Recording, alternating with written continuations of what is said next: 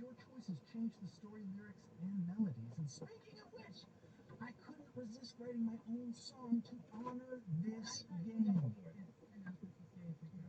I did. I'm doing a good job. But I wanted to do, it's a musical. I gotta sing a song. So I wrote a song about it in the Broadway style. Hit it. The music in Stray Gods doesn't sound like this at all.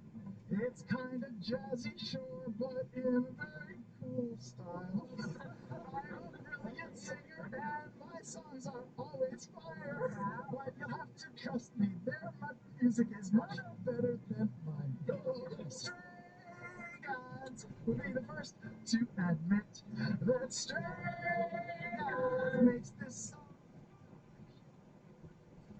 Stray gods, stray gods, stray gods, God, God, God, God, stray, stray, stray, stray, STRAYGODS. Take charge of your fate with Stray Gods, the role-playing musical, out August 10th for PC, Xbox One, and Series XS, PlayStation 4 or 5, Nintendo Switch. Check it out at bit.ly/wishlist Stray Gods. This is exactly how it does not sound. Stray Gods. Back to you, Matt. Well done, Sam. No, but it doesn't sound like It is. It's important to have a basis of comparison. Set the bar low. Took it only time for me. Our second sponsor tonight is Roll and Play, the Game Master's Fantasy Toolkit. It is a GM's secret weapon.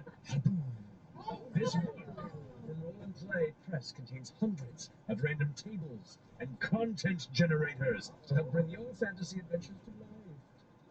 World building, it's got a whole chapter, look at that. And it's never been easier, as the random tables in the book enable you to generate unique NPCs and memorable settings with just a few rolls of the dice. There are also encounters for every location, critical hit and miss tables, tons of creative ideas for loot and rewards. So when your players next ask you an unexpected question, you'll always have an answer. The Game Master's Fantasy Toolkit is available now at rollandplaypress.com. Exactly. You also find loads of other fantastic RPG resources, including character creation tools, maps, notebooks, and more, all designed to make running an RPG that little bit easier. All orders made in July come with a free one-shot taken from their book, One-Shot Wonders, which publishes later this year and contains over 100 session ideas for your D&D games, with all the information for each session on 2 pages or less. Easy to consume, easy to find, super awesome. Go and check out rollandplaypress.com and use discount code BELLSHELLS10 to get 10% off your Roll and Play Press order today. I know. It's so well put together. It really is. So I'm gonna do that. Marisha, you got something to talk about? You guys, join us for the finale of Candela Obscura Chapter 1 next Thursday, July 27th at 7 p.m. Pacific on Twitch and YouTube. This is the finale of the journey with the Vassal and the Veil. Just, I love that. Not a musical, no jazz. Candlelight Guide, this secret order, or will the horrors that bleed into the world prove too much for the Vassal and the Veil? Vassal. Find out next week! We have truly loved telling this new story. It's be on your toes. You never know what Games first now. That's what I keep saying. We truly have loved telling. We truly love telling this new story and exploring this new world with you, and we hope that it inspires you to set out on your own investigations within the world of Candela Obscura. And you can do Candela Obscura is the new Katoa, and you can do that with our Candela Obscura Quick Start Guide. You can explore even more at darringtonpress.com/Candela. Amet. Speaking of games, come play games with us at Gen Con. August 3rd through the 6th. We'll be debuting and selling limited copies of Queen by Midnight, the amazing battle royale deck building game by our own incredible Kyle Shire, where you play as powerful princesses clashing to be crowned the next Midnight Queen. It's actually really epic, beautiful. It's a lot of fun to play. Hope you get a chance to check it out. Also, might get a first look at Daggerfall, our forthcoming fantasy tabletop RPG system that lends itself to long-form campaign play, character advancement creation. I've hard work on this for a long time. Super excited about it. It's I think it's pretty cool. I think some people might like it. So we'll also be running games of Dress to Kill. The assignment included in the Candela Obscura Quick Start Guide. The folks come by, so please find all the details at DarringtonPress.com and come by and say hello to our lovely Darrington Press team at booth 2835. That's booth 2835. 2035.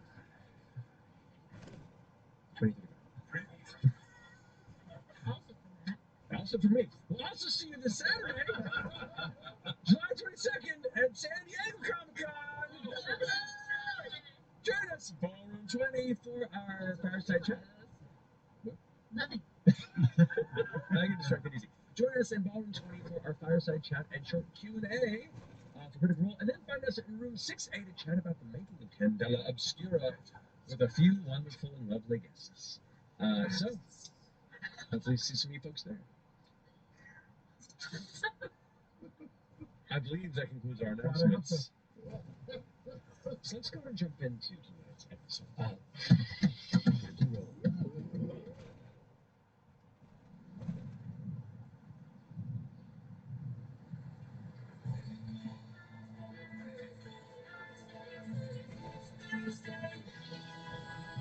One by one we climb until we reach the top. 2 by 2 we fall.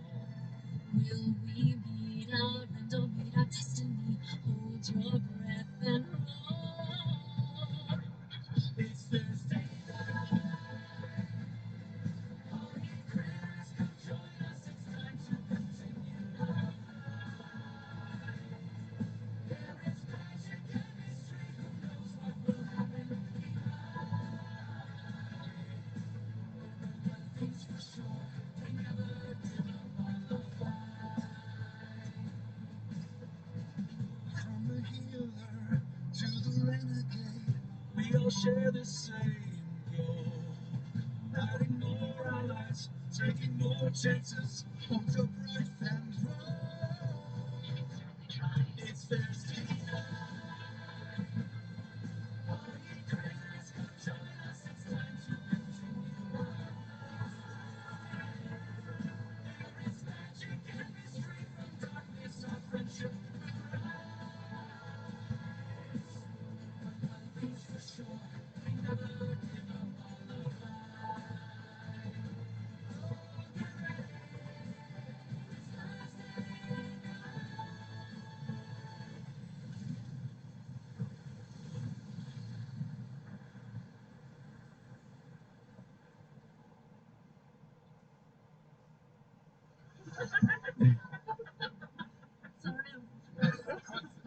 And welcome back.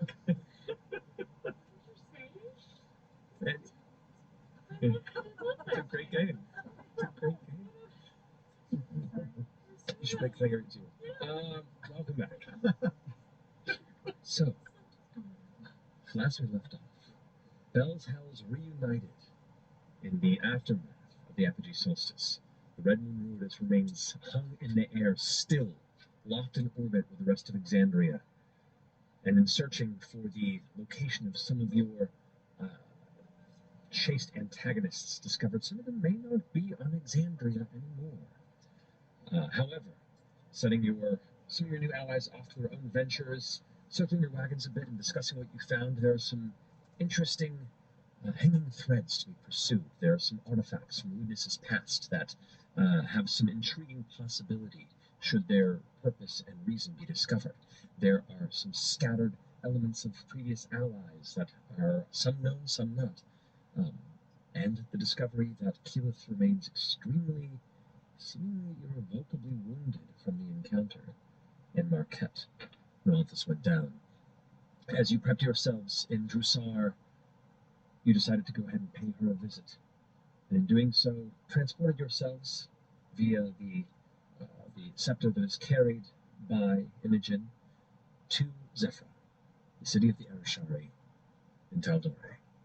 As you arrive here within the wind-slung city, the top of the nearby mountain range, there you look about you and see the treescape, the beautiful mountaintops, the natural abodes carved and grown from the surrounding rock and earth, and take in for what for most of you is a beautiful new arrival, but for you, Orem, is home.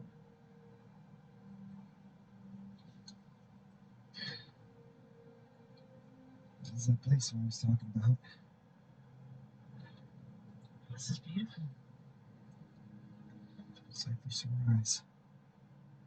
You grew up here, spent your whole life here? Wow. All the cliff has edges feel very precarious. No guardrails No, or there's not. anything. Feels like a safety hazard. Letters, are you able to get around here? Oh, I mean, with some help, I guess, right? I guess there's not a lot of stairs and rails. So climbing feet? I could work on that, or I could just sort of grapple hook myself to Fern, and Absolutely. she could drag me around. Yeah. What am I detecting on the very present winds up here? Make perception check. First one of the night. Is everything. Let's go. What does the air smell like? 7. Air. Total of 7? Yeah. Wow. What you do pick up is a heavy barrage of natural earthy scents, firewood burning and some distant kind of remaining echo of someone's warmed home. You catch the smell of almost like withered corn husks. You're not quite sure where that's coming from. You may just be hungry. And it's about that moment that the wind picks up louder and louder. And a massive gust of wind slams right into your group. And make a strength saving throw.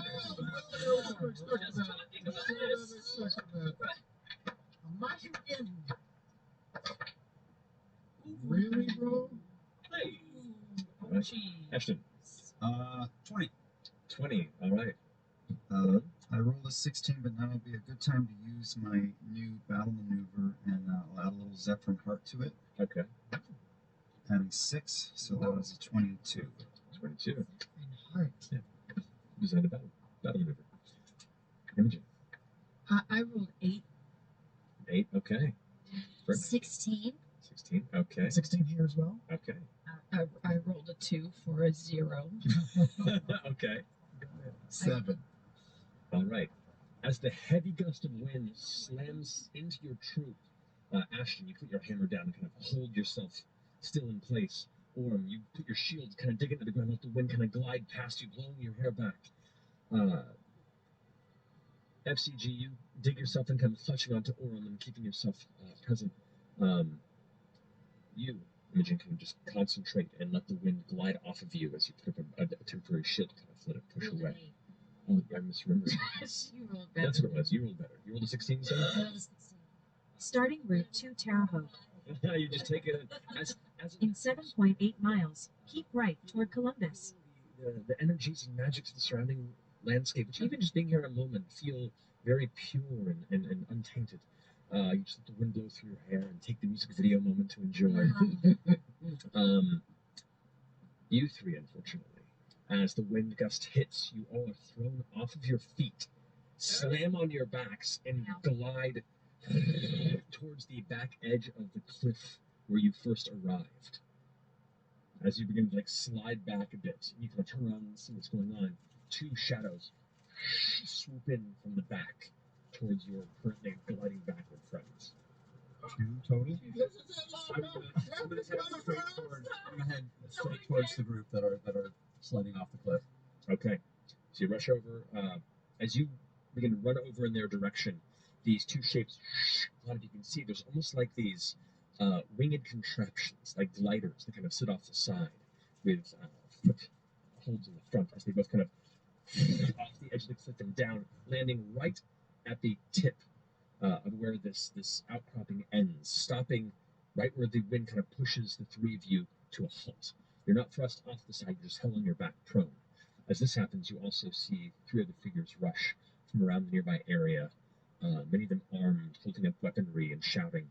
One of them ends up yelling out in your direction, "What is your business?" Coming home. Sorry. I think I broke my tailbone. As the two kind of gliders come to rest, you can see the armored figures kind of standing there off to the side. They look over at you, and immediately, like any sort of look of tension or aggression fades, and they step off for a second and just give like a respectful nod. You recognize a number of these folks as various members of the village who are part of like nearby guardianship of the mountaintops itself. But the one that immediately catches your attention as she rushes from one of the nearby structures, you see the long blonde hair that ends in a bulb-like tie with a woven burst of red flowers, kind of tether that flows behind. You see the gentle leather breastplate or so, and the long flowing robe that goes from behind Maeve. Rushes up to you and goes, "Owen?" I just leap and go into full hug. As you leap towards her, she kind of gestures with her hand, and the wind kind of buffets you a little bit so you don't tackle her with all of your strength, and she kind of catches you like, "Oh, hey, oh my goodness, hey. It's good to see you." You see this half-elven woman, about 30s or so, kind of leaning down on one knee and kind of giving this smile of surprise and welcomeness towards Orm. Sorry, guys, this is my sister. Sister? What? Get up. Oh, sorry. These are my friends. This is Bell's house. We're Bell's house. We've heard a little bit. I'm so sorry. We didn't expect arrivals, and things have been a little tense as of late, so we just had to be sure. Sorry about that. You know? Totally fine. On it. Anyway, welcome to Zephyr, Bell's house. Pass the juice. She's resting. There are a number of other warriors. The conflict of the Red Center didn't lend itself to extended victory, and yeah, but it's good to see you. It's good to see that you're safe. We had no idea where everyone went. Everything just kind of got a little scattered after the fight. Just lead it back. Rita is back. Rita is taking care of the Tempest, along with the other guardians. Anyway, come, please. We have to speak to her if she's up for it. Of course, yeah. Hi everyone, I'm Maeve. Pleasure to meet you You all. can fly. I can't fly like this, but I can take forms that do, and we have devices that allow us to traverse these mountaintops safely and freely. A strong wind you got there. Learn from the best. A mighty wind. Is this normal weather for up here? In 2 miles, keep right toward Columbus. Oh, I mean, it's always pretty gentle. The sunbursts here and there. You have to kind of guide it in stronger spaces when events call for it. Oh, you knocked us down. I did. I'm sorry. Oh. Okay, I was actually having a hard time understanding that too. That was really intense. My apologies. I'm very sorry. What does the sky look like here with all of the light activity that we've been seeing the past couple days? Okay, so glancing up, it's a beautiful blue sky. It's still like midday, but you focus a bit and you can see that there are like ley line, kind of colorful tethers that just kind of drift up in the kind of stratosphere. That at first glance would be easy to miss, but when you focus a bit, you can kind of see where they are. It doesn't look like there's a nexus directly nearby, but you can see some tugging in like a northeastern direction and some in a southern direction. And that's out of the ordinary for home. Oh, seeing these, yes. I mean, this is all based on the solstice kind of bringing the ley lines to a very kind of universal, visible point. Normally, they're only noticeable through certain types of magical vision and perception. Were you there, Maeve? I'm sorry for not knowing. That's all right. Most of us were. It was kind of a all to arms situation, given the short period of time, the information you had given to the voice, and the importance of ensuring that. Let me see if she kind of trails off a moment. The importance of stopping whatever was planned. This business has been causing a lot of trouble all over the map. What sort of effect has it had here? Well, some of our long-standing protective wards have stopped working. Some of our means of transportation, kind of she leans over to one of the gliders and kind of nods, need to be re-enchanted.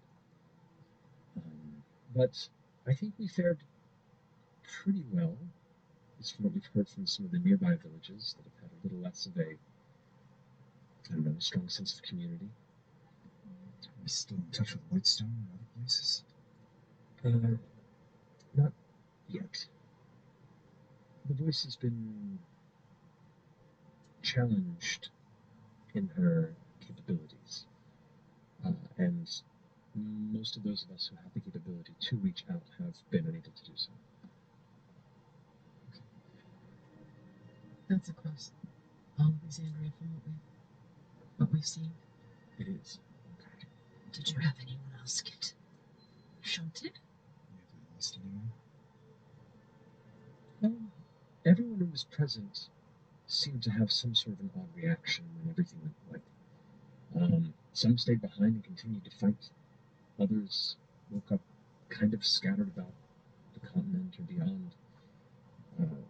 We had to send out some of our best wardens to gather those they could, but there's still many that haven't returned.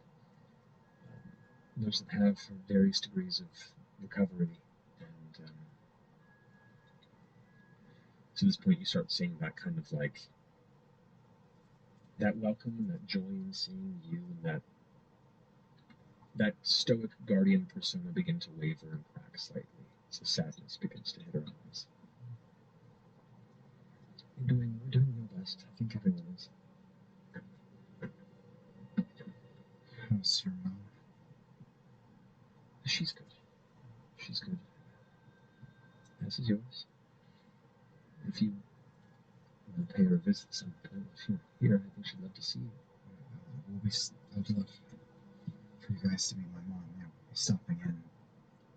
I feel like we should get to the Tempest first and sort of trade information.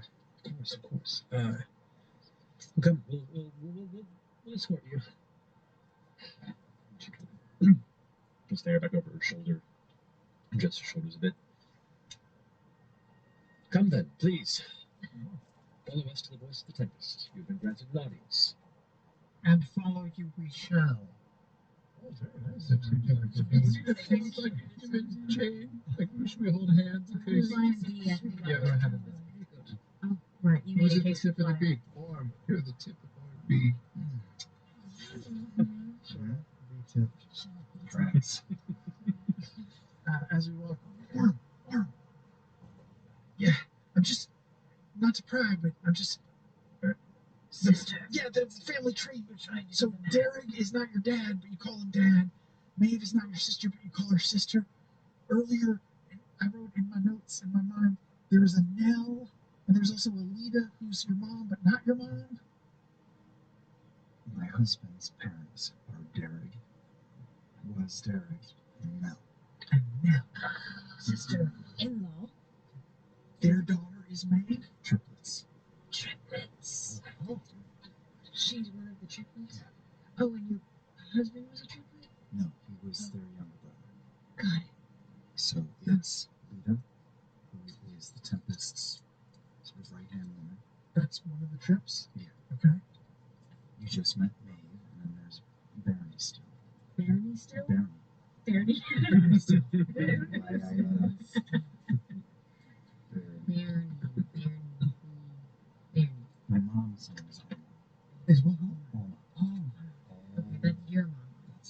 Do you have any blood sisters or brothers or siblings? Do we know about your dad? You do. I do. She's private. asking on behalf It's private. of us. It's not my information to give. So Wasn't in my life. Derek's my father. that's right. That's why you didn't want to bring it up. You're so conscientious from You married your brother? That's a little fucked up. Wait, what? It's not really a vagina. It was pretty natural. It was pretty wonderful.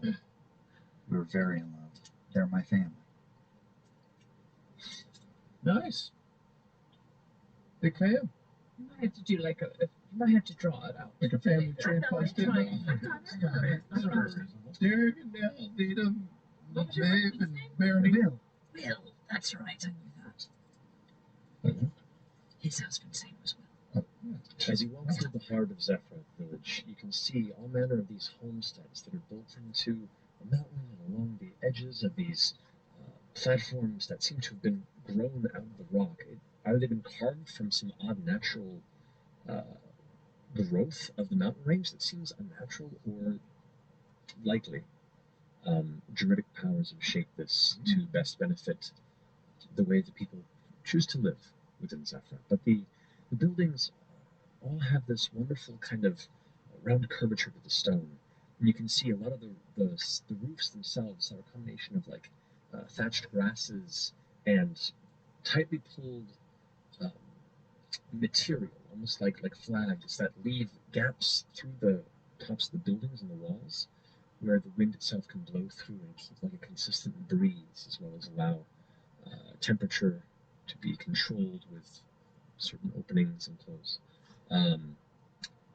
There are all manner of small gardens and flowers throughout, and a number of trees that push their way out of various cracks in the stone.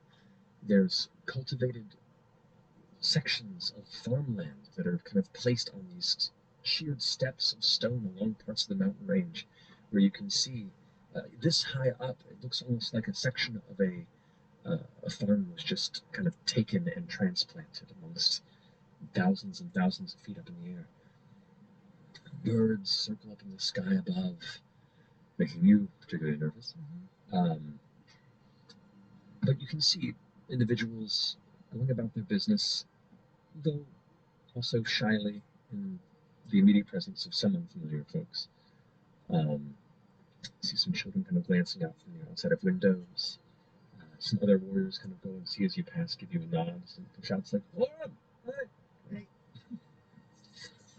You don't know that guy's name, do you? Scuffy. Hey, Scuffy! He knows my name! That little brass guy knows my name. He's going to think about that later. He's finally going to realize that's concerning. Yeah. As you walk by, Maeve kind of saunters up next to you. So, traveled with some weird people. Tell me about it. I have been for months. It's wild out there. Awful not. Lita mentioned the voice told her of some of the strangeness that happened in Whitestone. It was hard. Is that the one? She kind of moves over towards Lava. Yeah. She's a good egg. She looks cool with it, I thought. It took me a little bit to acclimate, but good heart. Good heart. She turns and looks, and as the walkway kind of curves, you can see at the base of this, like the final spire here that kind of sits towards the center of Zephyr. There is this beautiful multi-leveled building. It looks like a series of clay huts that are kind of adjoined to each other, and there are staircases that wind up to a secondary floor of balconies that sit out in a singular top one with a balcony. The same kind of extended stretch material across the top to give this kind of almost like a beautiful tarp that's tied down at the edges, like a tent over the structure. And you can see as the wind picks up, parts that kind of flow and shift with the breeze, giving it this almost breathing, organic look to it. Every window has its own little flower box, just vibrant life and color bursting from it. And the smooth stones that lead to the front doors, the steps that ascend to it, the doors themselves, is this like wide arch. It's like almost like a half of an oval, where you can see these two trees that kind of grow together and twist into a blossoming cluster of cherry blossom branches. Um, the woman you know as Maeve says, just a moment. I'd like to know that you're here, so there isn't any more surprises. She ascends the steps and opens the door, steps out for a second. The doors open quickly off to the side, and you see as three figures emerge. You see a female half-orc. Looks like being in her mid-20s or so. Stoic, tall, athletic, with a large septum piercing and gray eyes on pale gray skin, white hair. There's a human man in his 50s or so. There's a bald head and a beard, darker red-brown skin, just kind of this warm, catchable smile.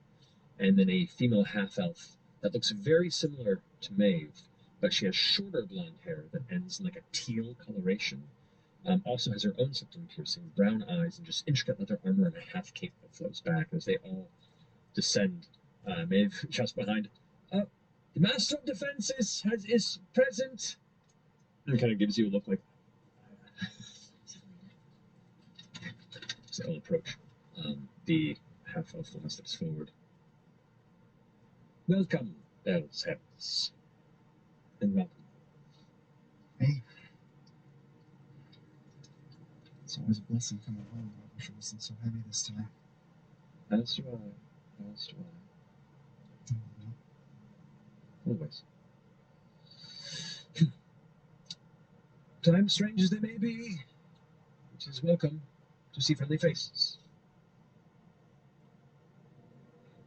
If I might ask, brother, you are here to see the Tempest. We saw her before this. Right before this. She learned about none of us. She's in a challenged state, so I just wish to let you know in advance so as not to... Well, to help you be prepared. Honestly, I thought we'd lost her. So could we.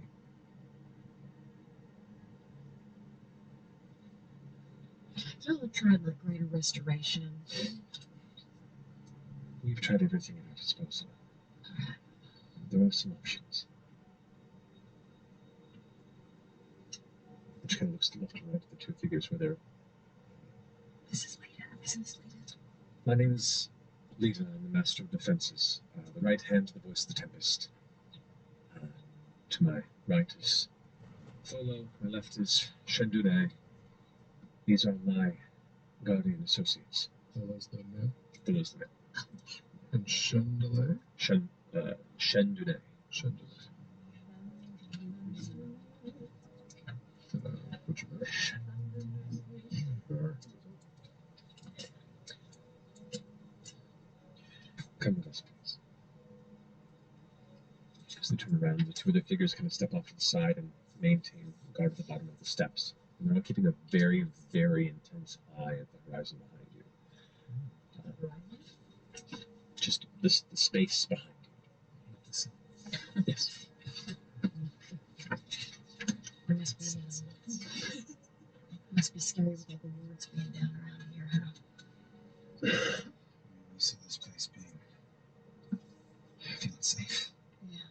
I guess a lot of people around the world are feeling that now. I'm used to people being so on edge here. Is it usually more easy breezy here? I'm sure that has something to do with it. Mostly her, though. Okay. As you follow Maeve into the darker interior of this beautiful natural abode, if you could call it that. It's a temple or a natural office complex almost. As you step up the stairs in the interior, the smell of herbs and incense meet you immediately. There are a number of beautiful glass lanterns themselves, like oblong eggs of a glassy opaque material that kind of glow and thrum with an interior energy. A handful of them just kind of lay dark across the ceiling, keeping the theme of the scattered unraveling of enchantments throughout the land. You can see there are bookcases grown from the nearby roots. You feel almost like you're the inside of a tree that's been shaped or moved, and everything has this kind of swooping organic feel to it. The chairs and tables themselves all seem to have sprung up from the wood itself, from the ground, and carry the striations to natural shapes that kind of cup and hold you where you just sit. Everything here has this beautiful, purposeful, natural feel. And as you step in, a handful of other associates of the Voice of the Tempest who are in the process of their own research, reading, you're uncertain, all turn kind of look and watch as you enter and sort of whisper amongst each other as Lita guides you up to a second, and then eventually to the third upper floor of this building. There is a partially opened door, itself kind of coming to a pointed arch apex, and as she pushes it open, you see the inside of a warmly lit. It's a bedroom. It's grandiose. There are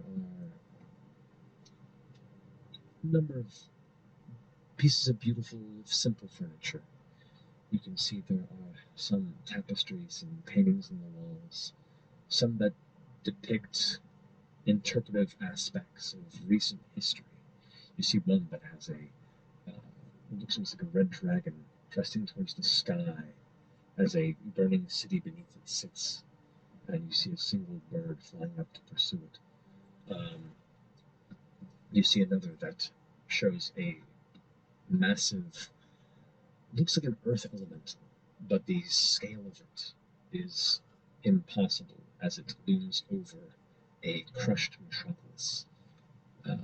You can see these little moments kind of kept throughout, as well as just beautiful depictions of areas around, you assume, Exandria or dreamscapes, like an emerald daydream that kind of sits.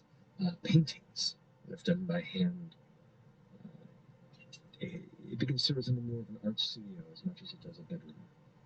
And through the light that comes through, you can see there is a large four-post bed of grown, twisting vines and root, and there, kind of resting, propped up, the familiar red, falling curled hair, and kind of antlers adorning the front of a laying keyleth. Lita steps forward to the edge and kind of grasps the hand of Keyleth and goes, "Tempest, Orm has come with his compatriots, and they wish to speak with you."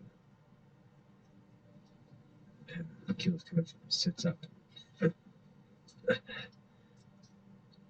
"Please come. There is much to discuss." Take a few quick steps forward and take a knee and bow. Yeah, that's your real deal. Try to do that. Sort of fall down because I don't have knees. I'll just hold. Yeah, I'll just hold you with like the proper. Thank you. I mean, I just got a curtsy. I'm pretty low already.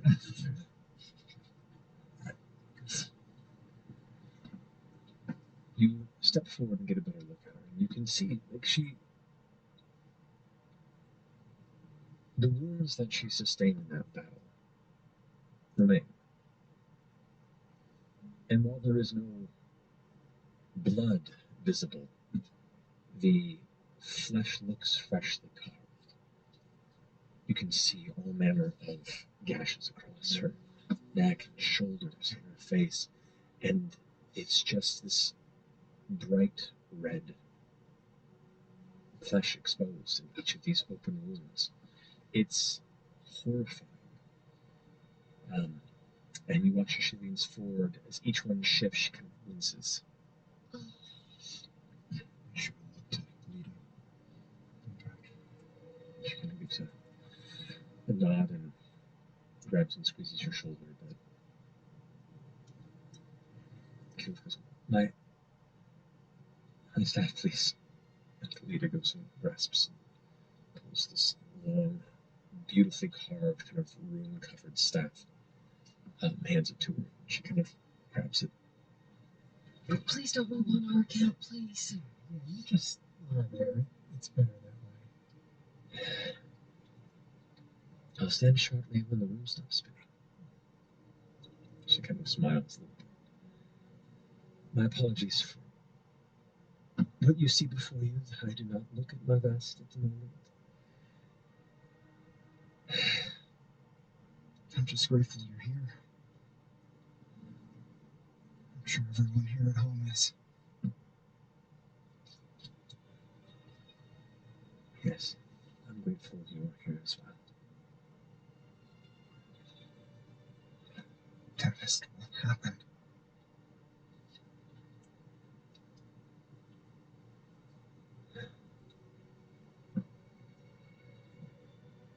The assassin uses the same toxin that once found its way to our village. It doesn't have a historical precursor we can pinpoint.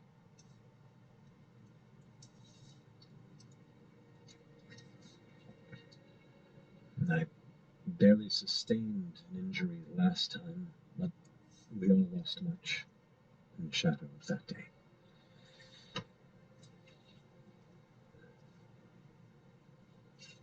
We were able to recover, but only after finding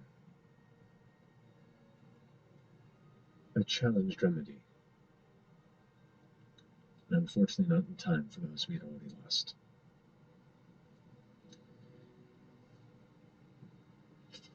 I've sent a group to try and retrieve what is known as the blue perennium flower.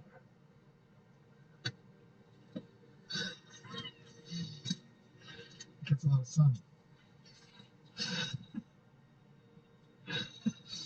Just thrives with sunlight. You searched the in between us. Sun has to be in the right time, part of the sky. It's a brief moment.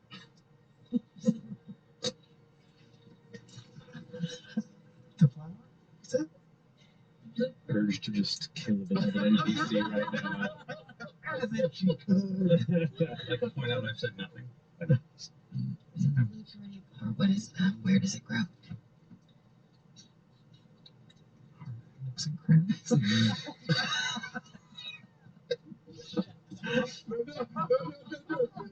please. They hurt the power.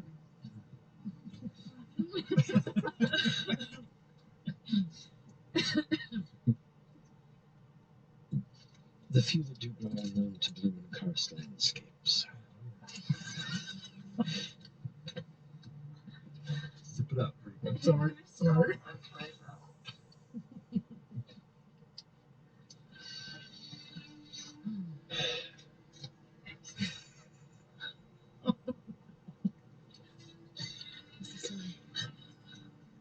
We were able only to recover enough to create enough ointment to recover from those wounds that day. But I do not have the strength to go myself.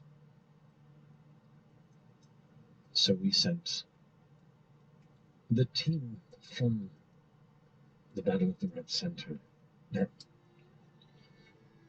seemed strong enough that we've not heard word and they've not returned in the past 3 days since leaving. Sorry, this is overseas or here at home? It's a ways north of here, in the very valley, just above the Umber Hills and the Cliff Keep. What does the flower look like? It's a blue flower that has a pattern of 6 leaves, and the dark leaf patterns generally resemble a face.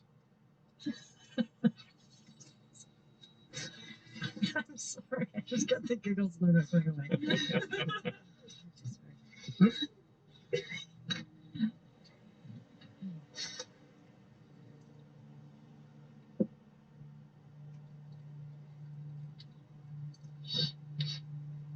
Unfortunately, it grows in only a handful of places, and the Grey Valley is likely the safest of them that is known. Specifically, places that are marked with strife in the land. Places that draw the attention of less than friendly things.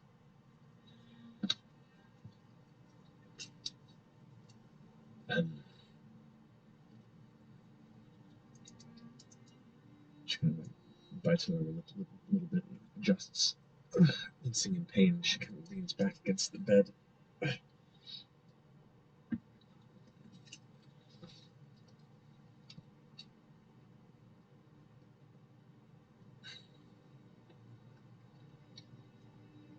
The group that was sent was led by Barry.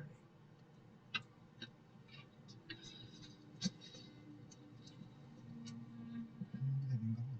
3 days. 3 days. How long did you anticipate the trip taking? Well, hopefully no more than a day. To stay the night there is a bad sign for anyone. You can see she, like, her teeth clench, and that kind of that gentle energy for a minute goes into like a cold anger before it subsides.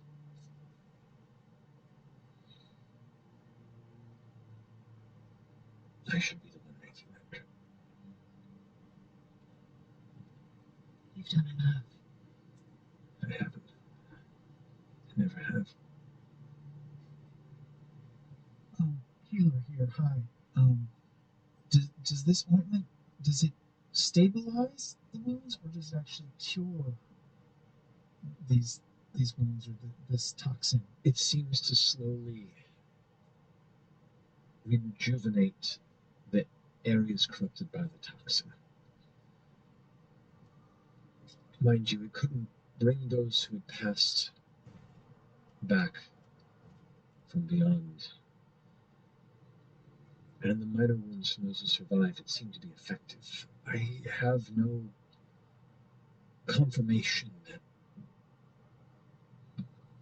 it'll be enough for me to fully recover, but Are you the only person who needs it now, or are there others still? there are others. 3 others. But if I can get back to where I was, I can handle the rest. How many did we lose? We lost a little over 2 dozen. We would have possibly lost more had we not been scattered. And mind you, some of those are still missing, haven't been recovered, so there's still a chance for a lot of them. It's very hard to travel. If they got sent far, Keith. We were thrown to 2 places on the globe. Instantly, in the last seconds of whatever it is that happened. What's the last thing that you saw?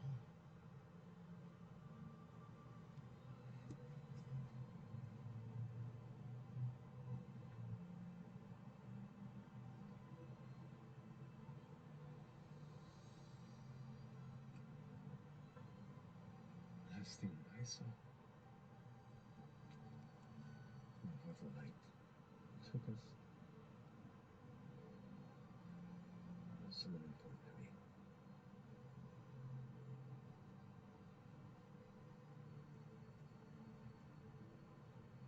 So I lost let her go.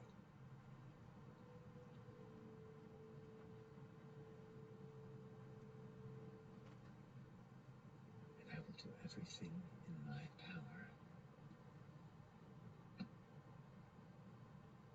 to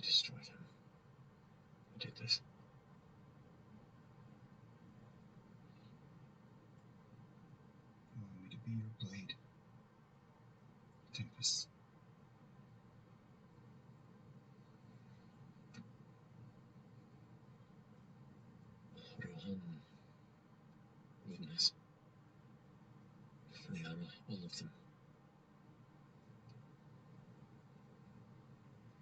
I will tear down everything they represent. And I will see that they leave no more pain in their wake.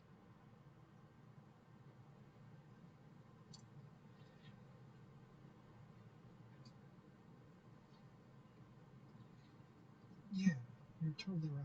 I mean, Liliana, maybe not, but the other ones for sure. I don't know anymore. She didn't help. Although, that white light, I don't think we've talked about it. That light that sent us on the way. Is that different from the beam to the moon? Well, I don't know. The only other time I remember anything like that was... First class, right? Yeah. Right. When everything exploded and y'all were fine through it all, right? Y'all were safe and everything else was destroyed. I had no control over that, but what if somebody there did that? What if somebody at the site caused it and sent us all away? What if it would have been so much worse? Everybody could have died there. Mm-hmm. I don't know. You couldn't control it, but what if someone could? Right. And it was when you were overcome by anger? Fear? Both? Yeah. I'm suggesting it's best. I don't know. Tempest, Wishful thinking, maybe. Yeah. we got ourselves fairly entangled in their business there. Learned a lot. Maybe not enough. So, Keela's eyeing Imogen. Do I get the sense that she knows the connection between Imogen and Liliana? You can inside check. Did you reveal that to her? I can't remember if Karen Yeah. What is she thinking? It's not great. 8. 8. Who's yours? Hard to tell. She's definitely partially present. Part of her mind seems definitely emotional and focused elsewhere. In your head. Do you think you should tell her what you saw? Think back. I was about to.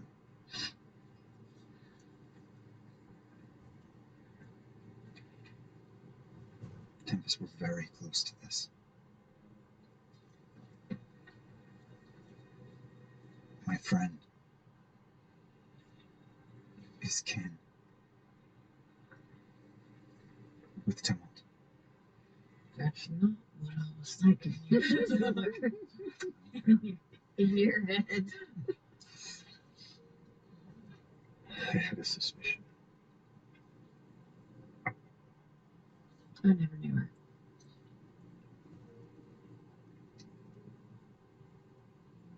But you were here to help. Of course. I vouched for her.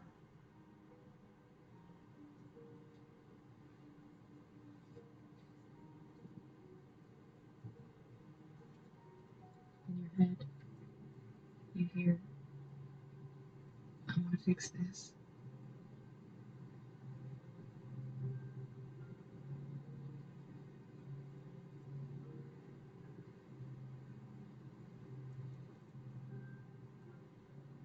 If there's any sign of betrayal.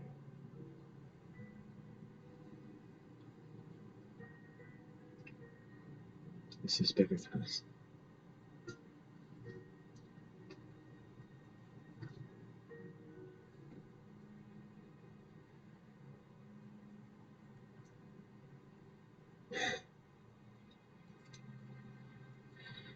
You see, you're gonna clutch the bedding for a bit and sit up to get a little more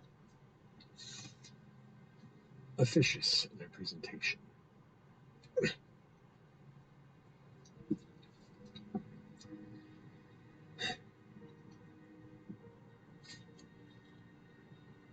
We need to rally.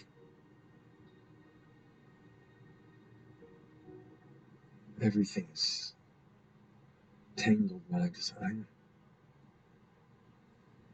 They've sown distraction for months leading up to this. And major cities, small ones, everyone is desperate with fear and confusion.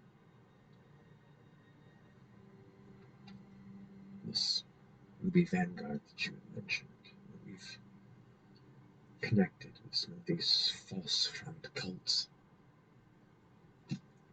They're now beginning to emerge publicly, rallying common folk and using their fear and unrest to bolster their ranks, without the focus of those working to reverse their actions.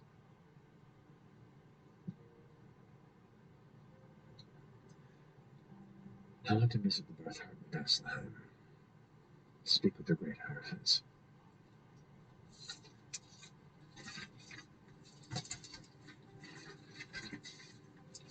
I just lack the strength.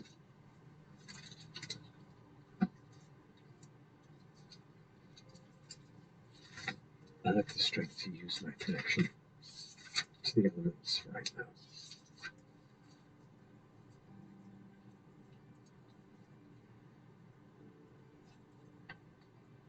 I just like putting more weight on your shoulders, Owen.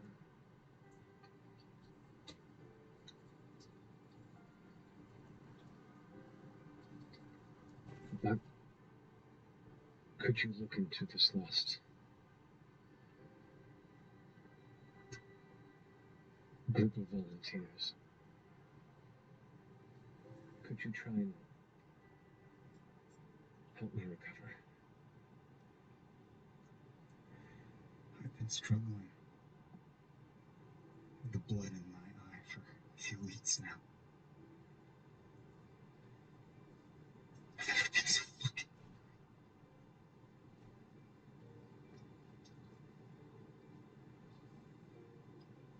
But it doesn't matter. Because it's still what needs to be done. Let my friends prove themselves to you. In this. Let me prove myself to you in any way that you need. You always told me that we're stronger if we stand together.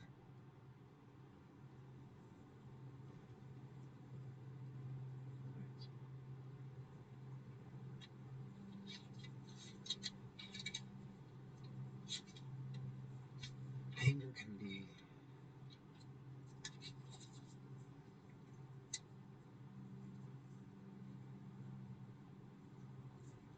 challenging. It can cloud your focus, your wisdom. Lead towards an impulse.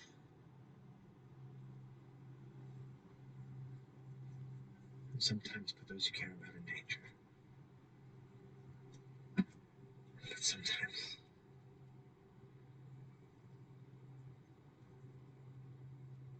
it's exactly what you need. So don't lose that anger. Just learn when to use it. I'm working on it.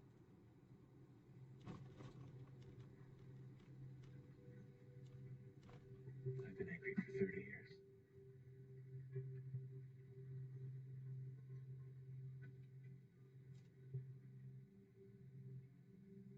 Help me find a place to use it. Worm's gonna just reach his hand out.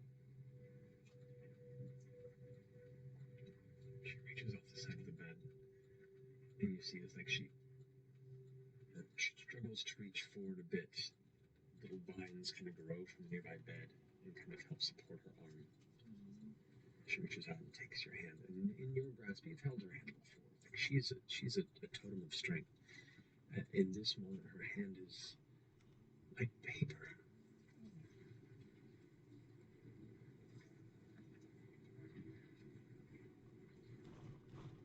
promise you I'll give you every last breath to make this right.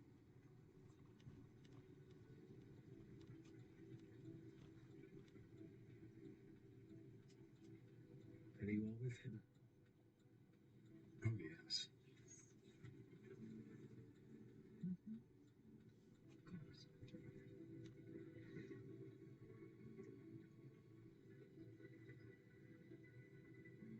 Then bring back our people.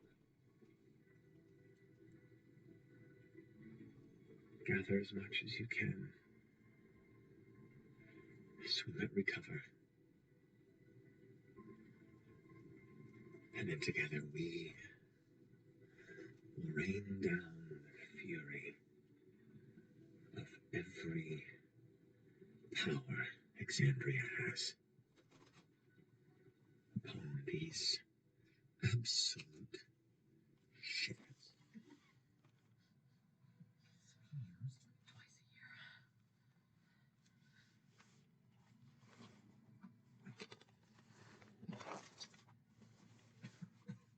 She kind of leans back on the bed for a second. Her headpiece kind of tilts off for a moment. You can see that Lita kind of approaches and kind of sets her hand over his side.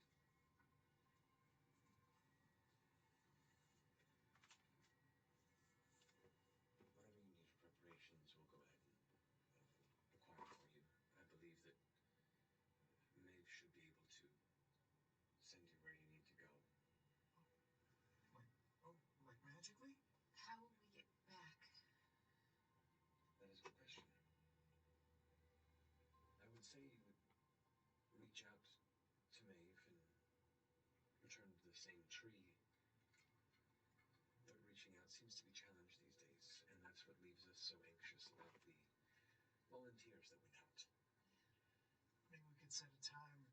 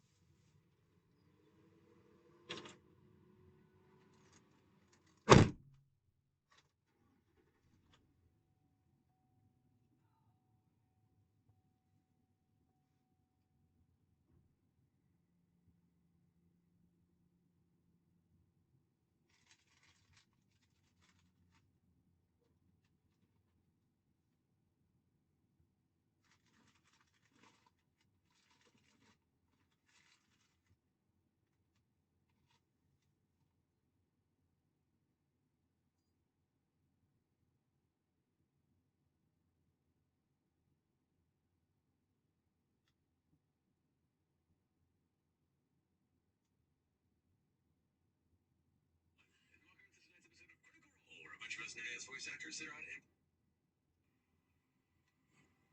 That'll be fun. I'm pleased to use it. Or he's gonna just reach his hand out. She reaches off the side of the bed, and you see it's like she struggles to reach forward a bit. Little vines kind of grow from the nearby bed and kind of help support her arm. She reaches out and takes your hand, and in your grasp, you've held her hand before. Like she's a totem of strength. And in this moment, her hand is like paper. I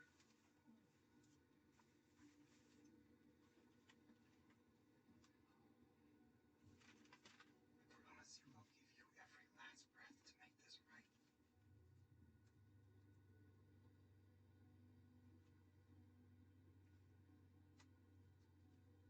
And you are with him. Oh, yes.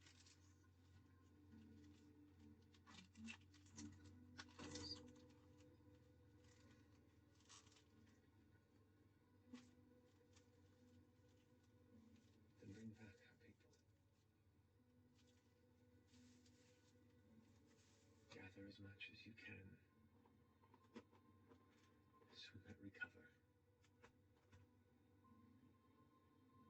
And then together we will rain down the fury of every power Exandria has upon these absolute shitheads. Twice a year.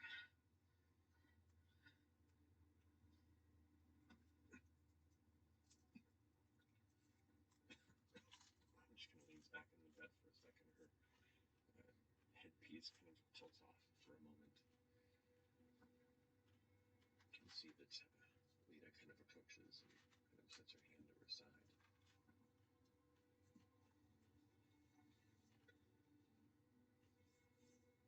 Whatever you need for preparations, we'll go ahead and acquire for you. I believe that Maeve should be able to send you where you need to go. Like magically? How will we get back? That is a good question. I would say you would reach out to Maeve and return to the same tree, but reaching out seems to be challenged these days, and that's what leaves us so anxious about the volunteers that went out. Maybe we could set a time, like every day. Like, I have the staff. Noon, open the tree. Right. Yeah. Oh, that's a good idea, just in case the staff isn't working.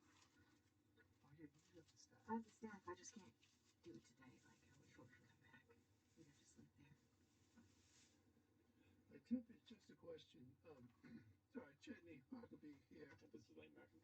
Yeah, yes. Pop Industries. Pop Industries, all your woodworking needs, though. Most of your shit is stone, which is, durable. I get it. It's wood, it's a lot of wood here. Yeah. One question: the poison you said that was used, would a sample of that poison be helpful, or is this this blue flower like doing the trick? It's worked before. Right now, it's all we have. Do you have access to this toxin? Do you? From the crates that was that the poison though? Do we think there's a poison? I don't think so. I just meant if we were, lucky enough to come across these shitheads, as you so gloriously said, Your Highness. Maybe we can try and bring some back. It might, I don't know, reverse engineer an antidote or something. If you could bring something like that, I'm sure it could help. I didn't know if you had any and already tried and failed or anything like that. We took what we can based on my injuries. Unfortunately, the toxin seems to seep in to the system and is hard to extract. I'm sorry. That sounds awful. We'll do what we can. Keep an eye out. Thank you, Chetnipakapee of, what was it? C-pop Industries. C-pop Industries. And if we are successful, might I throw you, I could pitch a couple of additions that would kind of spruce up the place, give it a more, I don't know He if just it, steps forward and goes, yes, of course. Thank you for your time. Rest well. Do you have a divinity or a divine being that you pray to?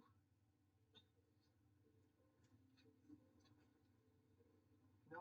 Oh, okay. Never mind.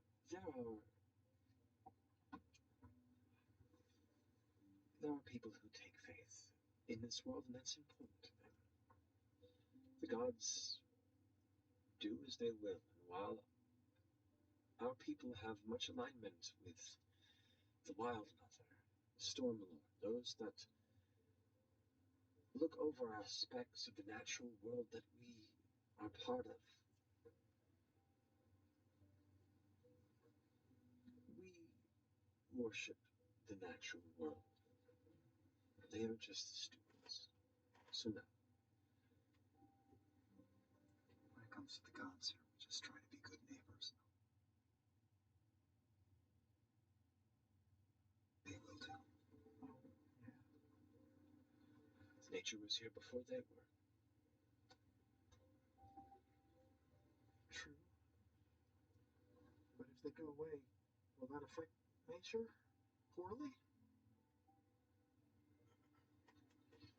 I hope we never find out. I hope so too. I'll say a prayer for you. Thank you. Feel better.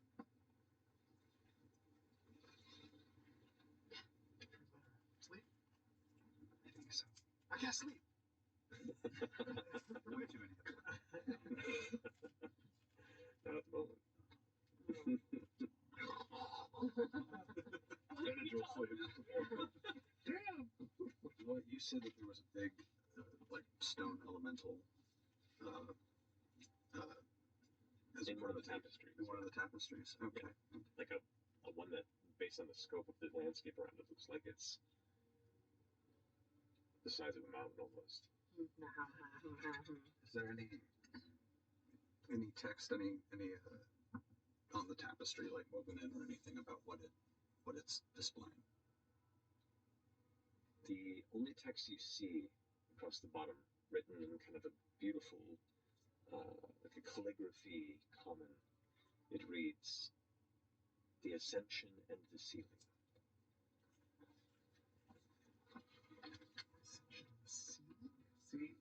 C-E-I-L-I-E-G. Not that one. Cool. Know your name is. All right. It's funny, this place. It's like the antithesis of many Mories, right?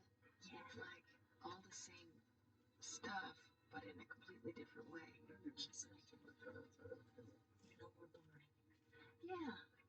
Yeah, it's like you cleared everything out in Animorphs.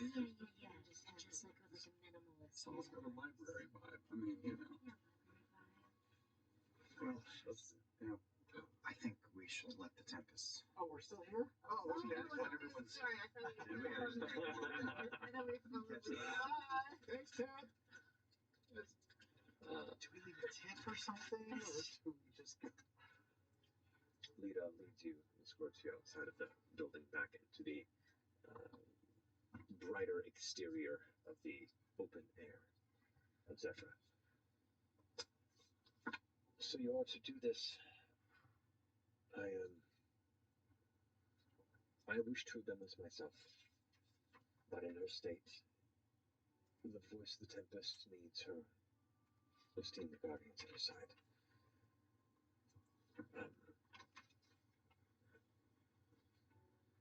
It's hard seeing her like that. It is. We all look to her for strength. Most have not seen her since you've returned.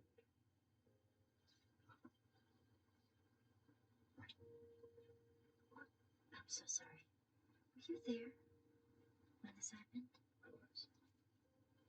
How far from the spot, you guys? We were about halfway up the excavation walls. and were descending to join what I know to be who you all were.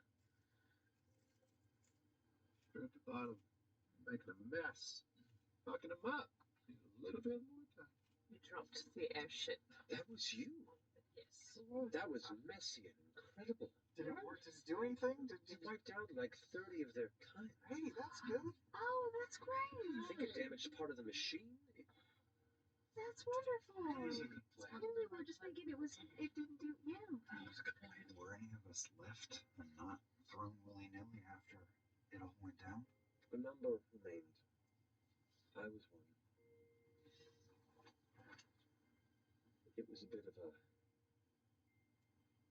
tenuous struggle for survival. Those that remained between us and them in the wake of the disappearance of all the major pieces. Well,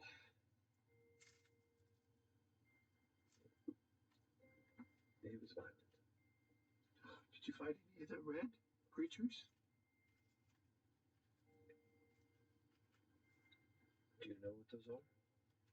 The Valorans, yeah. A few of those nightmarish things came through.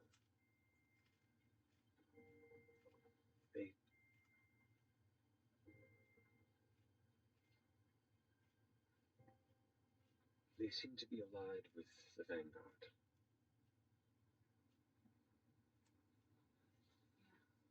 Track. Did you see entities, people going up and down, back and forth, or was it just a one-way delivery? Did you have to fall back? We immediately fell back. We gathered who we could and returned with the wounded Tempest. She was in dire straits. Did you see a white light? Yeah, bright one that consumed the space, yes. And after it was gone, lewdness was gone, or did you have eyes on lewdness or the key figures there? The lewdness was gone. You were all gone. What about Tumult? I believe she was gone as well. And it was like an instant gone, not just like a like getting sucked up into the sky or anything, right? I didn't see in the moment. Sorry, I know it's 20 questions, and I don't mean to harp on the red people, but did you fight them? How did you wound them? Were they resistant to anything? What was it like? Only because I feel like We've been wondering for a week what happened after we were, taken away. they bleed. They bleed, Oh, yeah, Captain Obvious. though they don't speak with words. There were some that were hulking. There were some that were quick. There were some that were, it seemed like, between realms. That's. Yeah. We didn't know enough to confidently continue, and so we took who we could and fled. At this point, we had seen it as a failed incursion, and the other arrivals weren't faring much better. So, had you all still been there, we would have brought you back with us too. We would not have abandoned you. Of course. Good to know. Yeah, it's very generous. May I insight check, Lita? Yes, you may. Just if there's any sort of something that feels like it's being hidden. Yeah. Go for it. Come on. Pow.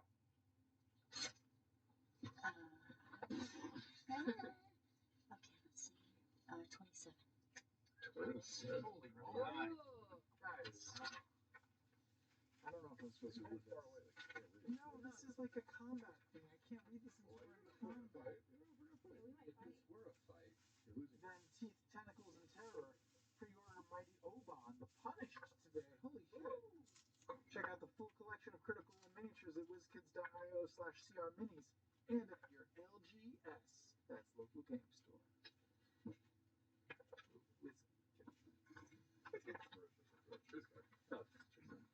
She lying? Fucking liar. Is there anyone in your camp that you just kind of A mole?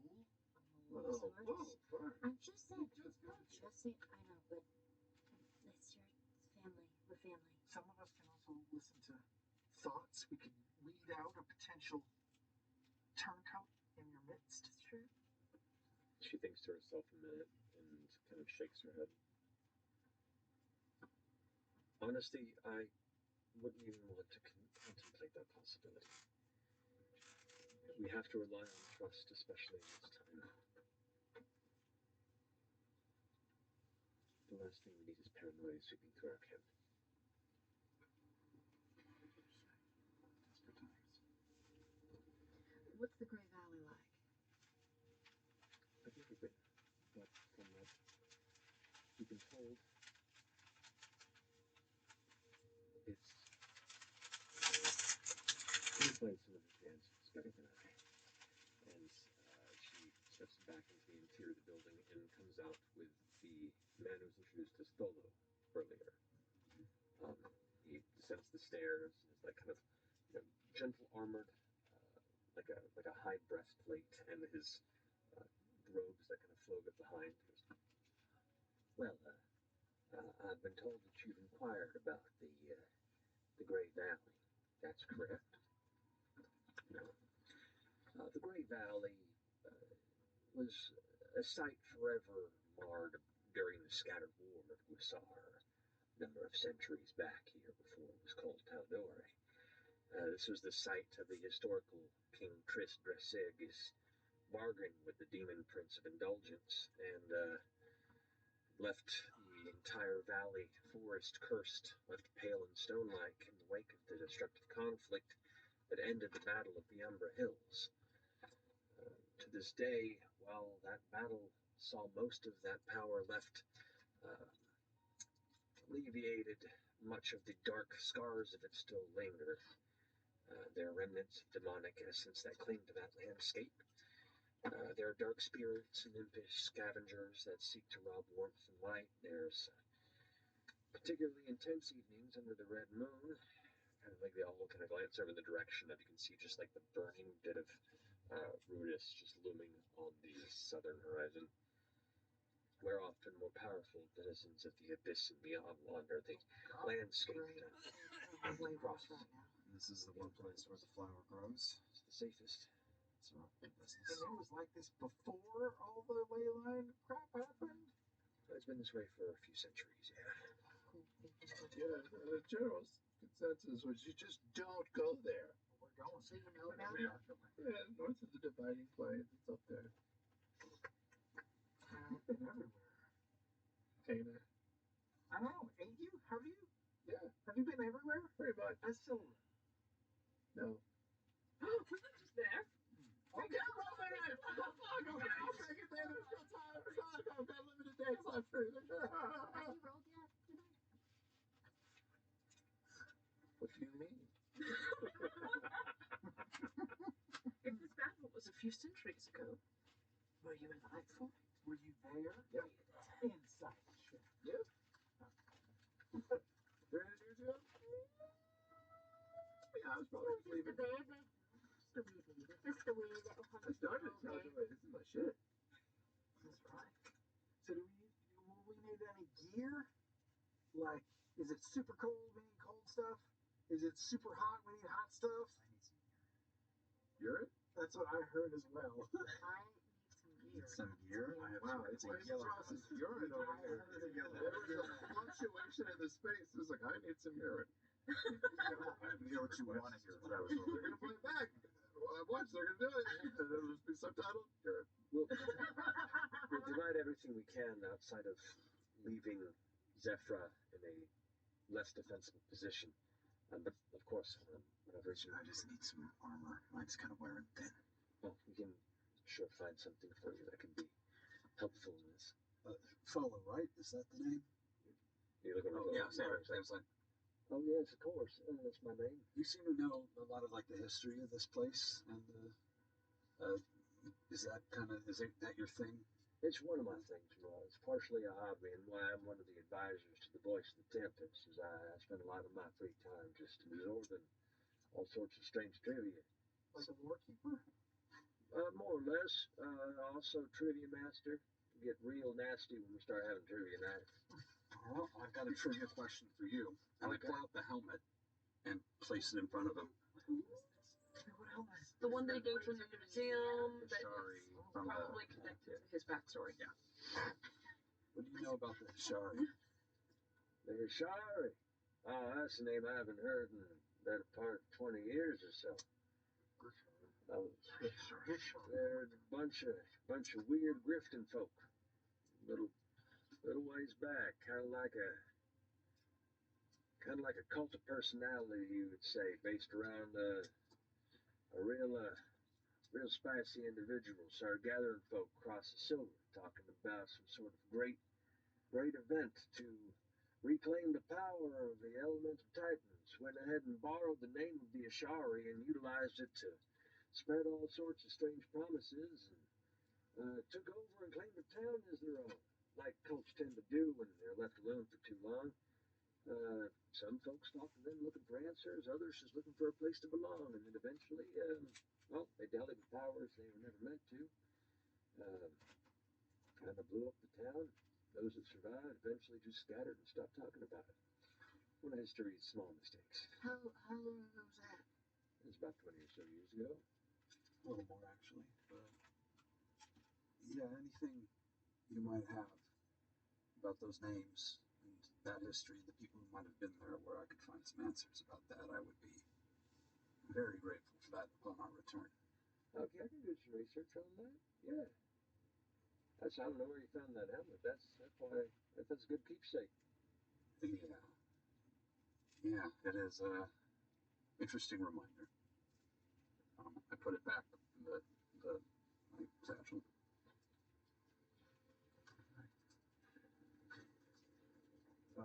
Lita, I'd really like to stop in and see Nell, but maybe I ought to find your daughter first.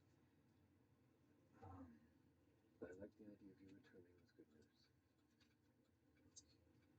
Would like to refresh all this, and then I'd kind of like to stop in and see Mom before we go. Okay. Can we have an hour or two? Of course. I'll go prepare Maeve. Let him know what's to come. Okay. Yeah, I'll need to find the other two. I'll let you catch up with that. Actually, I feel like I want to dress for the job. Oh yeah. Yeah. Wait, did they get any? Did they say if it was? Is it cold? Is it warm or just demonic? It gets nippy. Yeah, it gets nippy at night here. I don't know about the guy. Oh, it gets a little chilly. It's mostly clouded up in those spaces. You're far enough south of the never fields that you're not going to get too much snow, though it does happen on occasion. I'd say maybe just bring a cloak. I think will work fine. I think, yeah. Get chains. You'll get tired. I might actually have enough. In the hope to make you tired. Oh my God. Crazy. Well, you and Ashton are gonna go off and get some clothes and gear. What do you want us to do? Just hang around, or? For you to meet my mom. Oh, okay. I don't want to intrude. You guys are like family now. Come meet my mom. Collect another mom and my two moms. Okay. All right. Should we bring a gift or something? You can see something for son if you want. You'll be pretty happy about that. Let's go. Alrighty. So we're headed to first? I think I'll see Mom first. Okay. I'll lead the gang. Okay. It takes a while to get your gear done. And I'm looking for stuff they have. I'm just dropping my shit on the chair right now. Okay. This will be perfect. Walking through town, eventually you lead them to what is your home, Royal? Describe to them what your home looks like. Oh, it's a little cottagecore place built into the side of the cliff. There are flower boxes everywhere, and just a little sign outside with a painting of a swaddled baby. And for our size, so it is too small for most of you. For really at the get down low.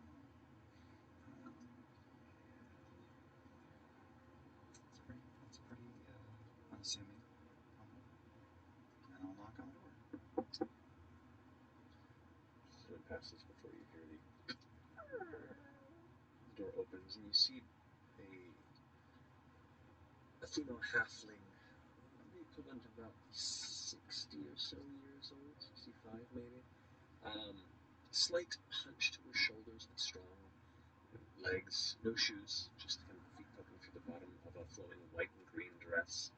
You see curly brown, red hair that goes past her shoulders, streaks of white through it, and these gentle pale blue eyes as she kind of looks, the big bright smile, her brow kind of furrowed a bit. Orm!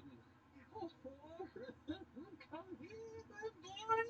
Like, grabs him immediately and, like, picks him up as the shield kind of cling, clings onto the ground next to her, kind of, oh, my boy, it's good to see you. How's the family business? Oh, it's been a little strange around here as of late, but it's going fine. How goes the travel? How goes the journey? How goes everything? We've been gone for quite some time. Are these your friends? These are my friends. It's the best part about the trip. Hello, everyone. I'm Alma. It's so nice to meet you. Oh, Here we go. Mom, this is Ashton. Hi. hello, Ashton. This is my new friend Imogen. Imogen. Glad you're his friend. You'll remember Fern. Hard to forget her. Indeed. Very, very, very nice to see you too. This is my friend Fresh Cut Grass. He is an automaton. Yes, you are. Holiday to you. This is Orm. Orm's your kid. He is. Yeah, I mean, it's just so exciting for me to meet you. Well, it's exciting for me to meet you. I've not met someone quite like you either. You're very unique. I press my face to the side of hers and kind of see the very, very strong resemblance. Both of you like do this, though. Do a big smile. Oh, it's exciting! That's a lot. We're a unique group. This is my friend Ladna. Hello. Nice to meet you. Can I get you anything to eat? Oh, goodness, I'm all right. Do you have a biscuit? Biscuits? Oh, I have quite a few biscuits. Pastries, really. We're all kind of fans of pastries. I'll see what I can muster. That's Chetney. Oh, hello there. Chetney Parker, be pleased to make your acquaintance. Distracted that one, but quite a skilled set of hands. Like he's going to just. He's an artist. It's best not to get in the way of his craft. You better be careful. Jet's gonna try to force your mom. Younger woman. Orm doesn't answer.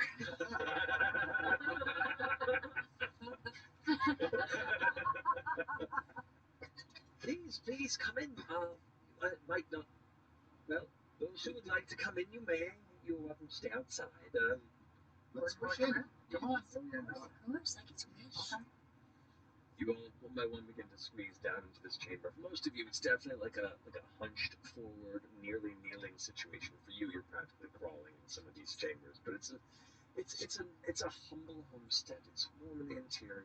You have there are like hanging lanterns that's kind of like set up against different corners. There's yeah, lantern. You can see there on kind of it's like a clay fireplace, like hearth almost. Has little like all these little shelves across it at different heights that have little bits of pottery and like clay shaped art pieces. You see that she's been busy in recent times. Mom's one of the few midwives here in town, so business is always booming. You're welcome to sit down. I'll go and see what I have as far as pastries go. If perhaps I just have biscuits but can make them sweet, is honey all right? Gosh, that sounds amazing. I will be right back. Oh gosh, that sounds amazing. Oh man, you don't have any muffins right now, do you? keep me a moment. You'll make your mom make some muffins. I didn't want her to be just if you heard that. So she heads off into the nearby kitchen and is like humming to herself. I'm just looking at Fern, make sure she's not stealing anything. I would never steal from somebody's parent. Really? No moms, that's your rule? No moms. No moms. Dads? It's a vibe situation. I would never do that. I would never do that. Not 2 times. I don't know how widespread the Tempest's situation is. I just don't know. We won't mention it. No. I feel like now that you planted that, I'm going to mention. I know like now I'm on edge that I'm going to blurt it out or something. How's your wheel? Oh, I mean, it's fine. I haven't put on chains yet or anything. Not that one. That one. Oh, this wheel. It's okay. It's okay. Feels good? Yeah. I'm shy. A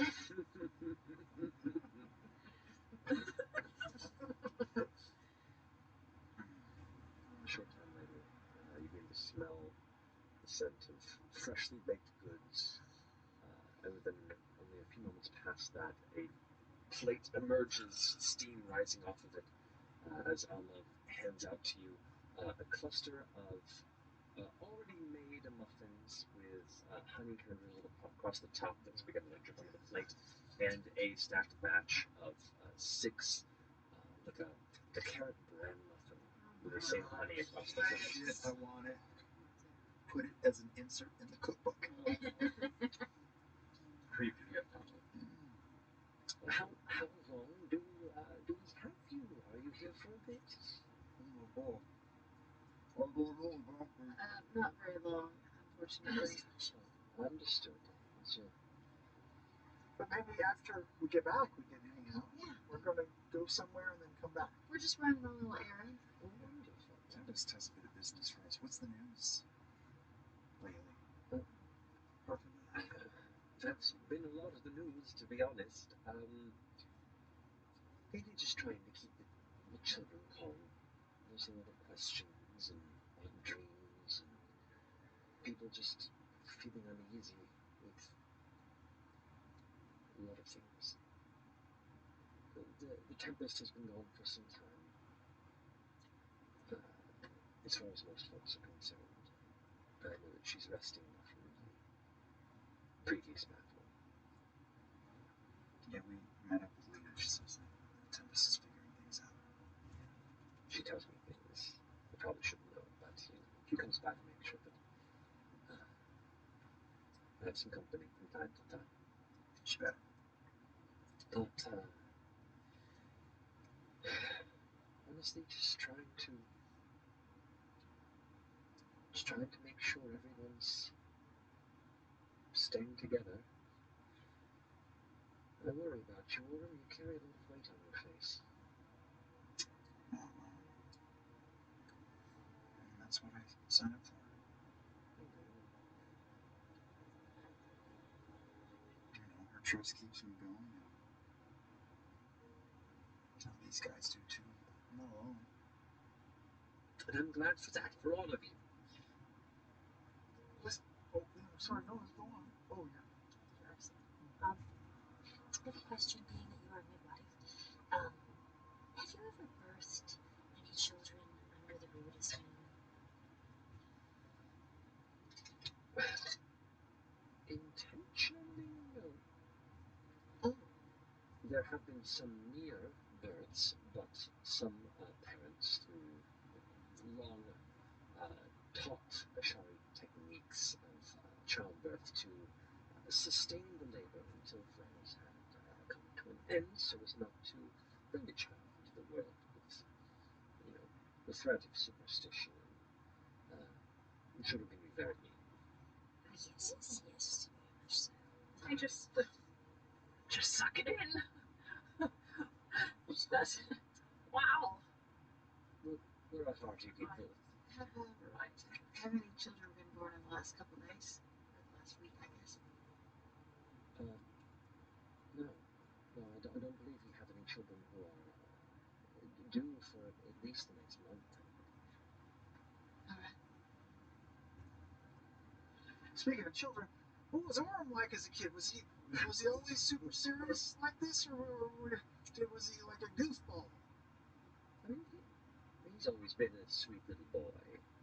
That's how I think of He's him. been a handsome, stoic, very, very physically active child. Oh yeah, was he like captain of the football team?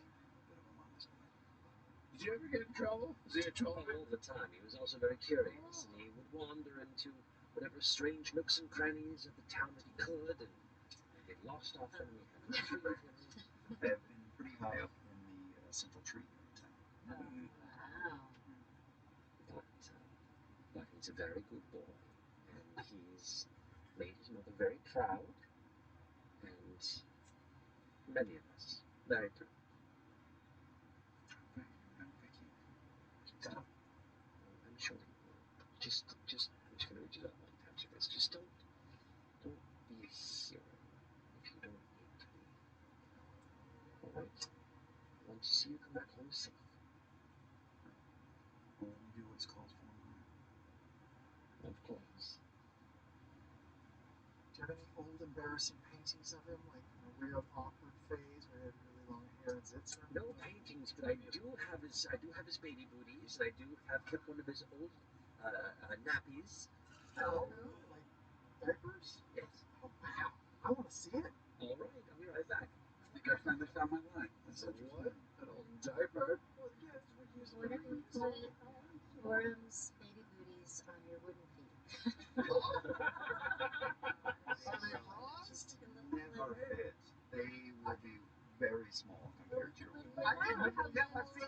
Don't feel like that. I'll just chop half of them off. How big are your feet now? Are they Very small. They're very small. Like little thimbles at the end of the Yes. Everybody imagine the babies in your life and then think even smaller. Way too big. Having babies are very you'd have to like one. It's like a blueberry. I mean, it's, yeah. Like a toddler climate. She's also been like a marmoset. Oh my god. She returns with this like kind of fold over another satchel and opens it, and so rummages through it and pulls out like a quilted blanket. It's all pastel colors. This is his blanket he used to sleep. Yeah, bring it on. Bring it on.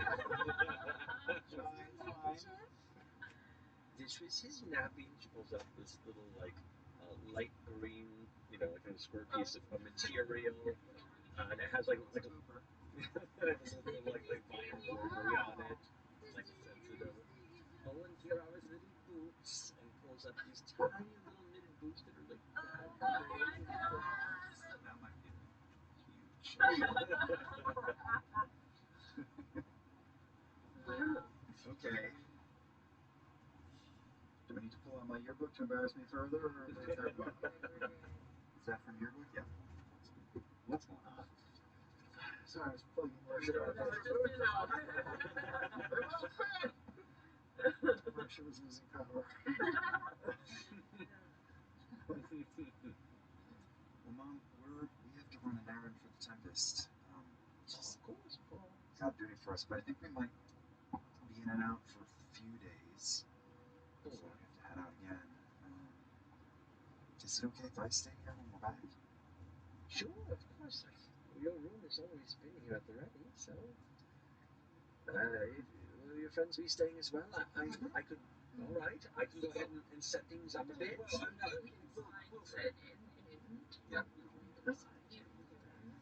I could give you all some private time too. I'm sure it's been a while. Very well. You're all welcome if you choose. Oh, that's very gracious. We'll be back. Those are really good. Eyeballs chutney.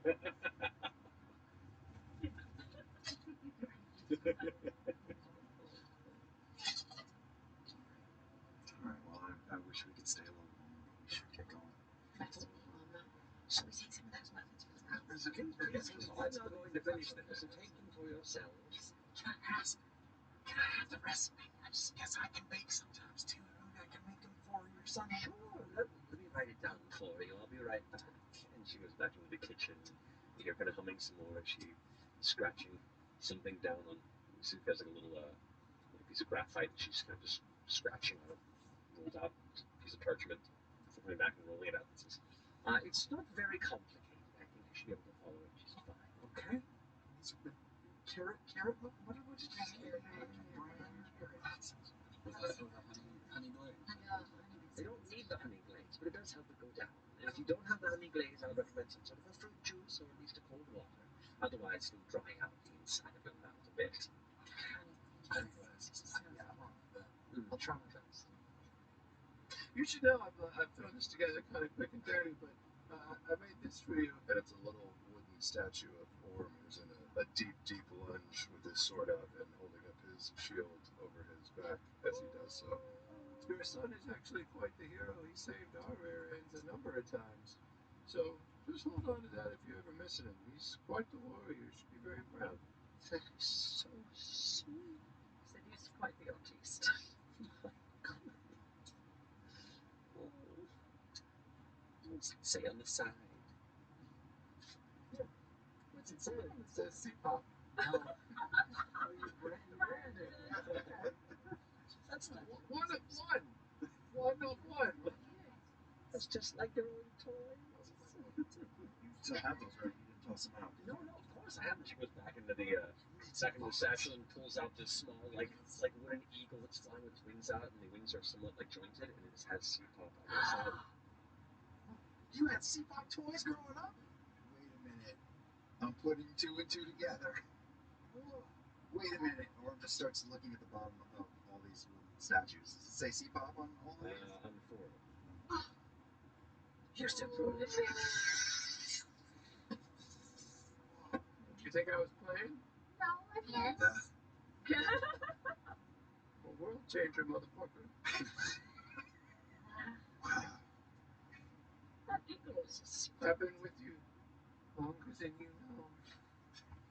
Did you create my childhood, Chetney?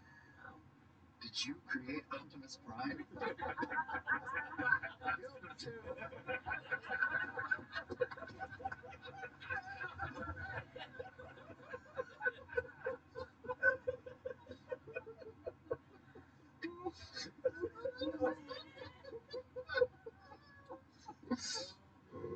This is incredibly kind, Chetney. I will cherish it. Your craftsmanship speaks for itself. I am very grateful to have a gift to remind me of my son by such a handsome. Oh, thank you. It's cool. It just somehow keeps getting weirder. Okay. She's called gravity. She goes, it's the law of nature. She goes and places it on like this very prominent slate shelf. She removes like a small pot with a flower emerging from it and puts it on top and sets it, turns it a little bit, looks at it, turns a little more, stops. Or his eyes go, Mom, Jenny, Fern, Jenny, Mom. Just staring at your mom. I really hate to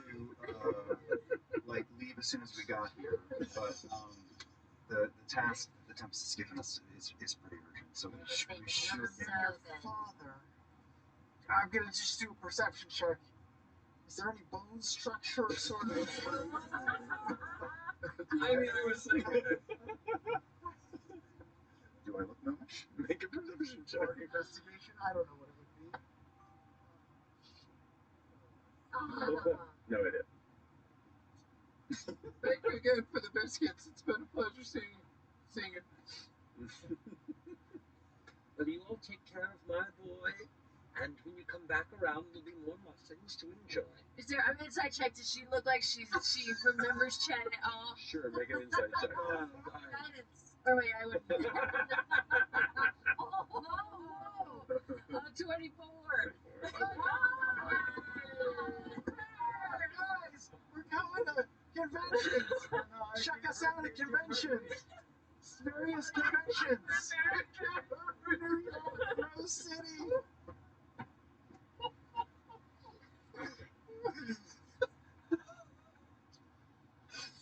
feel safe, Michael. And she goes and gives you a big hug. We should be gone for like a day or two if plan all goes according to plan. Well, things don't always go as according to plan, so I'll play for 3. Fucking don't mind. No, they don't. Language. I am fluent, sorry. You was the first.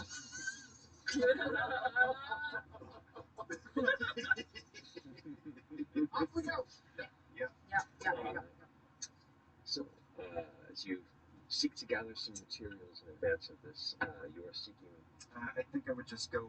I assume I know a place since I'm part of the arms here, where weaponry and armor are stored. Yeah, I yeah. want to just gear up a little bit sturdier than I am. Oh yeah. Torth is dragging Ashton in tow. Yeah. Torth is an older human. He looks dwarven, except for the proportions are definitely human, but he has that massive, thick, kind of like dark brown beard that kind of comes to a blonde bleach at the tips that goes down to like mid chest. Torth. Big broad shoulders. His legs didn't develop like the rest of his body, so he gets around with the help of 2 canes. He is a strong and focused craftsman, and has been for quite some time doing the primary uh, weapons and armor for all the kind of higher-ranking members of the Shari here in Zephyr, as well as doing the occasional gifts to the other Shari villages whenever there's a journey or pilgrimage for the Voice of the Tempest to present to them something on occasion.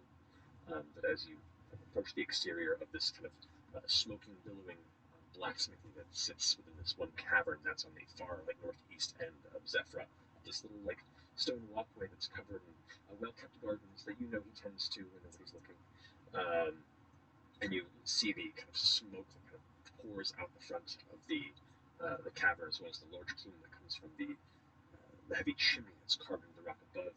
You hear the ping, ping, and the like flashes of flame and spark from the inside.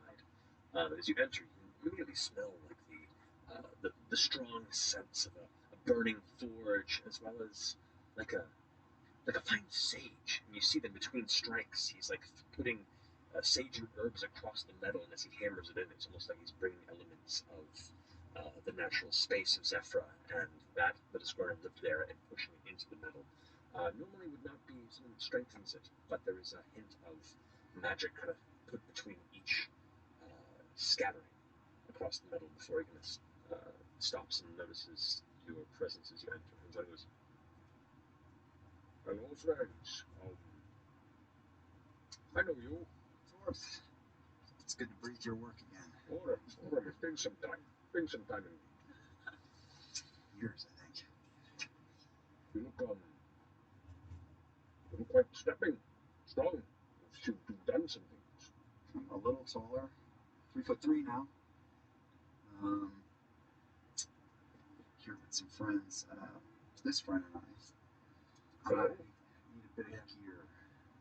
I'm just running a little thin. I need mine's wearing out. I need some leather work from you, and I need to sort of cover up a bit more than you see me now. Right. I was given some hints up from Leeton that there was an expedition to go on shortly. I assume this is yours then? Yeah, that's us. Very well. Very well.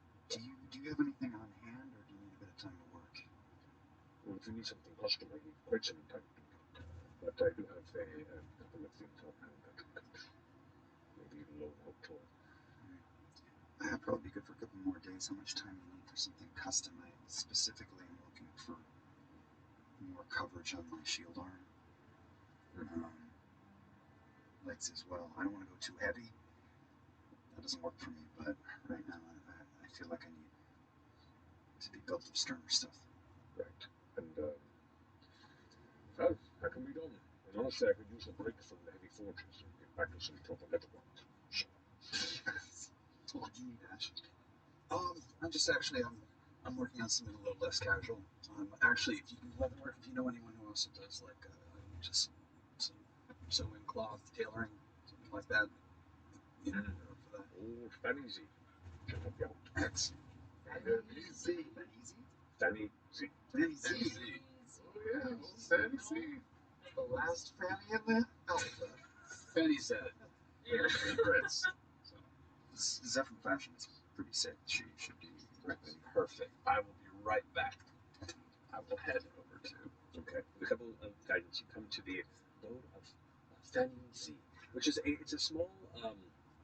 It looks almost like a gazebo with glass sides. Like it's just a singular kind of almost like pointed dome building with all these like beautiful windows and filigree across the designs of it. The front door kind of opens up slightly, and it's a small chamber. Probably could fit maybe 3 or 4 people, but the back walls are just lined with all manner of bolts of interesting fabric and tanned leathers and leaves and vines that are made into strengthened cables. And it's everything here has kind of a natural vibe with a couple of small bits of impulse be woven into interest.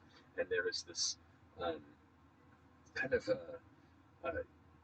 uniquely made up young woman in her mid 20s or so, human, with a, it's only described as like a beehive hairdo that rises above the head, and just a spray of colors across her face.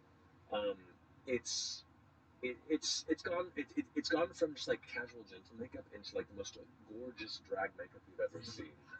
Um, and she turns around and goes, "Oh, hello, darling. Can I help you?" Actually, yes, I was hoping so. I'm going through a bit of a life crisis at the moment. Oh goodness, welcome to the party. I had a funny and I was hoping that you could help me be my best self. I feel like I want to inspire people. I want a bit of the feeling of a champion. I've been running around trying to help people, trying to do some good. I feel like maybe just a hint of that in the outfit might be a good idea. Well, honey, that's quite an ask, and just a bit of a design. Do you have any other inspirations? Like, give me something beyond just aesthetic. I can definitely put that in there. But do you want? I do have, and I throw the hole open, and just chunks of kind of clothing come flying out, a few pieces. A pair of boots that are all fucked up. Close it behind, fall back out. So I stole most of these from a friend of mine who has much better taste than I do. And I don't know, a little bit more color, a little bit Anti-hero chic. Yeah, a bit more intentional. Yeah, that's exactly it. Legendary hero, but make it fashion. Oh, read my mind. I love that. I'll see what I can do. I'll get some sketches up for you. How soon do you need this bath? In a few days. I don't even need sketches. Just go crazy, and if I want to alter it, I'll just give it a rip and a turn. Trust, I like that. You have a lot of taste. Oh, well, don't I know? All right, give me 2 days. Come back, and then we'll see how you strike the landscape as the hero that you're trying to be. I love everybody in this town. This is amazing. Pretty chill town. See you in a few days. Turns around as you're leaving, like, what a strange outfit. Yes. Ooh. Everyone's getting fucked in Zephyr. My mom's fuckers. My mom's busy. Yeah. White Stones for lovers. Zephyr's for fuckers. Motherfucker. Zephyr's essentially just Ojai. Let's be real. Oh no. Yeah, there's yurts and shit on these mountains. Yeah. There's sunrise yoga every morning out there. There's a lot of very flexible people. Well, while they were doing all that, I'm just kind of cuddled up with the witches out on the balcony on the cliff edge, and I've taken Pate and I attached a ribbon to him, and I've tossed him up, and I'm just flying him like a kite off the edge. She was like,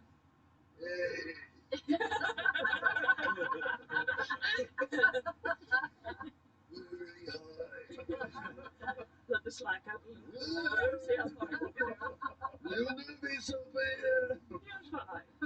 There's a big hawk circling. I don't think he wants to be friends.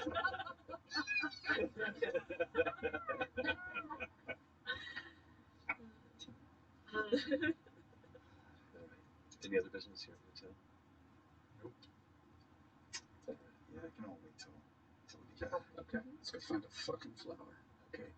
As you finish the business you have to set in motion, you find Maeve is waiting for you not far from the tree where you entered. You can see the rest of the advisors and protectors of the Tempest. They're gathered as well, and the Blades, the Tempest Blades, all kind of like gathering to see you off. Maeve approaches.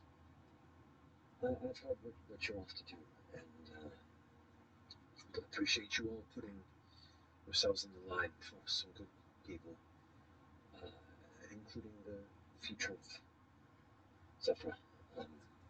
So I'm happy to help in whatever way I can.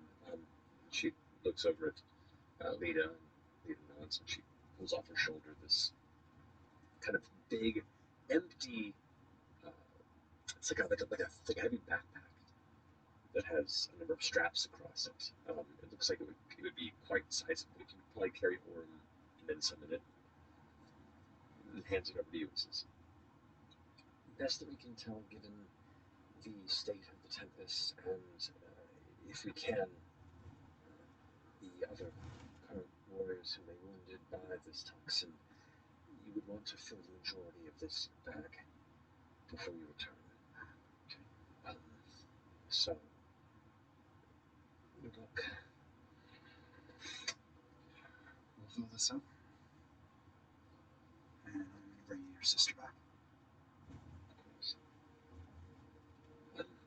Also, and she reaches into her own side pouch, and you hear the clinking of glass. Kind of leans over and pulls out. There it is. It's just my rolls. Yeah. Oh! Oh no, that means we're gonna find some really scary things. No, it doesn't. Two greater and one superior healing potion. That is Jockey Boy. Healing superior.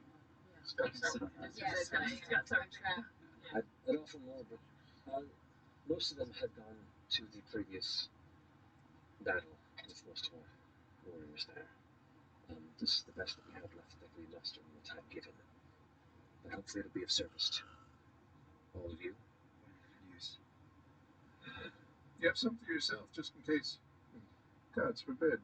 We keep a minimum on hand. These are just what we could spare. You didn't have to, it's kind. Of course I have to, brother. Well, as soon as we go, the sooner we get back. Indeed. So looks over and Lita kind of steps a bit and pats you on the shoulder, looks past the rest of you. He'd be very proud of you. He just throws his arms around the knees of both the sisters. Okay, well, that's good. See you soon. Indeed. We will. And then Orm is going to turn to all the blades that are here and just hold his sword up. You watch as about 24 Ashari warriors all raise their blades directly afterward and kind of give a similar flick of the wrist and then sheath it again. And you now, watching all the forms that you've seen or in practice at the time of your journeys, you can see an entire regiment, or at least one regiment is present, are all practiced at the same well-controlled art of the blade. But they can't do as many sit-ups as you, though. Nobody can. Lady goes, we'll see.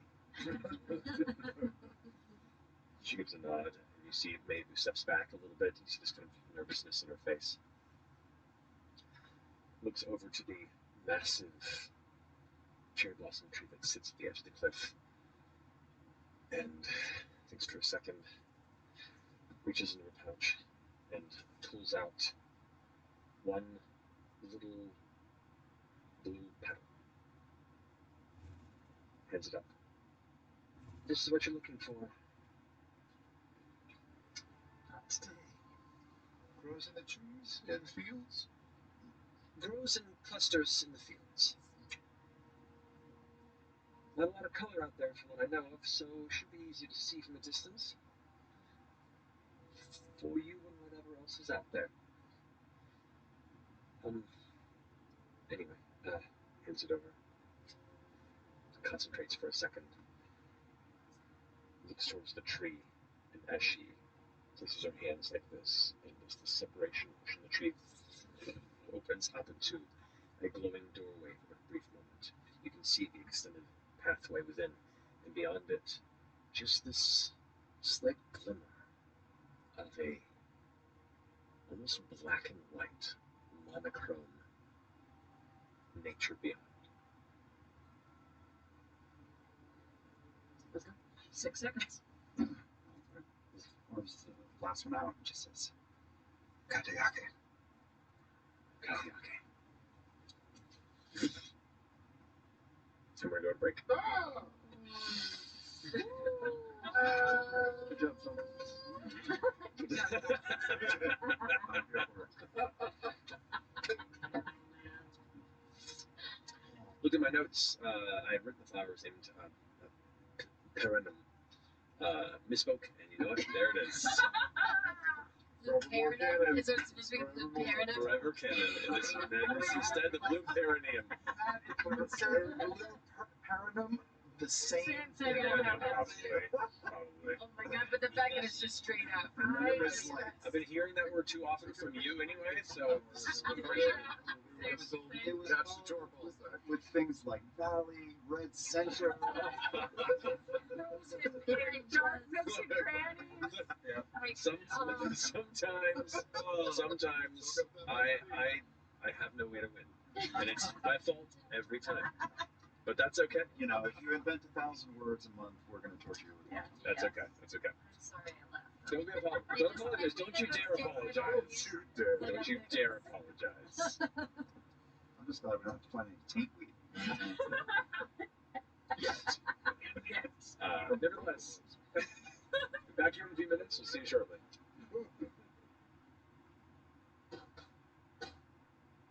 Did you lose your keys, Fred? I thought you'd be. Calliope? I'm so sorry. Grace, you know that you're lost now. You've been given powers you don't understand. You say you didn't kill Calliope. You have 1 week to prove it. What do I do? Start singing.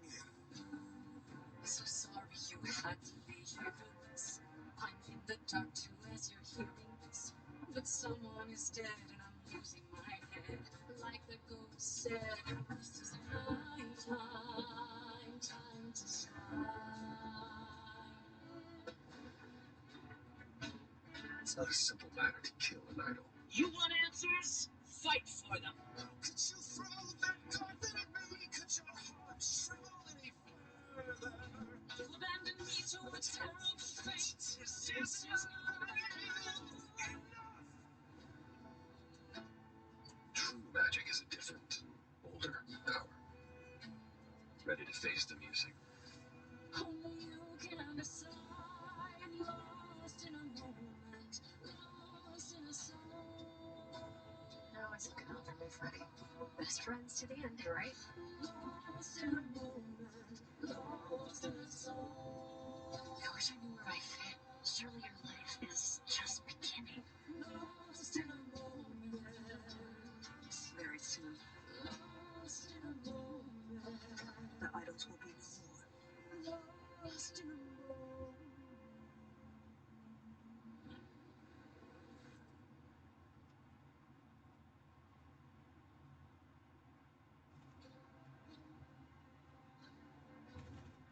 Introducing One-Shot Wonders, a marvelous tome containing over 100 unique and inspiring session ideas for 5th edition games. Everything you need for your next one-shot or side quest is covered in 2 pages or less, making your session easy to prep and easy to run. Theme markers and an introduction help you to choose the kind of game you'd like to play at a glance. Within the story structure, you'll find key scenes to guide your players through the adventure, while giving them space to explore and create their own path. Quick stats are included for creatures and characters you'll meet along the way. Descriptions of important locations and characters are provided for you to read aloud at the table, along with additional story context for the GM's eyes only. Adventures contain secrets and clues to enrich roleplay and reward inquisitive players.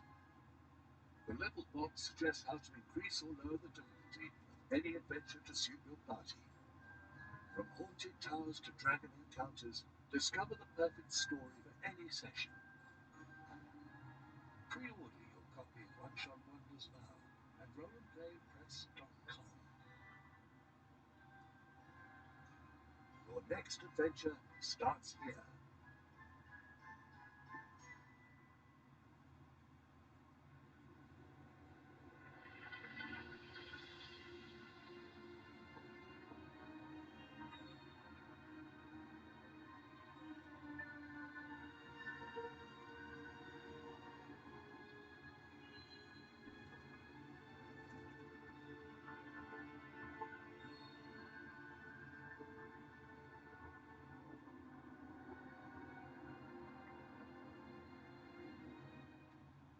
Critters, Laura Bailey here to guide you through what's new in the Critical Role shop. You need this? You probably need this. Can you put donuts in this? Only one way to find out. Could anything be more perfect? It's the little things in life. Look at this. Isn't it fashion? So much fashion happening here.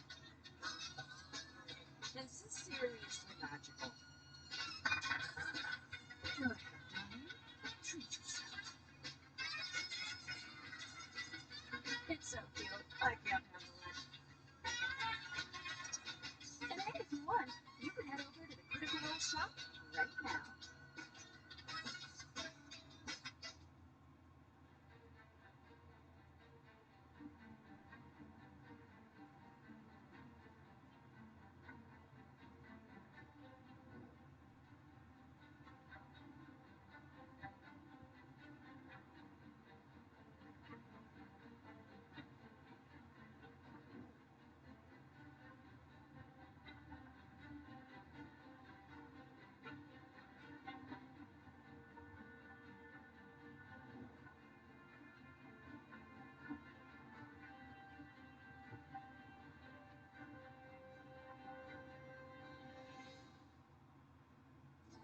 A lonely road lies ahead for those whose minds have been cracked asunder. Echoes of past deeds swirl and bubble to the surface, seeking to fracture the grail of our existence. A wary investigator must stay headstrong and resolved, for this treacherous path may falter judgment if not careful. A voracious hunger stalks the shadow-filled streets, feeding on the impulses of both ne'er-do-wells and those of the strongest moral fiber. Candela and their circles often serve as the last line of defense, putting themselves in harm's way to contain, comprehend, and contend with the horrors that lie in wait. The Circle of the Vassal in the Vale. Assignment number 442. Ravage of Red Lamp.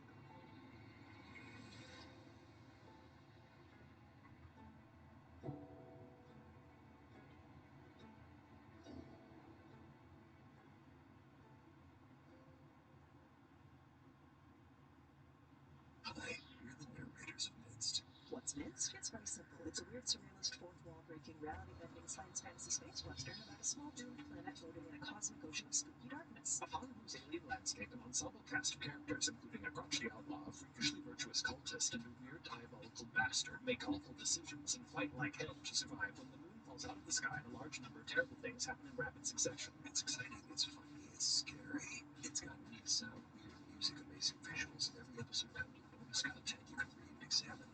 Midst is performed solely by yours truly, as the three of us narrate all the action, play all of the characters, and bend a lot of the rules about how telling stories is normally supposed to work. Midst is pretty fun, very strange, and it feels like VR for your brain. We believe you'll enjoy it, or maybe you won't, but there's really only one way to find out. You're going to have to listen to Mist.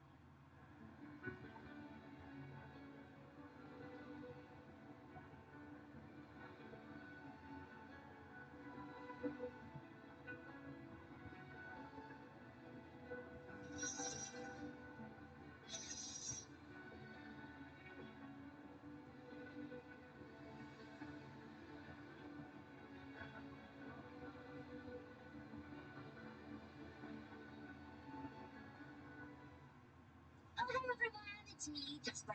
So the Traveler and I were going to tell you guys all about subscribing to Twitch, but it sort of seems like he's not really here right now, which is so stupid. Traveler! Traveler! Artie!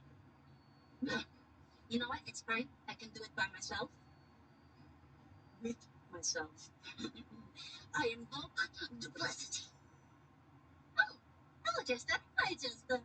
Okay, so what we're going to do today is tell the people at home all about the good stuff they get when subscribing to Twitch. Oh, I don't know what Twitch is, but that sounds good. Let's go. No, that's perfect, because this works for you too then. Okay, so there's a professionally moderated live chat, and if you subscribe, you can post links in the chat. Like a link to a cool hamster video? Exactly like that. So what we do here is tell, like, really cool stories, right? And sometimes, like, crazy shit happens when we're telling those stories, and people that subscribe get special emotes so you can express how you feel. What if you live on the side of Exandria where it's really late and you're like, I'm just gonna close my eyes for a few seconds, and then it's 2 hours and the music is playing and you're like, oh no, I missed the whole show. Oh, that's a great question. Well, if you subscribe to Twitch, then you can just watch all of our VODs as soon as the live broadcast ends. So cool, right? So cool, I know. Another really cool thing is you can gift subscriptions to people. Like, I could buy a subscription for you, Duplicate Jester, after other... What are you doing? Look what I found. Oh my gosh. My precious. I could throw a dick. Oh, well, technically that might break Twitch's terms of service, so. But there's no rule against, like, throwing chubby little snakes. Yeah, or a really long balloon sword. Yeah, or like a really big girl with like 2 hunky nuts at the end of it. Cucumber with 2 tomatoes. A banana, you know, sitting next to an onion and another mushroom with like a little apple dog with just 2 feet. Yeah. Archie, where are you? Should we go look for him? Yeah, sure, why not? Oh, don't forget to subscribe to Critical Role. Okay, let's go. Okay.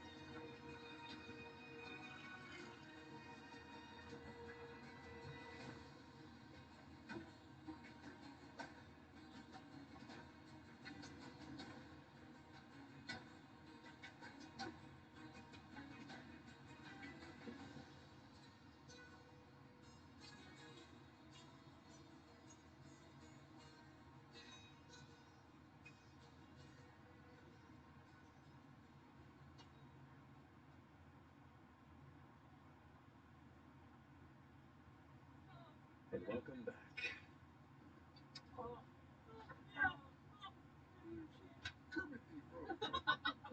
We're back.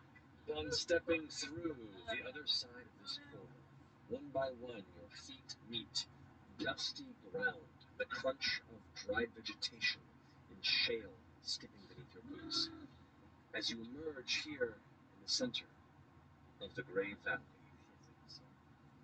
best you can tell, somewhere you're not near a mountain range, at least for now. You can see the broken valley around you, the ever-gray skies above, choked with clouds, most color except for the occasional golden shaft of light that punches through and is swallowed once more a moment later. You can see the valley floor spreading out, scattered and uneven around you, an endless blanket of pale trees jutting up from the roots and rock and bush, frozen in stone-like repose as they reach for the sky above. Balding branches clutching colorless leaves. Cold wind blows through the region in rhythmic gusts. The smell of ash, burned fat, occasionally catches your nose. This is a big one, Edie. How are we gonna find these flowers? I don't have locate objects because I didn't know we were going on a French quest thing today, but I could ask the Changebringer to guide us towards them. Do we have... We just see the immediate area in front of us? Is there... Just the immediate area in front? Sorry, wide open and flat, or... There are trees. So, it is very much a dense valley forest. Mind you, all the trees around here are blanched, and while there are leaves on there, the leaves themselves are also white and gray, like ancient paper imitations of leaves at this point. It looks pretty dense around you. This is not a forest that has been carved and used for much lumber, at least not enough to the point where you can see signs of civilization. From where you stand, it's just all of these kind of clustered stalks shripping the sky, twisting as they reach up, and branches that kind of reach out, and you can just barely see the surrounding mountain range that kind of sits like a crown around the valley and certain sides of the gray sky above. Does it kind of feel like we're on colored television while everything else is black and white? A little bit. The valley itself kind of sits at a slight angle. It's not like a perfect valley in the center. It's at a slight angle, so you can just see what you gather to be the southern direction. You can see just beyond, like, the valley slopes downward. You can see the tops of trees around. It does shift and change topography that's here and there. You can see that the cliff keep kind of give way into the distant grass fields, the dividing plains, miles and miles and miles away. And are we able to vaguely see in any way the peak of Zephyr? Take a perception check. Do a trust. Yeah. Backup perception. That is a 27. 27. You cannot see the peak. You can see maybe on the far distant horizon with your eagle-like ridiculous perception eyes, a mountain range shadow that likely could be the one that houses the village, but it is very, very far away. They didn't give us any... They weren't like, go northeast to find... There was nothing. And it grows in the valleys or it grows in clusters. Yeah. With your eagle vision, Saw the carrot, Brent. No offense. do you see any blue? Because I only see gray. Well, if you want a different perception, check for that. Oh, yes, I Couldn't be that lucky. That is a 30. will. You look about the immediate vicinity, and you feel confident that from where you stand, there's no signs of anything blue or blue-like. There are shades of purple, dull brown, every now and then a bit of moss that might carry a glimmer of green, but most of it here is just colorless. Think that a treetop vantage might be the way to go? start looking.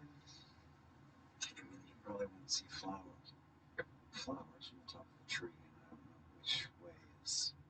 Is there taste scouts? Are there any like flat rocks or flat surfaces or anything around us, or even flat? Immediately around you, no. You can begin to search for them as you. Well, I wanted to ask the change. Well, here I can just do it. I can just do it on my arm, I guess. I'll hold up my arm, take out my change bringer coin. It's really a flat surface. My shield? Yeah! Well. And I will, the inside of the shield, almost like those things. Those like Send the penny down. Yeah. And I'll drop it. They're never size easy. I'm going to ask the change bringer, and I'm going to cast divination. Okay.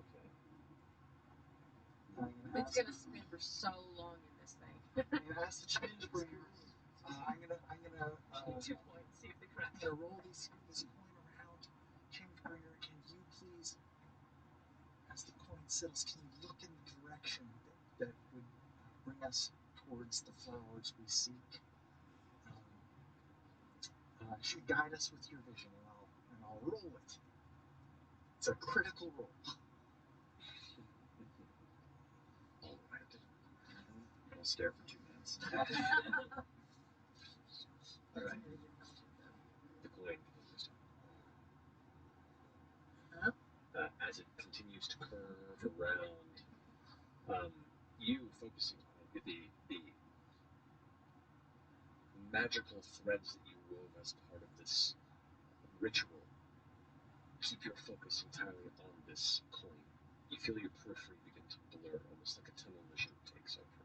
Like the moment that you, Sam Regal, when you are low on breath, you can feel like the darkness begin to bring you towards passing out. It's that sort of tunnel vision focus on there for fresh cut grass. Sort of like almost. Yeah, sure.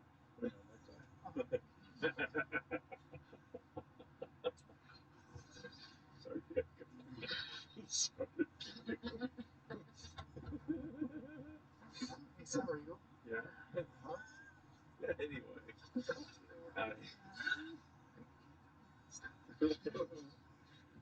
Rocks falls, everyone.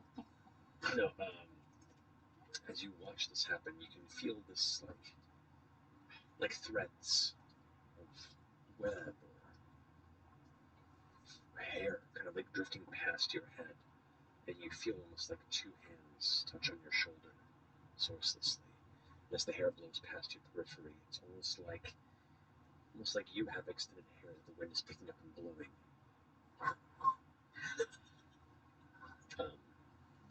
One of the hands reaches out from your periphery and plucks the coin.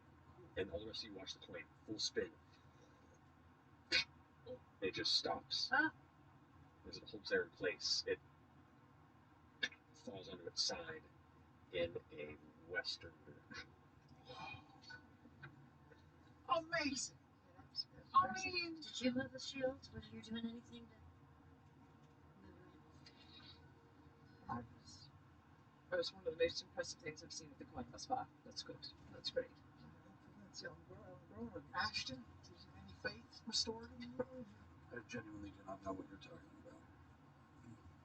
Well, thank you, Changebringer. Yes, thank you, Changebringer. I mean, if she's guiding us to ways to heal Keelan, that's great. Let's go. Still, just real quick.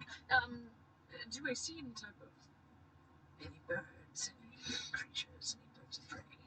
A perception check. Okay.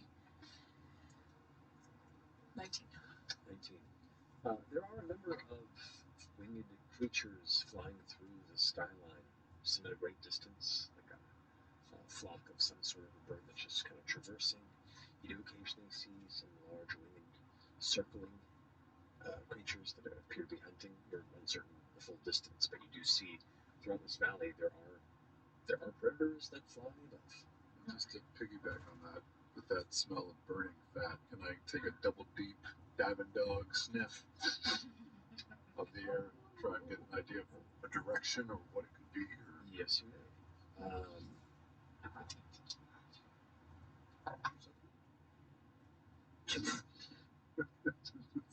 15. 15? Your perception's really high for No, sucker. For this, actually, I would say make this religion. And you have advantage on this if you haven't already rolled it.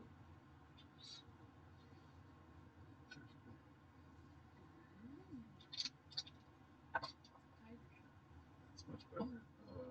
19. 19. The smell, it smells like burned fat, charred wax.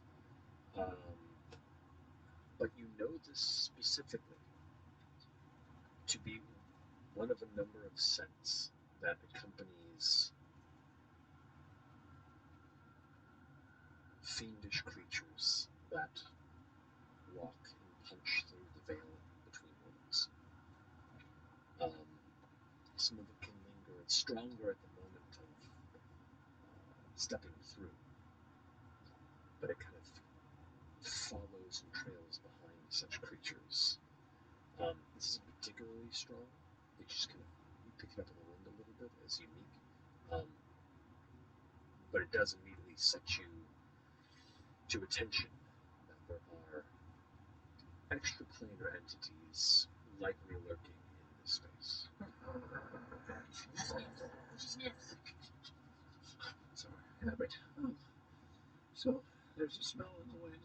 You smell it's kind of burning, kind of charged. Yeah, it usually comes along with like fiendish entities from another realm. You remember the story about how they fought a demon prince, devil prince, kind of a thing? And I think we should just keep our eyes open for that kind of stuff. No, but just kind of no, but just kind of keep that in mind as you prepare for an encounter. It might not be from this. It might not play by our rules. I pull out Pate. Pate. Yeah. You're a little impish, right? You're kind of fiendish. So we might be encountering some of your kin, your brethren, who are not as friendly and as charming as you. It's true, but all this to say, I need you to keep an eye out. Oh yeah, I'm gonna do that. Can you go invisible? Thank you.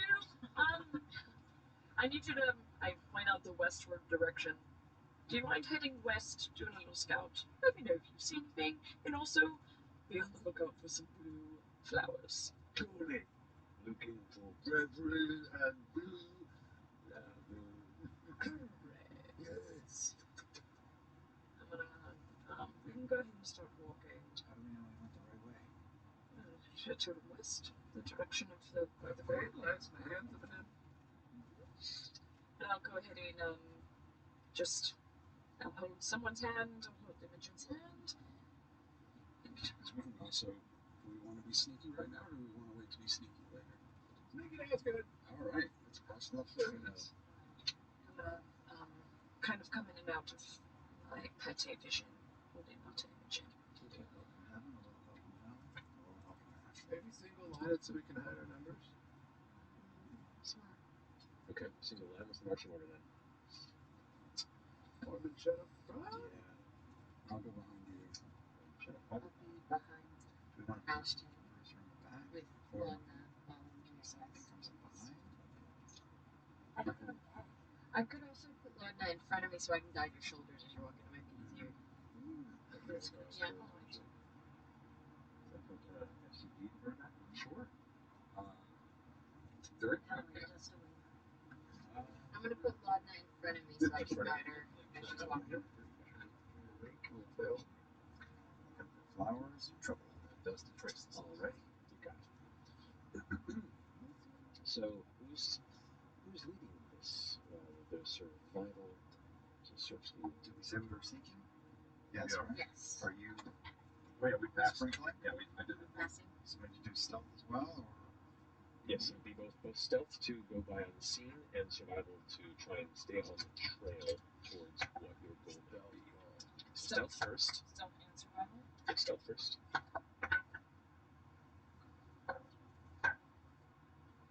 Wow. 36. 27. We're adding 10? 29. 29. Wow. 17. 33. 35. This lasts for an hour, right? Yeah. Yes. Yes. All right. Did you say survival was an advantage for some reason, or did I just imagine it? Not for not so. Guidance? Thanks. Guidance? I wasn't guidance for anybody else doing that. I was reminding them before you rolled, but you rolled. I did. 15. 15. That's not the stealth, that's survival. That's survival. Thank you, that's why I got a 32. Oh. You move through the sparse, dead forest. The lone mists occasionally gathering. The wind picks up and pushes through the trees to occasionally cause like an odd, discordant whistle or a moan at times that sets your hair on the back of your neck on end. At one point, you walk by what looks to be a group of trees that have been split by what looks almost like a lightning bolt struck from the sky. You can see where they are divided down the center. The actual tree front to bottom is just torn apart.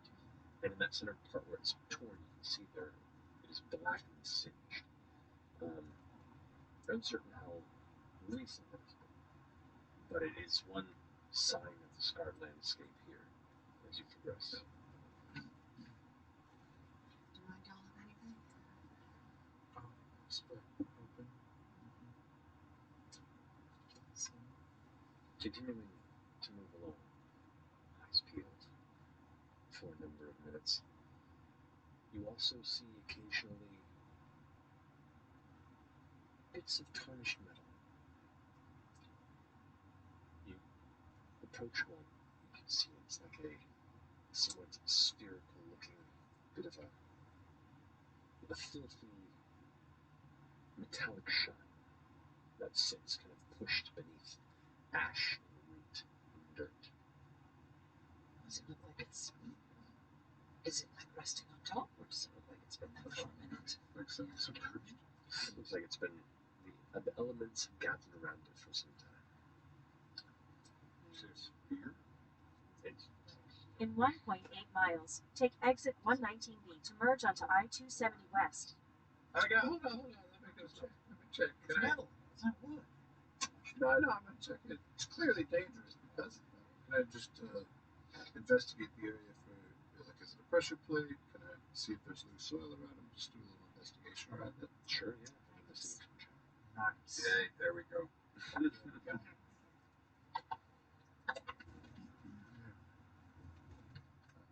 2021. Yeah, looking around it, it looks like something that sits. It's about the dome is about this large, and the metal has a deeply tarnished silver, somewhat rusted look to what part of it is exposed. Around it, you can see like ash and dirt,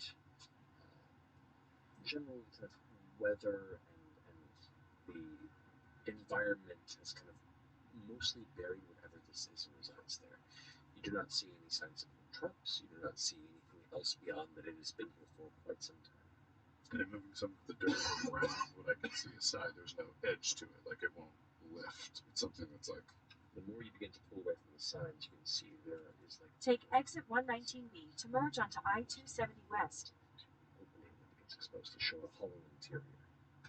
How big is it? So it's like The this. top of it's about here. Doesn't look like a helm, right? As you begin to uncover it, it does indeed look like a helmet. Sweet. No skull inside of the helmet. If I like start, I'm gonna Finger the hole. The helmet hole, yes. Just because I had more Hey, big 2 for 1, because there's also a skull socket there. Oh, baby. Indeed, this looks to be the remains of an armored figure that has been reclaimed somewhat by the dead landscape. Head up. Whoa. Ground level? Is this look like one of yours? Does it look like it's been there for decades, centuries, or for days? Go ahead and make a, say, nature or investigation check, your choice.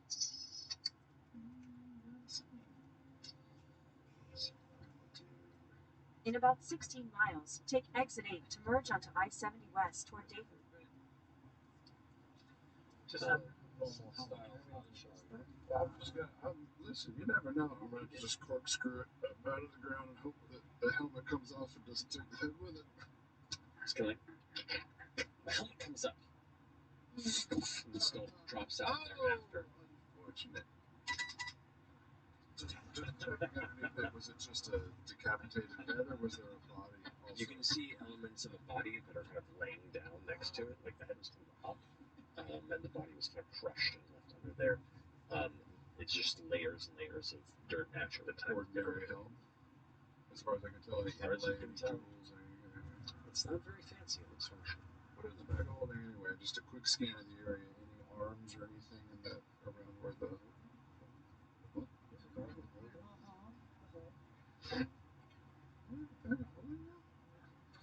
No, I've had a hole that we use like a bag of holding. Ashley. Yeah. I'm pretty sure that Ludinus's stuff. Oh, The that's right. satchel. Changes it. Satchel of holding too. Yeah, I was like, am I tripping? I swear to God. Oh yeah, we did. So much time. Listen, I sound like we do better than you do. It's okay. Yeah, I'll toss it in there and I'm making a note of that because that's interesting. No other objects on the ground. Does the helmet look like it seals, or is it just kind of like an open?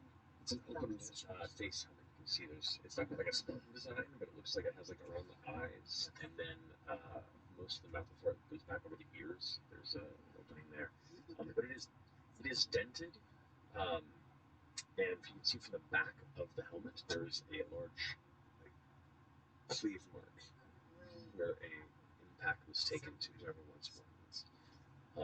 Is it moist or is it dry as a bone? It's pretty dang dry. There was like some moss and fungus that's grown on the inside, but even that's kind of dry at this point. It looks like it's kind of just. Alright, let's keep on. Before we move on, any pings from Pate? Make perception check. And right.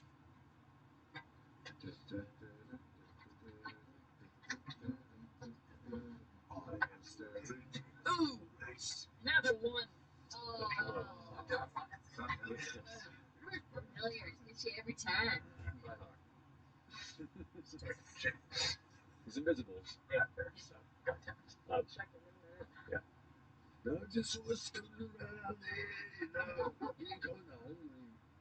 You're supposed to focus. I don't even eat. What the fuck? Do we have, Jet, are you sniffing around if anything's coming at us? Yeah, perpetual sniff. Oh! Jet's nose, Orm's eyes and ears. As we walk, I'm just gonna pat Orm on the back and just say, buddy, we gotta get you back to your mom, so I'll do whatever I can to do it, and I'll cast Death Ward on you. Ooh. I think it's 8 hours or something. You're at the back of the line, Orm to the front, but I guess you just rolled past patted him, made sure everyone heard me say that. Look how good a cleric I am, everyone. And then I'll go back to the back. You're throwing off our tracks now. Oh, sorry. Just as you finish thanking him for this, you hear this from above, and you all like quickly like dart off to the side, and you've fallen into nearby shadow and sections of the tree and tree hollows that you can to try and pull out of the way. I knew. I thought, Pate! What? There's somebody coming.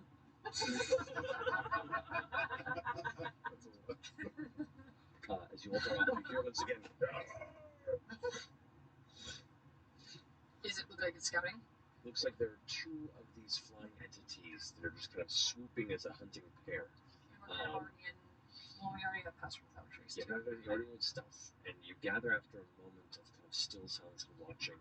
You don't think they've noticed you. They're just sort of hunting. The two of you both have pretty good perception. You're passive as well. You can see these entities. They are quite large. Their wingspan probably runs about 20 or so feet. Fuck. It's like 15 to 20 feet. They are their bodies are near jet black, and as they flap and fly by, but you can't make out much of their the rest of their anatomy. They leave a trail of almost like black smoke that seems to vanish behind them. What? What is that shit? Is it a closed door? When they're gone, can we just continue along the way? After a few moments of feeling safe that you continue to pass on through, you begin your slow trek forward. You can hear their hunting cries getting softer in the distance, having not spotted you as you move. So next thing in this journey, I'd like you to roll another test, having successfully passed. And we still have passed on a trace. I'll assist you. For this one, I'd say that this is the first hour of traveling, so like, are you beyond that sort of encounter there? Yeah, so father and son looking out. You have guidance now too, don't you? I rolled a 1, which is a reroll for me. That is. Much better.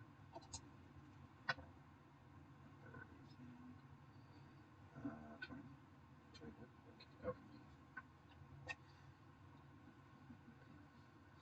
Continuing along this path, kind of weaving through the thick elements of bleached dead trees, the hill begins to rise up a bit, and at the angle of this valley gives you a little bit of a decent vantage point, though it does also expose you a little bit to the sky and the surrounding ground. Do you want to get a better vantage point, or do you want to avoid this open?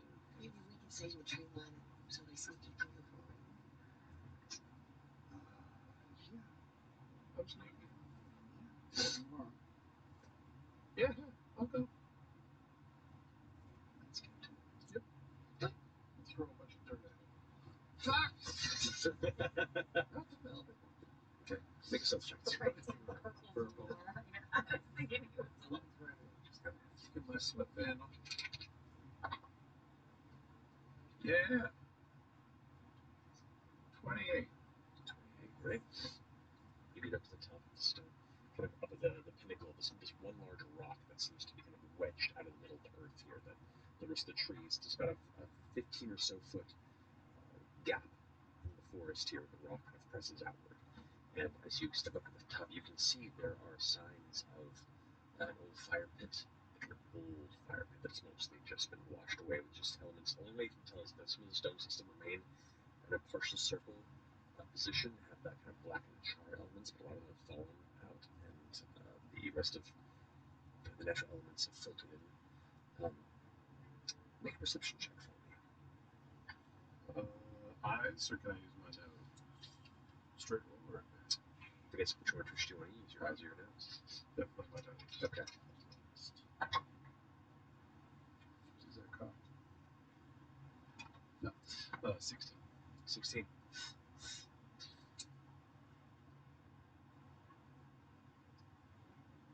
Now you've lived in the fog camp perhaps for quite some time, and occasionally when there was an eruption of the nearby volcanic mountain of Kravara, there would be that heavy smell of ash and soot in the air. That smell, not as strongly, but pervasively, just exists in this area. But upon this rock, there's a stronger, subtle, but a stronger presence of that smell. As you kind of smell the direction the wind is blowing and kind of catch where it's getting to, you glance down a little bit down the kind of southwestern side of this rock, and you can see there is a portion of this forest that is faintly smoky. Some of the trees look a little darker than the rest, and you can just barely see these little puffs of smoke still drifting up and dissipating into the breeze. I back to the group. Tell them what I saw. The smell here is more pungent. I don't know if that's because there was a fire recently or if there's like thermal activity in the ground. Probably could be that. Campfire. Yeah, Like an that's what I was thinking. encampment. It's good. You sure? Could be, but it seems like the ground is smoking, not a campfire. Unless they used some sort of fire magic to protect themselves and scorch the earth, or a signal fire. Must for whatever's up above. That's what I'm thinking. I'm going to tell Pate I head that way, giving him that information to scout out. Okay, shoot. Moving on. Now, it's been an hour since you left, so visibility will be passed. Do you want to cast it again on him? Or you can just go invisible. He right? can just do That's that. right, yeah. Yeah. Ability. Don't worry about me. Face off again. It's my greatest creation, Pate. It will be your downfall. Yeah. Go ahead and roll another perception check for us. Guidance. Peregrine Gloomstalker. That's a D4, right? Wait, for... It's a touch. Yeah, this is for Pate's No, but isn't it through her? It's through her vision. That's her thing. So do I... But do I roll for him, or is it my perception? Perception goes through perception. It's still the creature's perception. Even though I'm looking through him? Well, yeah, because if you're looking through a creature that has shitty eyes. Yep. Okay. Pate has no eye, so that Double check. that tracks. Double check just to be sure. Ah, I can't say. Where am I? She got Mark is a lie. Ah, I forgot. You should get a full back. It'd be kind of sick. yeah, that'd be pretty cool. Or bubble or something. Yeah. Just give Pate a tattoo. I love Gmail. Rubbing her up and hugging it.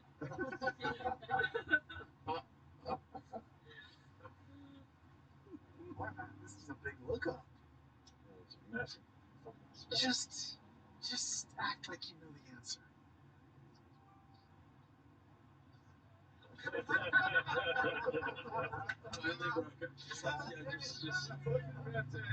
Look, 9 years later, puttering. Go ahead. In 2 miles, take exit 8 to merge onto I-70 West toward Dayton. It's too far 12. away. Yeah, I think it's familiar to use yours if you too powerful for people like. So keeping a glance out there, he goes through and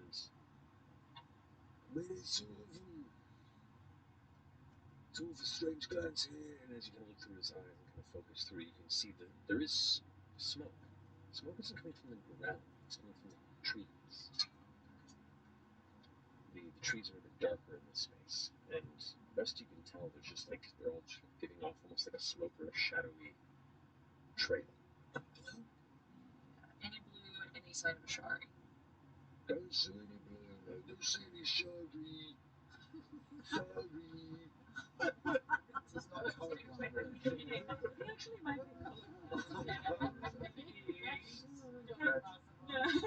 It's Matt's pressure release. Gotta get one.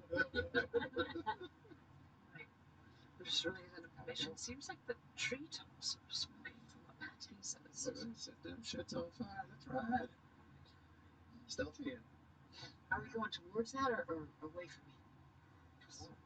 Use the right lane to take exit 8 to merge onto I-70 West toward Dayton. If it's not where the flowers are. I guess we don't really know what's conducive for flowers to grow around here. I can't imagine smoke would be a positive thing for this. I don't understand the trees, no? It's true.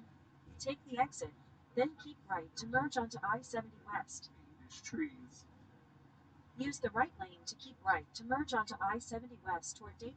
Oh, we should be looking for tracks too, right? What's the soil like? Is it like ash? The soil is like a combination of ash and like dried peat. Um, an odd dryish moss that appears to be alive, but it's almost moistureless.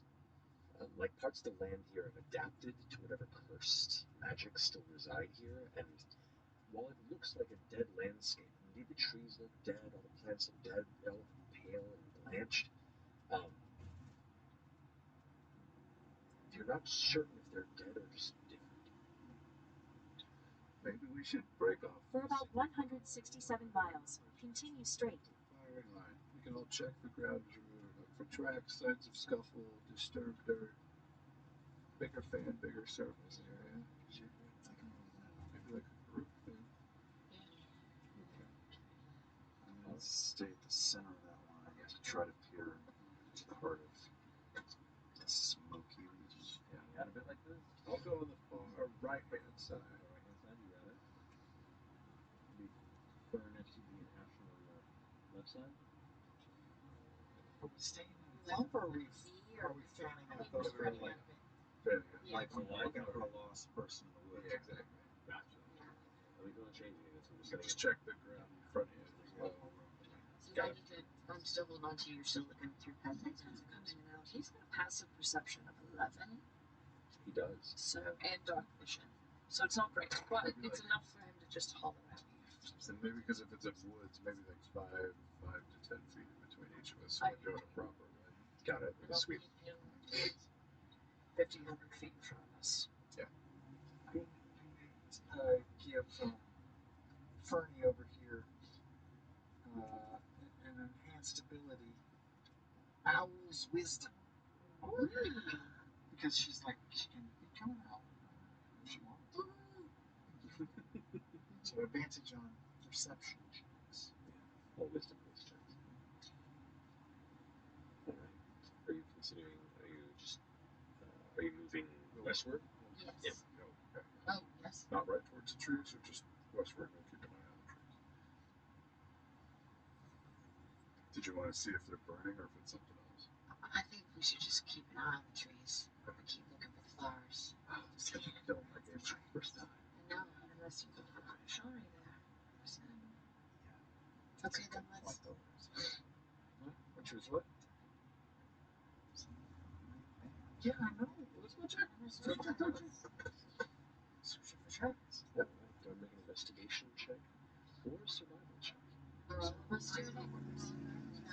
Mine, right? Or I'll is do it a group just check. If we're all doing a group check, okay, we'll be a higher DC. We can do this group check. So survival or investigation in this case.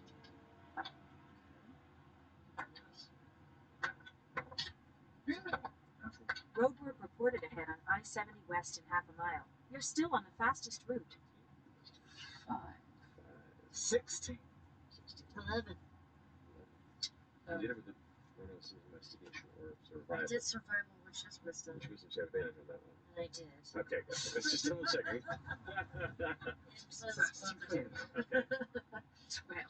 Well, Wait, a flat 2? I rolled a flat 2, but I actually rolled this one.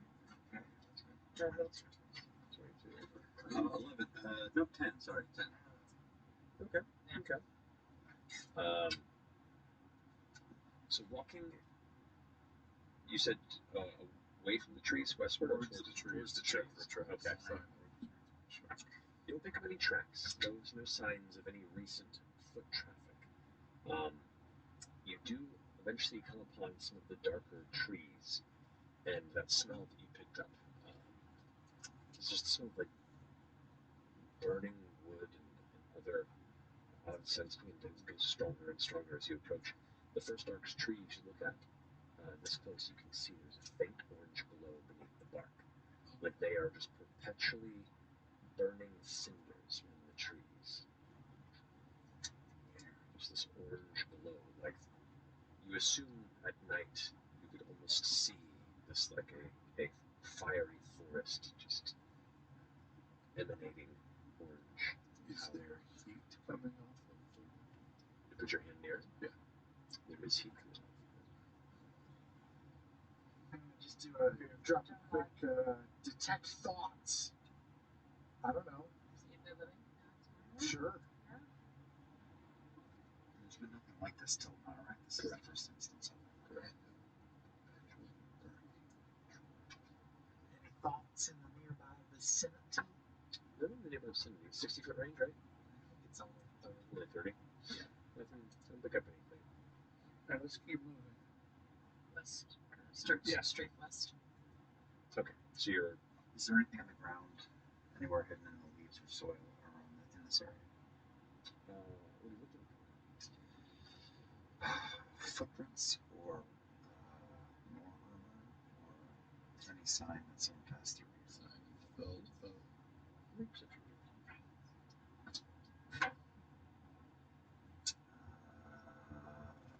Perception. Dang it. 25. 25's pretty good. The range of these burned trees, you do notice, it's probably about 300 or so feet across. Maybe a little smaller than that, maybe like a little over 200 Feet of trees like this in Yeah. the vicinity. in the vicinity. So it's just a region that seemed to hold this, and it's almost like a radial patch. You don't see any tracks. You do see further in, some of these trees appear to be broken or like splintered partway up the base. It looks like there's been some sort of heavier movement or damage sustained to the center of these trees. An infernal crop circle, like an entry point. Is that what you just said? We're saying the same thing? Yeah. Well, first I was thinking like an infernal tree, but if it's all these trees are 200 feet, maybe it was only an ear. And I'd fart all over these trees. That means that something very large came in. Or something really hot. Either way, it's real bad for us. We should keep going. Yeah, let's head to the west. Okay, let's continue west. Alright. This is just All those things are bad. so much fun. Continuing westward, eventually you begin to see the dried, ashy land occasionally beginning to break up with what looks like an ash marsh.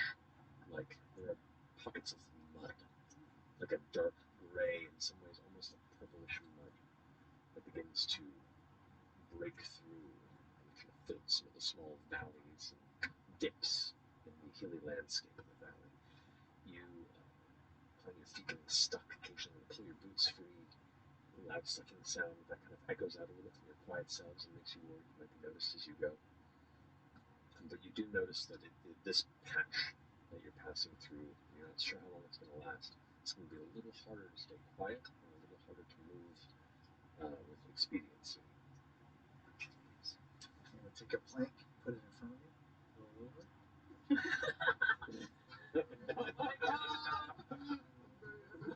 Hell yeah. Give you advantage on your stealth check with that. But are you all continuing your stealth roll? Yes. Your stealth check, please. Group cell. Did you see the bird trees were like a circle, like a circle of bird trees? There's a visible radius of bird trees. Could be us. Yes. Is it plus 10? No. No.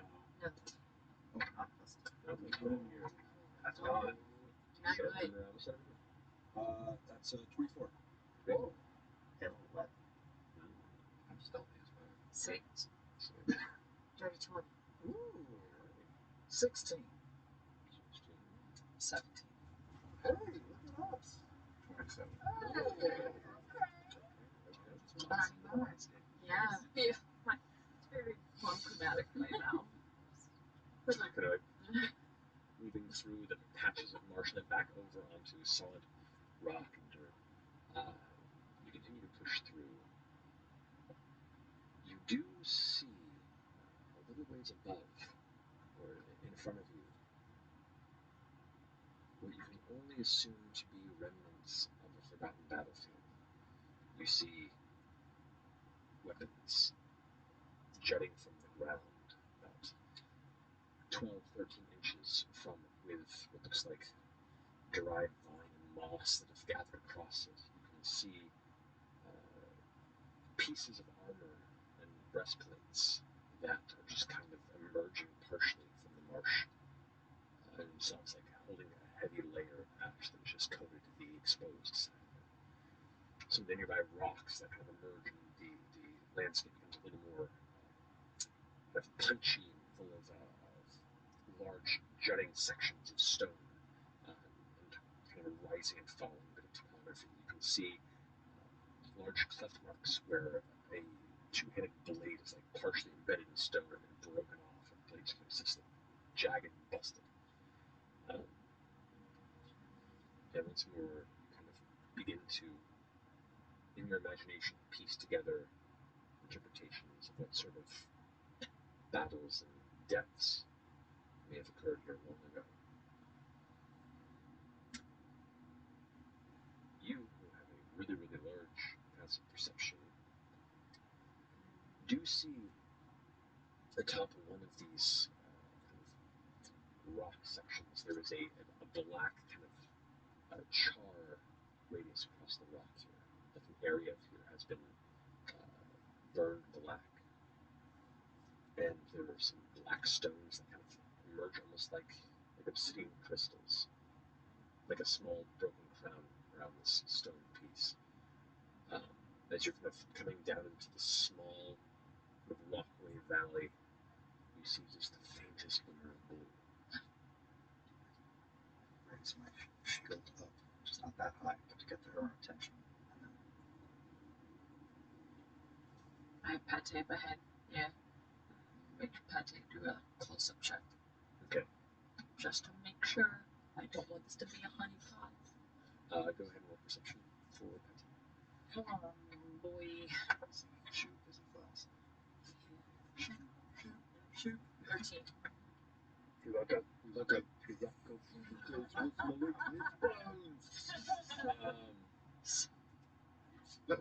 So 13 you said? That kind of like scoots down overhead. And looks around and says, "There's a whole lot of bones around here. There's some dried bodies, some weapons, and sort of like spooky." Head towards that blue. That blue thing, the flower. Okay. Where's the blue? Are you colorblind? Maybe. It's the color of the sky. Normally the color of the sky on a good day. Oh, yeah. You think I'm colorblind?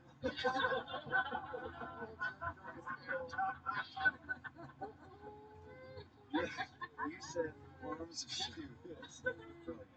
The blue was right by a stone that was blackened and It's like scorched. on top, growing on this like top of the scorched stone, with like black crystals kind of emerging, almost like a hand around. Not too many of us see it. With you pointing it out, you can see a little bit of it. How far away is it? It's probably about 100 or so feet from you.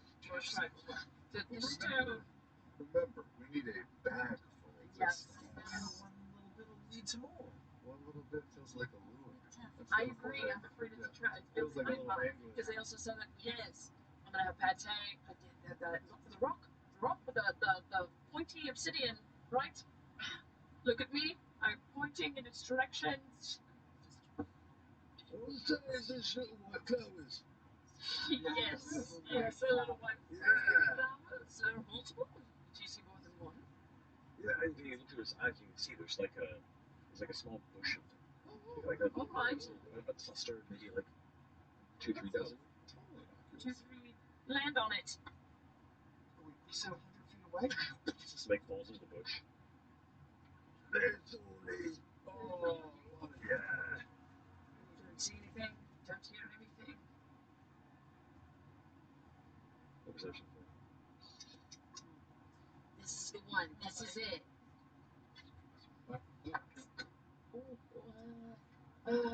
It's just barely cocked. 9. Coast is clear. He landed on the bush. It didn't like eat him. I can go ahead and super salivate. It doesn't matter. Spell magic. But I don't know if it's magic. Maybe It could just be a sign. you're stuffing. I'll check it. No problem. I'll leave Pantene away just in case. I unzip the tracksuit just a little bit.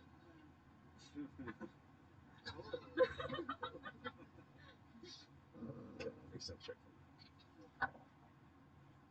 Yeah, 28. It's 28. Okay. You dart down, moving past, kind of avoiding the bits of the weird, like purple ashen marsh, moving past the rock and get to the base of that kind of rising stone platform. You climb up onto it, and you can see. It's invisible still, so you can't see Pate. I'm gonna see Poji hear a voice go like, Hey, lady. Keep your voice down. What am I doing to accent?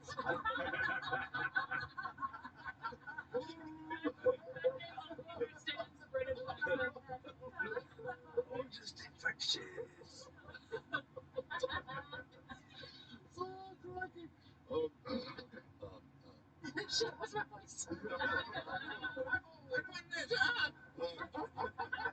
Before I move up on top of the rock, can I look around for tracks, any signs of movement, life, anything like that? Yep, perception check. Natural one. Oh, yeah. Looks pretty solid. Looks good. I go up on the rock, nice and slow. Okay, so up onto the rock. Do I see a bushel of blue flower? You do indeed. It's like there's like a crack in the rock, and you can see kind of where the cracks in the side are. This dark, like a deep gray, black stemmed rose bush almost looking cluster that has grown through in this kind of zigzag formation, and from it these buds, these 6 petaled blue flowers all emerge. Probably it's about 30 or so of them that are visible from here in different states of opening. And inside you can see across like this bright, vibrant blue coloration and these black patterns that look like a screaming face in the center of it. It's lovely. Whoa, that's class. That's cool. I'll pull my sweatband down under my nose just in case that's crazy pollen. I'll take my wood chisel and I'll try and like dig under the roots to try and get like the whole thing since they're only 6 flowers. Okay. You guys are all watching him do this? Okay. So you're carving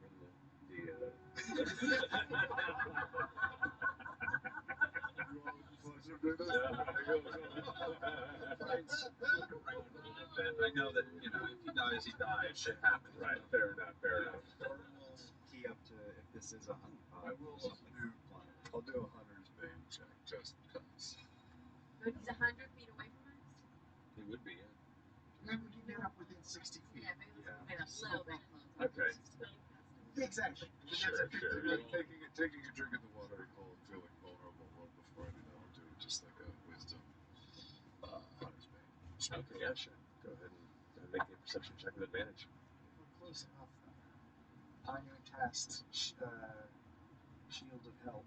Yeah, I'm going to cast mage armor on myself. Okay, what's the range on that? 60 feet.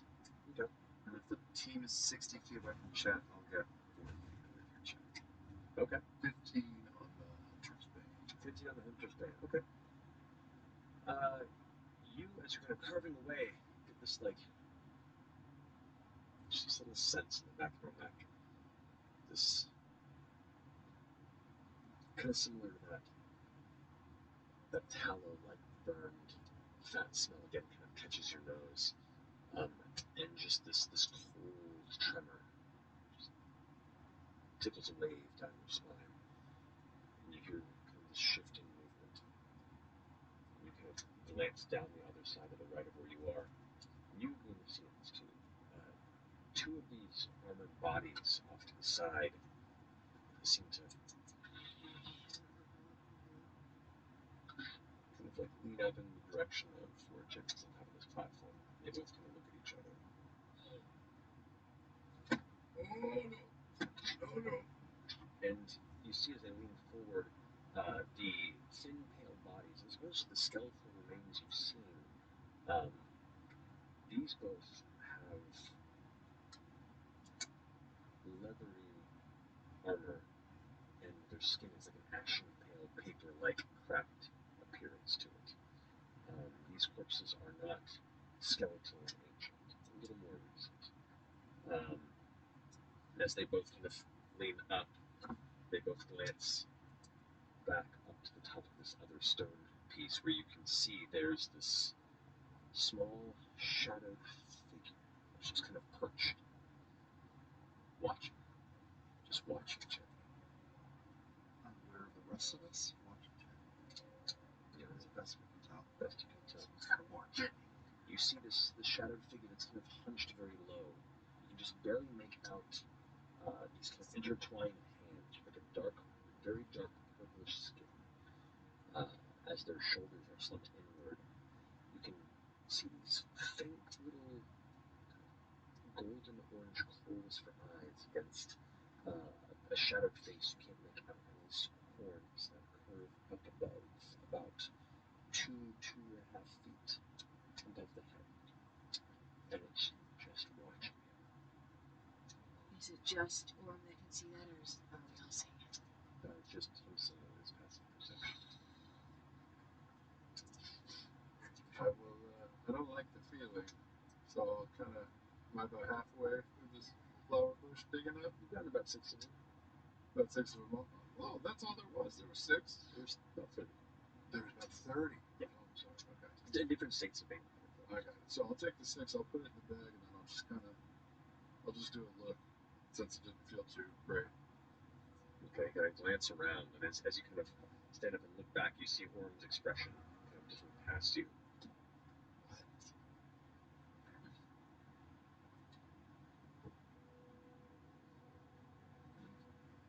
You turn around, and at the top of the hill, you see this being kind of sitting there. And as you make eyes with its small, gleaming, nightmare points, I just keep going, looking around. You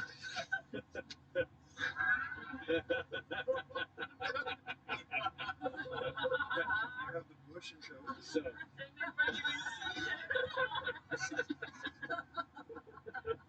as you begin to take a step away, you watch as Jenny makes these slow steps away. You watch as the creature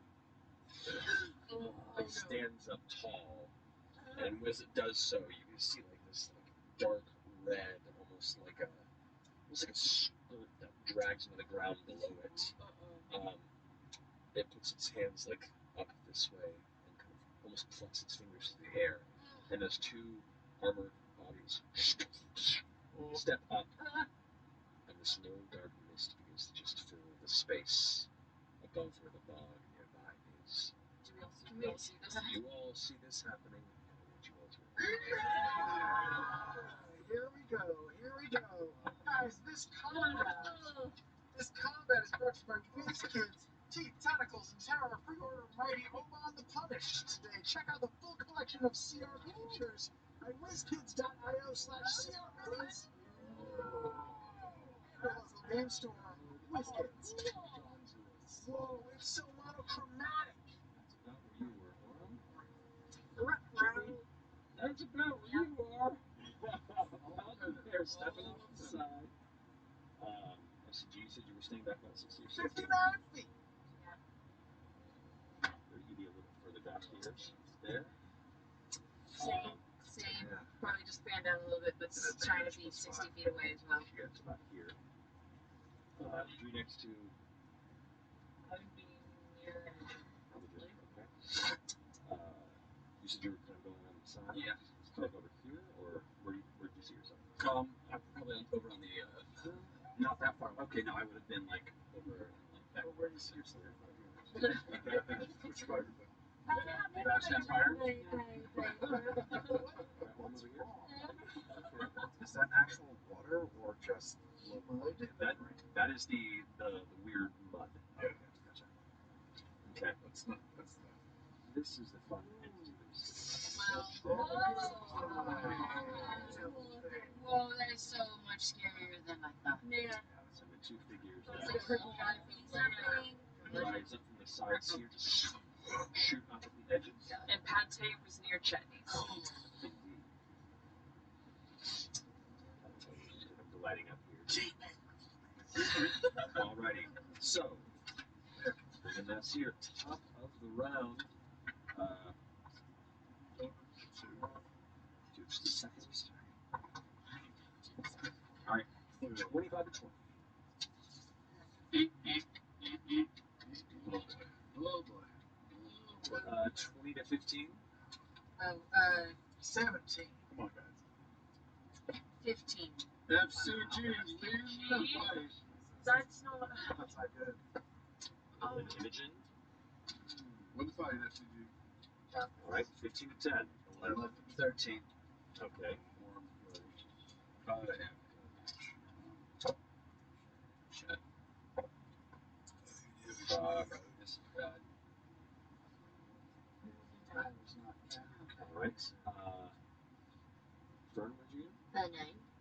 9. Alright. With the old 9, 7. Alright. Practice.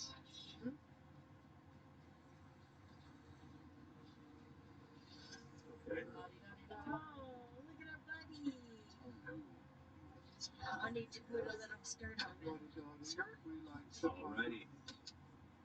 At the top of the round, the two kind of paper-skinned figures that rise up from it at the beckoning of this horned entity on the side begin to immediately turn around in the direction of Chet and just go into a full, like, floppy sprint. I don't like it. 28 days later, shit. Right there. This one runs up and just leaps down to try and fall and grab at you. Your armor class right now is 19. Great. Because I cast a spell on you. Oh, fucking amazing. Alright, so one is going to go ahead and try and scratch at you with his hand. That's going to be a 17 to hit. That just misses. Just misses. Well, not very And the one that's sleeping overhead is going to try and actually grapple you. Oh, shit. Go ahead and make an athletics or acrobatics check. That's a dirty 20. It's a natural 20. Ooh. So you are currently gently curled up that side and grapples you, and one of them is just like holding you there, going. Getting a look at them now, you can see they look. You've encountered them in your past. These are recently deceased. You see like half-elven, elven features in each of them, but their skin is kind of cracked a little bit. Their eyes are sunken, and you can see these kind of like pale, sickly yellow coloration over their eyeballs, and they are just kind of. They seem feral at times, but they're also deliberate with their movements. There's moments of like frenetic, feral movement, and times where they're just calm and collected. And it makes you feel unsettled. But one is holding you now, like. Are they both male in appearance? For what you can tell, one of them appears to be male, one appears to be female. Okay. Alright, so finishing there, go. That brings us to FCG with Imogen on deck. I'm going to move towards Chetney. Lucas! Alright. I'm a healer. I don't nuke. Bring the holy fire! Healers can nuke. 25. 30 gets you about there. If you want to move full 20 full 30 feet towards him. Okay. Everybody That'll affect looking, both of it. everybody looking, everybody thinking. Okay. This affects more than one creature. I'll do this then. What level? Shit, I lost it. What level spell is it? It's a 4th? It's a 4th. Fuck you. Fine, I'll do it. I don't care. I'm crazy. Sure, yeah. I'll cast Compulsion on both of them. Compulsion, okay. Wisdom 15 save. And then, yeah, Wisdom 15 save. Wisdom 15 save. Alright, so that would be failure on a 14 and failure on a 3. Okay. A target on a failed save. The target is affected by the spell. Each affected target must use as much of its movement as possible to move in the direction that I point to. I'm going to just point. Oh shit, does that mean he's going to be carrying Chetney with him. No. Shit. Does that drop? By the way, that drops his the spell you had concentration on previously for his armor class. This compulsion concentration. It does. Yes, it does. Yes. Okay, cool. So it makes these back normal. So I'll have them move towards the mud. Towards the mud this way? Yeah. Okay, you got it. This one darts full movement. It's not there because it does like half its movement as it gets there. Other one. Oh, he's carrying Chetney with him. I'm sorry. Shit. Because it's pulling you, it only moves half its movement. So it's like grabbing you, it's yanking you that direction. You're like trying to be free, it's scraping you across the ground, and you're right on the edge, of this mud section of the battlefield.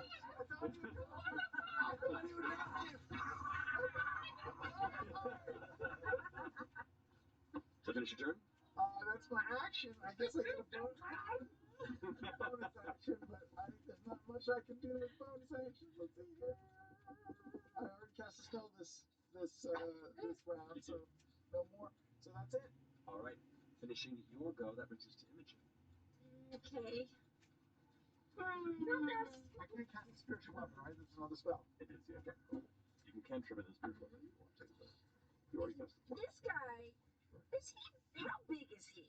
He'd be considered a large creature. He's a large creature. Yes, real tall. I just don't think it's gonna work. Large is more than huge, right? No. Large, then huge, then gargantuan. Huh?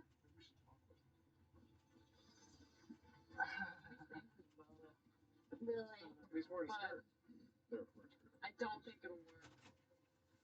But technically, if he's like a devil or something, Pate can speak infernal. Pate can be our diplomat. Yeah. I don't know if he can speak infernal. That's the same.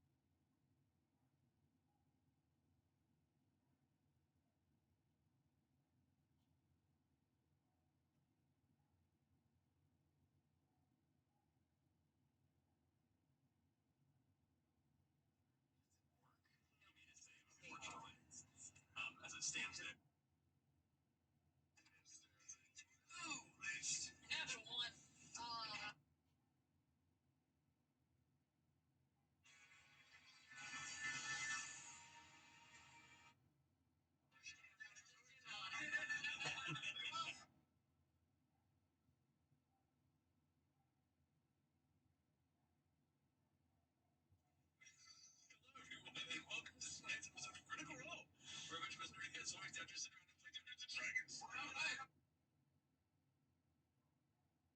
and welcome to tonight's episode of Critical Role, where we try. I know to be who you all were. We're at the bottom, making a mess, knocking them up. A little bit more time. I don't see it. Okay, so. Okay, you want? Right. Just really good information. Seems like the treetops are smoking. Just go. Your armor class right now, 19. All right. If I cast a spell on you. Call 844-711-8800 and become... Oh, one is going to go ahead and try and scratch at you with its hand. That's going to be a 17 to hit. That just misses. Just misses. Well, not just. And the one that's sleeping overhead is going to try and actually grapple you. Oh, shit. Go ahead and make an athletics or acrobatics check. Let's just roll, because that's me. That's a dirty 20. 12 plus That's a natural 20. Oh, No. So you are currently Chetney. it's different. So it kind of curls off of that side and grapples you, and one of them is now just like holding you there, going. Getting a look at them now, you can see they look. You've encountered undead in your past. These are recently deceased. You see like half-elven, elven features in each of them, but their skin is kind of cracked a little bit. Their eyes are sunken, and you can see this kind of like pale, sickly yellow coloration over their eyeballs, and they are just kind of. They seem feral at times, but they're also deliberate with their movements. There's moments of like frenetic feral movement and times where they're just calm and collected. And it makes you feel unsettled. But one is holding you now and like hissing to the side of your head. Are they both male in appearance? From what you can tell, one of them appears to be male, one appears to be female. Okay. Alright, so finishing their go, that brings us to FCG with Imogen on deck. I'm going to move towards Chetney. Lucas! Alright. I'm a healer. I don't nuke. Bring the holy fire! 25. 30 gets you about there. If you want to move full 20, full 30 feet towards him. Okay. Everybody That'll affect looking, both of it. everybody looking, everybody thinking. Okay. This affects more than one creature. I'll do this then. What level? Shit, I lost it. What level spell is it? It's a fourth? It's a fourth. Fuck you.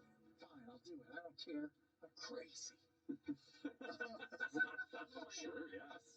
I'll cast Compulsion on both of them. Compulsion, okay.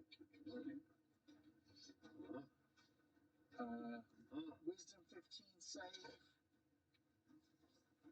And then, yeah, That's both of Wisdom them, 15 save. Wisdom 15 save. Alright, so that would be failure on a 14 and failure on a 3. Okay. A target on a failed save. His target is affected by the spell. Each affected target must use as much of its movement as possible to move in the direction that I point to. I'm gonna just point. Oh shit! Does that mean he's gonna be carrying Chetney with him? Shit. Does that drop? By the way, that drops his the spell you had concentration on previously for the armor class. This compulsion concentration. It does. Yes, it does. Yes. So AC's back normal. So I'll have them move towards the mud. Towards the mud this way? Yeah. Okay, you got it. This one darts full movement. It's about there because it does like half its movement as it gets there. Other one. He's tearing Chetney with him. I'm sorry. But because it's pulling you, it only moves half its movement. So it's like grabbing you, and it's like yanking you that direction. You're like trying to be free and scraping you across the ground, and you're right on the edge of this mud section of the battlefield.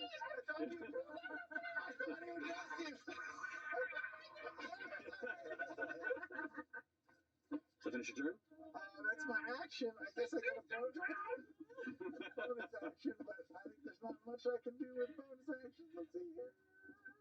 I already cast a spell this round, so no more. So that's it. All right. Finishing your go, that brings us to Imogen. Okay. I can't cast a spiritual weapon, right? That's another spell. It is, yeah. Okay, cool. You can cantrip it in spiritual weapon if you want to, but you already cast it. This guy, is he? How big is he? He'd be considered a large creature. He's a large creature. Yes, real tall. I just don't think it's gonna work. Large is more than huge, right? No. Large and huge than gargantuan. Huh? Thinking about it. Really? He's wearing a But skirt. I don't think it'll work. But technically, if he's like a devil or something, Pate can speak infernal. Pate can be our diplomat. Yeah. I don't know if we can speak infernal. That's just hazy about This is just like, I just don't think it's gonna work. I can say things for a while, but I'll let you do Okay. What you got, Imogen? Okay, fuck it. I'm gonna try it. Fuck it, I'm gonna try it. Alright. Okay. I'm gonna hold my hands out in front of me towards this creature, this big guy. And I'm gonna visualize in my mind, I'm gonna start to see water. This place is empty from all hydration. I wanna visualize it and try to make it appear out of thin air. And I'm gonna try to bring water into existence all around him. And I'm gonna cast Watery Sphere. Watery Sphere. Sounds cool to me. On the big boy? On a big boy. Maybe he'll thank us for improving the skin. Moisturize, just like that.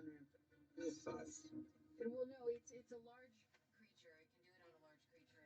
It's a strength save. Indeed, you can. Oh, it's the suit that really puts it together. Amazing. I like that Photoshop top of that hat. I like a lot. His hair is still in place. Yeah, that tracks. We'll see, the watery sphere which you conjure kind of sits around here. Use that representative for the time being. It's a strength save, you said? Yeah. Alrighty. 17 plus more. Okay. Sorry. That's fine. So he's not restrained, obviously, but the watery sphere is still there. Correct. Okay. I'm gonna roll it then towards these creatures. These creatures here? Alright, 30 feet? 30 feet. 30, and it just kind of like, if you watch as it appears, the creature just kind of pushes its way out of the way with a sudden like flash of shadow. Dodges it, like this. You're familiar with Rover in The Prisoner? It's kind of like that, made of water. Just. Okay. So now reaction. Now you are being held by this corpse creature. Holding me. My feet are just kicking. Can I try to use my telekinetic shove and pull that creature 5 extra feet into the mud to give Chet an upper hand if he tries to get away? This one here? Yeah. I just want to pull the corpse to where his feet are stuck in the mud like the other one. Okay. Kind of at an angle that way? Sure. What's the save on that? I think it's a 17 as well. 17 strength? Natural 20. I'm not even joking. Alright. These are getting some decent rolls here. I'll get that all out of the way right now. Yeah. That's true. Alright, that's I was on a saving throw. Yeah. That's what I can do. As an interesting note, I think the sphere, you move the sphere as an action. 30 feet. Oh, okay, sorry, my bad. It's all good. Then it stays there, yes. It stays there for now, but for future turns, you can move it as an action 30 feet. Okay. Or a bonus if they're future. Alrighty. You're staying where you are, or you want to move? I am going to. We're in this like line right here. I guess I'm gonna step back. Like okay. That. Cool. You got it. Alrighty. Finishing your go, the horned entity across the way that's still standing there after dodging this sphere that's kind of floating there, kind of glances over in the direction of where you are, Imogen, and over in that general vicinity, kind of taking in the other players in the field, and then like sinks into the ground. No. Fuck. Oh boy. Right. And then I don't like it.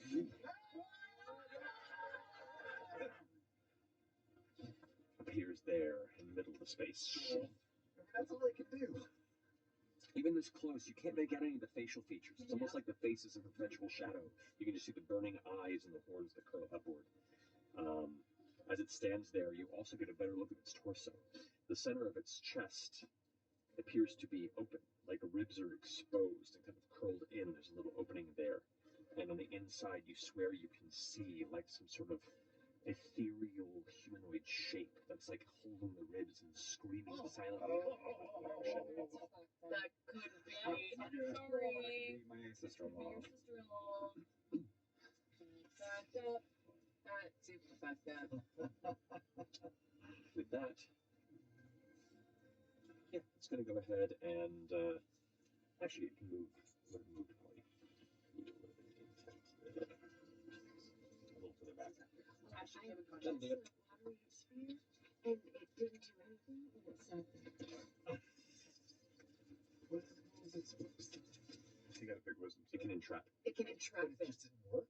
No, You made a save, unfortunately. As it I stands could have there, done it around it, and that would have. it kind of raises its hands a bit and moves them back behind it. And then, as it spins them around like that, all of you feel like the wind is pulled from your lungs within the area around it. Your skin goes cold and your vision begins to go to black as it creates a soul-rend vortex around it. I need FCG, Orem, Fern, and Laudna to all make a Constitution saving throw. Let's go. All right. Jesus Christ. I don't think that's his name. Jesse.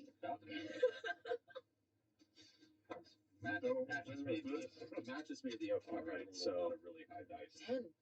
38 points necrotic damage. Whoa. 38 Okay. points necrotic damage. FCG, 14. 38 points necrotic damage. Uh-oh. Fern, This is a spell, another magical effect?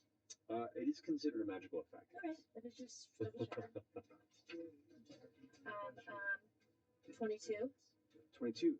That would give you some 38. That would be 16. 16.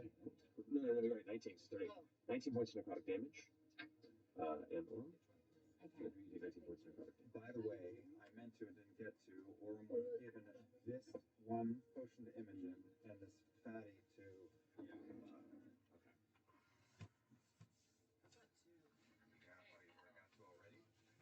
That's going to finish its turn. As a little bit of a chuckle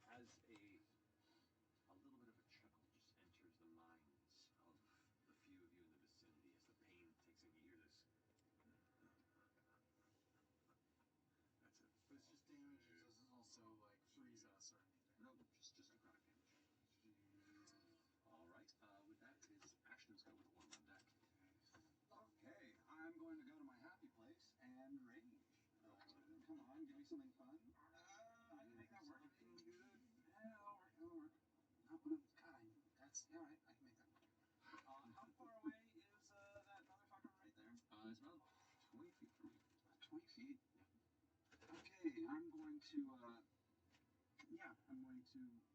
work up there now. No. I'm going to back up 5 feet. Start to kind of match the surroundings and start to go just a little monochromatic myself as the rocks start to shiver around me. And I'm going to run full fucking speed at this asshole.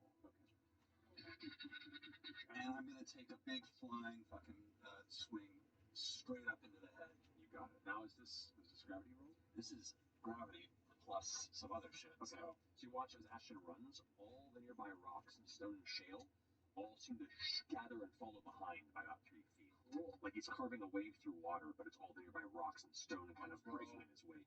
There's a bunch of dice involved in this now. Okay, so first off, I'm hitting with my density well. So that's Rolling to attack first on this? Or? this is rolling to attack. That's right. Yeah, let's go fucking reckless because you never know. This could get better. Fair enough. Thank God. 17 to hit. 17 does hit. Oh, thank God. All right. Let's do. That could be better. 5, 6 plus. Holy shit. 18 points of bludgeoning damage. Okay. You need to succeed on a strength saving throw. Natural 1. So you're prone, but it gets to be more. There's more happening. It's not prone. Wait. So there's another d6 of damage, which is about to happen because I'm also using the belt that I have. Okay. So that's another 5 points of damage. Okay. Or now you've got another strength saving throw. Another one? Yep. Okay. Natural 20. Okay. You're both sides of the spectrum. That's fine. Doesn't matter. And I'm also, just because I can, I'm going to pump a little. I'm going to use the ring to throw 1d8 fire damage into all that. So just even in the gravity, there's just this black and white flame that comes off of the. Okay. It's a d8. That's 8 points of fire damage on top of all that. Okay. The burst of flame impacts as you knock it on the ground and slam it. The flames lick off of it, not having quite the same singeing impact of the fiendish entity, but nevertheless, it falls on its back. And there he sees it hits the ground. The shadow seems almost still from its body. Before it slips back into its torso and lays on the ground and looks up at you. I'm going to hit it right in the face one more time. Go for it. So reckless. Go reckless. Go for it. I don't think it would matter. Yeah. 20 to hit. 20 hits. Alright. It's just a basic attack, isn't it?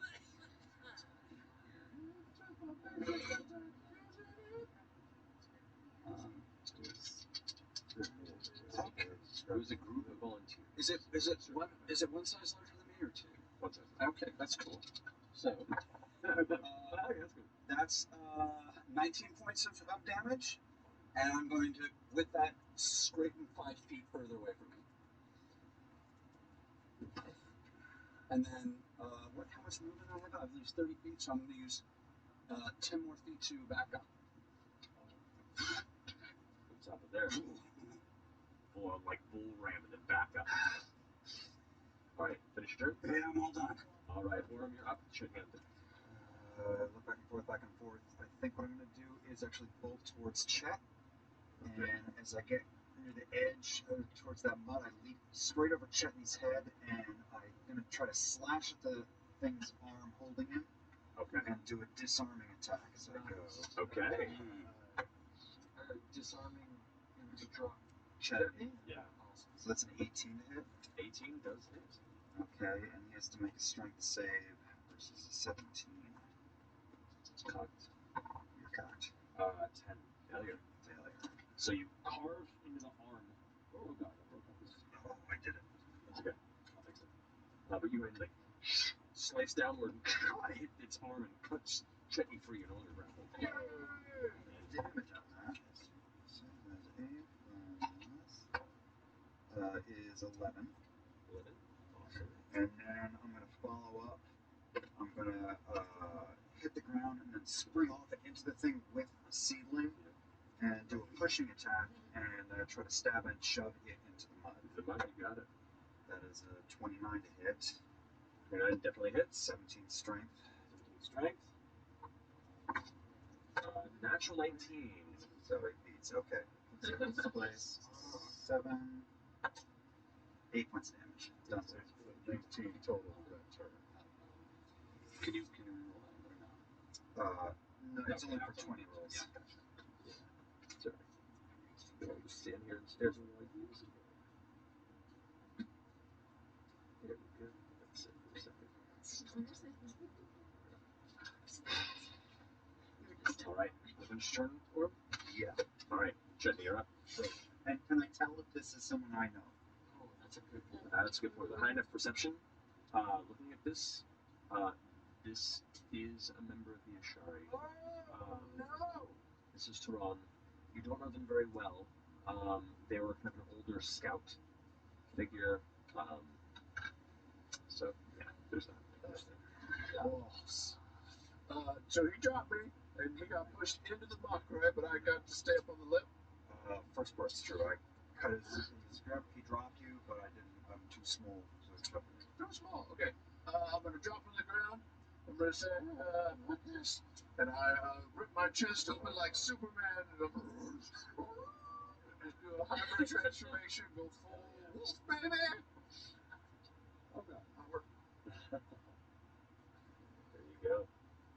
And with my bonus action, I'll take my claws and I'll swipe chevrons into my upper arms, and you'll see ice, serrated ice, come stretching out from my already sharp fingernails. And I will take roll this. 6. I love it. Hurts so good. And I will break in a run towards the downed feller. Alrighty. And then when I get there, I'll make. Are you gonna run to the downfall over here? Yeah. Got it. And I'll take 3 swipes against him. Okay, first, you do get attack opportunity against you. Yes. From the you. Ooh, that's going to be a 22 to hit. That hits. So it reaches out and strikes across you with claws. I need you to make a Constitution saving throw for me, please. Like that's the Sorry. 17. 17. Okay. You take 8 points of necrotic damage. Okay. But you feel like it's trying to pull the life force from your body, and you manage to resist it. So no loss of hit point points. It's only 4. Okay. Or is it a spell and it's not slashing? Necrotic does not have, so you should take the full 8. Perfect. Great. So I'll make it over to Damon. You got it. And I will make my first 3. That's 20 to hit. 20 does it. You have advantage on these, by the way, because he's prone. Oh. So that's still 20 to hit. Second one. 22 to hit. Yep, both hit. 27 to hit. Yes. Okay. So he's 3 attacks, you said? Yeah, because he's got the 3 because of the bonus. Right, Oh, the he used transformation. bonus to the. That's right. So just 2. Just 2. Right. 14 for the first one. 14. Alright, how 2 much cold damage? 6 of that is cold. So 14 including the 6? 14 including the 6. Okay, so cold is not quite having as much of an impact as you'd hope. Yeah, fire or cold don't hurt as much. Second one. Second one is 3 plus 6 is 9 plus 6 is 15, and 6 of that is the cold as well, so it's not as heavy. Gotcha. So split strikes, carving it on the ground as you strike with each one. You see there's a flash of blue, dark arcane energy, and the ice crystals kind of like streak across where the wound is hit. Shadows kind of spill off of it, and a bit of like heat seems to burst forth, and it just kind of takes it. Damn, took fire and ice. Fire and ice. Okay, cool. That's my turn. Alrighty. Check these down. Fern, you're up. I'm not on deck. Alright, so I'm going to rub my fingers together and I am going to cast Aura of Life. Ooh. And you'll just see little tendrils of green just kind of floating all around. And, okay, so this life-preserving energy radiates for an aura of a 30-foot radius. It moves with me. Each non-hostile creature in the aura, including myself, has resistance to necrotic damage. And its hit point maximum can't be reduced. In addition, a non-hostile living creature regains 1 hit point when it starts its turn in the aura with 0 hit points. Nice. Yes. Who's in 30 with you right now? How close am I to Chip? Yeah. Oh, you're good. You're good. Are you in there? Okay. Yeah, I'm like 15 feet from you. All right. Resistant to necrotic, and we I'm can't. in there. Can't have our maximum hit points reduced. And every time we Little start. And if something. we drop to Little 0, something. he's making a face. Little Like, something. that's a thing. Okay. Okay. That's Okay. good to know. And I'm going to peek around Chet. Sorry? I'm just going to like peek around Chet at the creature on the ground. Yeah. Just kind of staying there. And then Infernal. Oh. I'm going to say, Oh. stop it. Just trying it out. You got it. Okay. And that's my turn. Stop it. Oh. Stop it, Carl. Necrotic shit again, Carl. Alrighty. You're gonna stay put where you are? Bonus action anything? Bonus action, I'll fan follow Mister. Mister? Alright. Whereabouts? I will pop him kind of in front of like where FCG is. Okay, like, Yeah. Gets on the ground. Flames kind of looking around. His little monkey friend. Alright. That's my turn. Alright. That brings us to one. Or does Mr. do anything? Mr. No. Oh, it's a bonus action to do it, right? Yeah, okay. Lana, you're up. Can't do 2 bonus actions in a turn, right? Nice turn. Nope. Okay, I'm going to cast Mirror Image on myself. You got it. Let me do that real quick. Let me make sure I cast it. Let me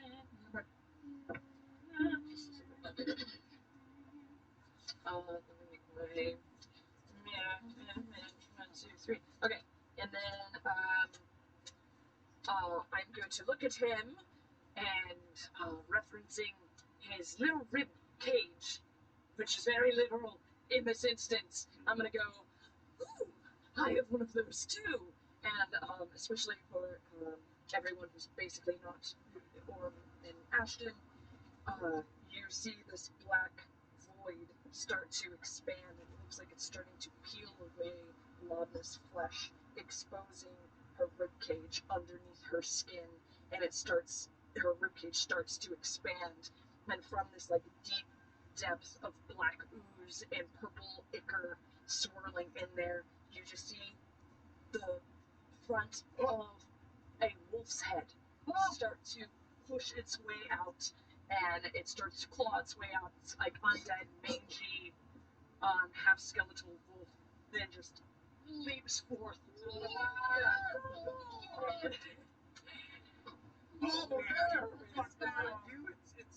You just gave birth to a wolf? Yes. That's your girlfriend. Hell yeah. I'm respectfully watching. I go, join your kin, and I sick him right next towards Chutney. Initiative under me. Sure, we'll go with that. That shit is so cool. What the fuck? Chest full of wolf. That First is wolf. rad. Inside of Russia, there are 2 wolves. All right. You want to stay put or move? I want to move back. Okay. And kind of take cover, like kind of back, I guess, towards Imogen. Behind Imogen or with him? I want to still be within 30 feet of Fern. That's what it's for, so you're right there. So and can I kind of duck behind the rocks a little bit? Not without losing. Okay, that's fine. Okay. And then the wolf, who has pack tactics, and since he's next to Chetney, he's got advantage on his attack He's rolls. also prone, so it's also advantage too. So it's like Great. there's a double advantage, but it's just super advantageous. Oh, it was almost a natural 20. Oh, they're both 16s. Plus 5, so 21. That hits. And then that is 2, 6. Okay. Yeah, that's great. 14 damage. 14 what type of damage? Piercing? Piercing? Okay, you got it. And just digs in and starts like tearing chunks in the middle of its purplish torso. Yes. Alright, so finish your turn? Yep. Alright. That brings us now. Gotcha, okay. I don't think a bunch of huskies up there like, Having a whole lot of coverage. The bits of like shadowed mist, like kind of like dark mist that have like operated in some spaces around here begins to form together. And you watch as from the swampy reaches of the nearby spaces, these other kind of spectral, stretched humanoid figures kind of emerge. These thin, wraith-like humanoid figures kind of fill out. You can see their kind of wild, dark hair, these long, spindly fingers. Where the fingers would be, there's like on each hand, 12 long tentacles that just kind of reach out high. These terrible grins that peel across the face like a jack-o'-lantern, and they just kind of like begin to stretch out. Son of a bee. Nope. Ooh. Cool. Dire. Three seems like overkill. I would do two. We should be wearing Ludinus's vest funnel thing. Oh. Put it on. Put it on, Chet. Give it a try. This one here, so this one. Over to head over to 5cg. Oh, but I'm used to sweet. You are, aren't you? Alrighty. So against you, Imogen, it's going to attempt to strike you. It's going to be a 12 to hit. Oh, that doesn't hit. Does it have me? Also, it just doesn't hit. Yep, it just full on misses. One kind of, you haven't even noticed it arrive. You like folks that are bludgeoning the demonic entity over there back up and suddenly feel this like sensation of cold tickling on your shoulder as you turn around and see this thing. It does have advantage because of that, which is good. That's 3 and a 19. So you are going to, that's going to be a 25 to hit. Okay, I'm going to use erratic defense. Erratic defense. Okay. See what happens. See what happens. Alright, this is fun. Okay, alright, take the attack. It doesn't stop, it's, I just have resistance against, I got space, so I have resistance against the attack. Okay, gotcha. And then I get to do something else. Okay, cool. So, so it does still hit you. It's hitting Ashton? Yep, it's hitting Ashton. Oh, I thought it was hitting me. There was one that attacked you, and then it missed. And the one that's Fabulous. hit him.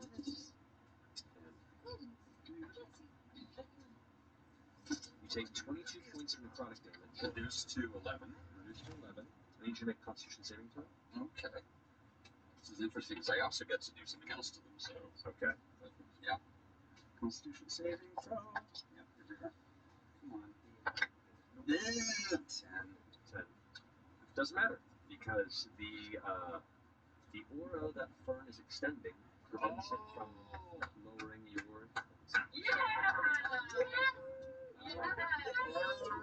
I did something!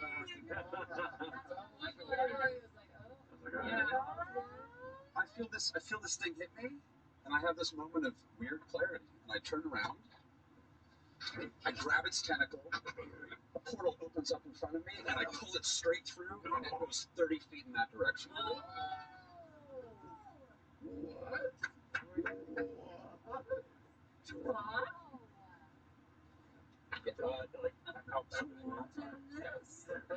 That's 30 feet? Yep. Okay. Yep. Like, nope.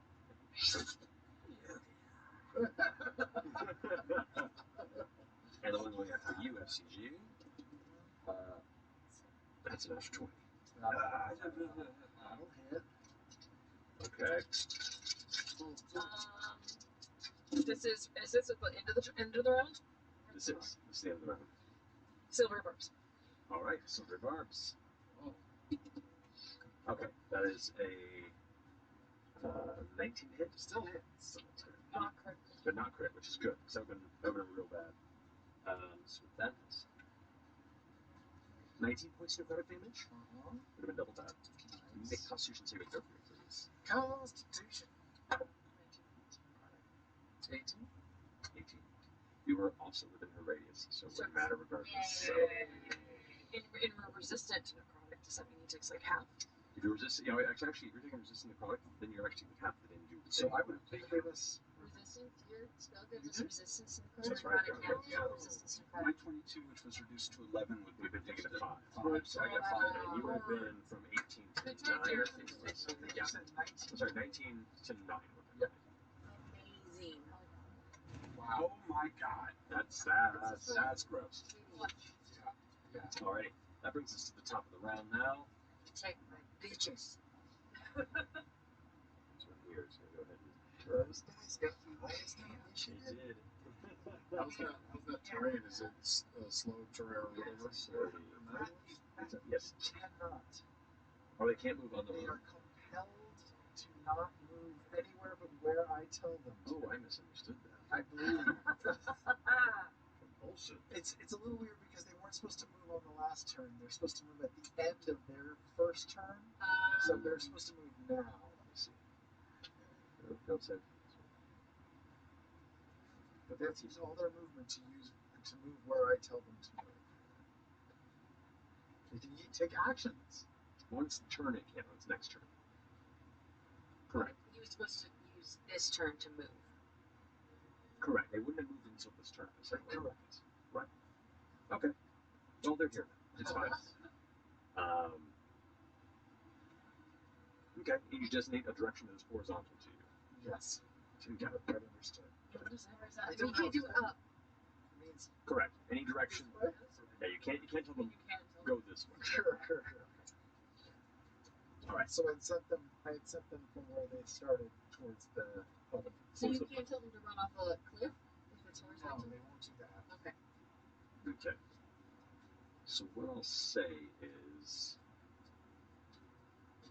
to kind of balance it out here. Yes. So kind of they're able to run that way. So they would be here now. Essentially, Yes. they moved, and now this is their placement. This is where they would have shifted to and been in this space. Yes. So I'll just leave them here for the turn. One of them on that side is going to go ahead and like pull out a longbow that I have on its back, and load up from that point is going to aim towards you, since you're now the target of bad news for them.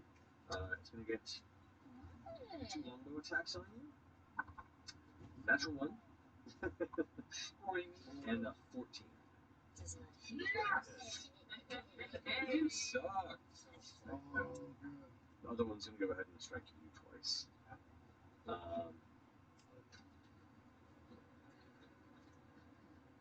Yeah, I'm going to go with its long sword twice. Pulls out. It's going to be a 23 to hit. Hits, yeah. And then 8. 8, no, and I'll reaction, knock the blade away, and then stab back into their gut with riposte. You got it. You're stabbing your Ashari friends? They're undead. Okay. Are they You undead? take 9 points of slashing damage from the longsword. Okay. Second strike, you clear off to the side and riposte. Go ahead and one attack. I don't want to say enough time, but it's cocked. That's a 4. So 14 on that one. 14 just hits. Oh, that's good. Hooray! Right, that. And I'll push again. So, it's 17 strength save. DC. Save. No, that's a failure. Oh, okay. So then push 15 feet back. Splashes into him. Into the sludge. 15 points of damage. 15 points of damage, alright. Alright, that guy's looking rough. He gets slashed back into the mud. You can see the body's kind of like sliced open. Sorry, torn. Paper torn. Rip torn. Alright, that finishes. There we go. SCG up. Question about compulsion, this fucking spell. It says at the end of I can use a bonus action to compel them in a direction of my choosing. Well, they both can make a saving throw to try and They do. Wisdom 15. So, bottom one, the one that's closest to me fails. One up top does succeed. So this one is no longer compelled. This one's is. I'll mark him here. It's just a little yellow loop here. Power of grass compels you. Compel. Right. It says bonus action I can compel them in a direction of my choosing or whatever. Yeah. Do I have to re-bonus action that every turn, or do they just keep going in the first direction that I told them? I don't need to keep. They just keep moving the direction you told them. It's bonus action to change it. Got it. Well, then I will use my bonus action for other things. In that case, I'll use my bonus action. How's everyone doing? Anybody need some dire straits healing? Cool. Alright. I'll use bonus action then to cast spiritual weapon. Okay. Warm up. Oh shit. What am I gonna strike against? I guess I'll go against the puddle guy who's uncompelled now. Okay. What are you operating him towards? Or what are you operating to flame? So far away. He's an Ashari, so probably loves nature. So I'll make it a chainsaw. But like a medieval chainsaw. Just a saw. Just a saw. After there, sure. You got off it. Okay. And that'll attack, right? Yeah, roll for attack. Natural 20. Alright. Oh, it's only 1d8. God damn it. I know, but I'm so out of stuff. Oh my god, it's only like 7 points of radiant damage. Is that double with the dice double? The dice would double. Okay. I only have 5th level spells left. I don't want to spend my 5th level spell on a fucking spiritual weapon. Is there any Save it for like healing. It does damage too. Oh, well, it doesn't resist them. Alright. Axel's like, tries to like grab at it and push it off. And then, wasn't very much damage, was it? I got one more action I can do. It's healing. God damn it! If you want to toss them my way, I won't be mad about We it. got these things though. These are better than what I can do. Then I'll turn around and I'll shout a command at that big ghouly guy next to me. Here's the thing. You just cast a spiritual weapon. Oh, that's spell. Then I will just saw blade the guy next to me. Saw blade the guy next to you? Go for it. Go for attack.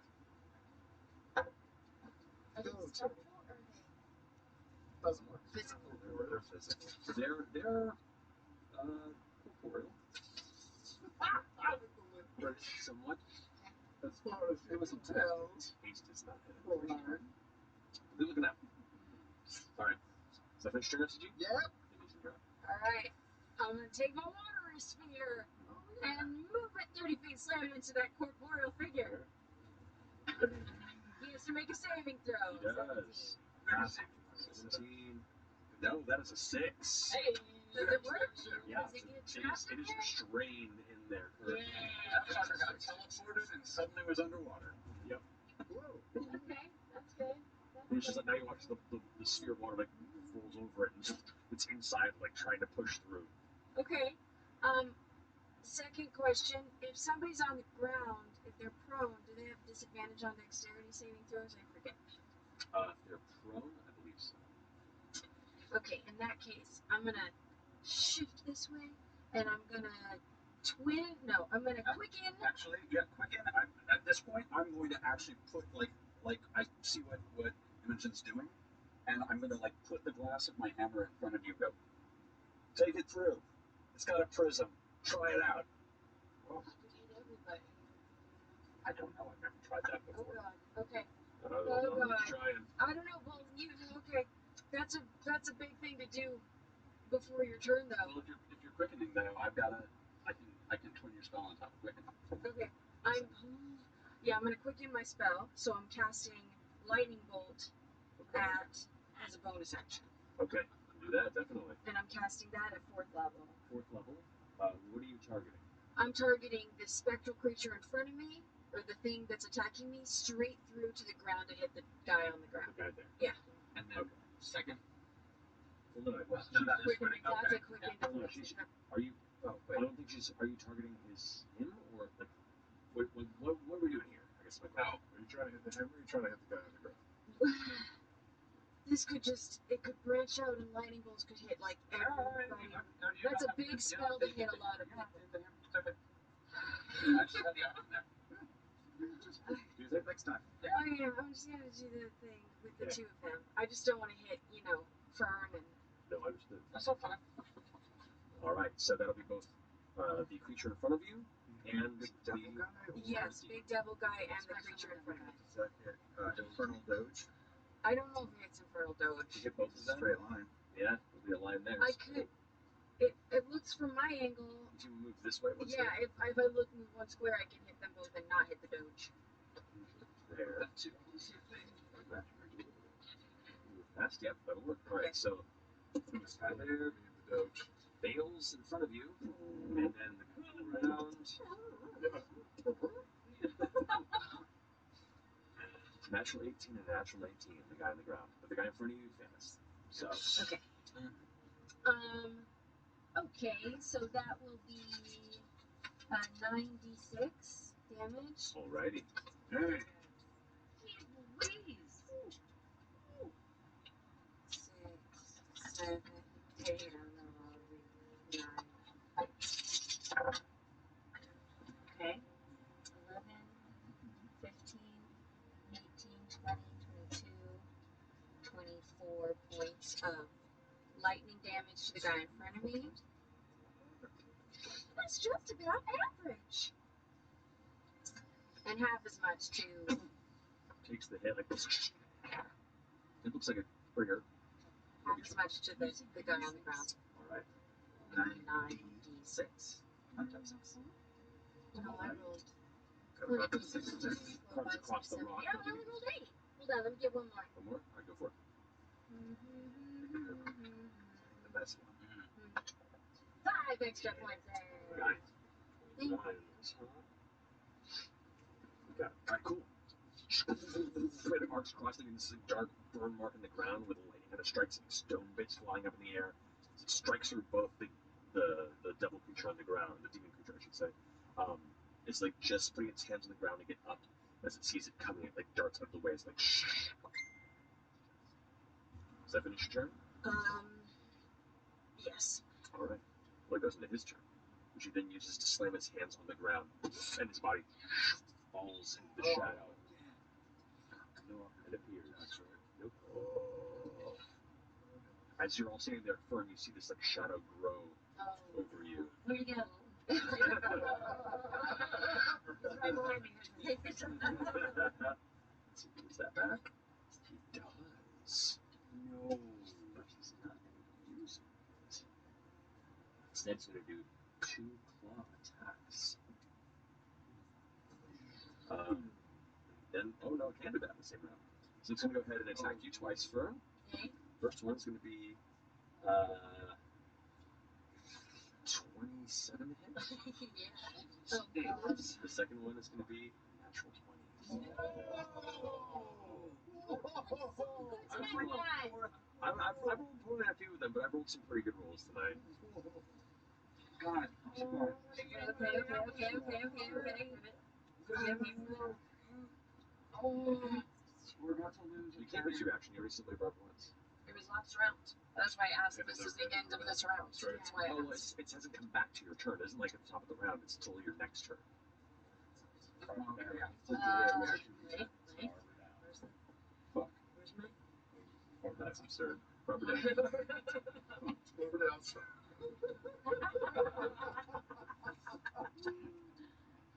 Alright.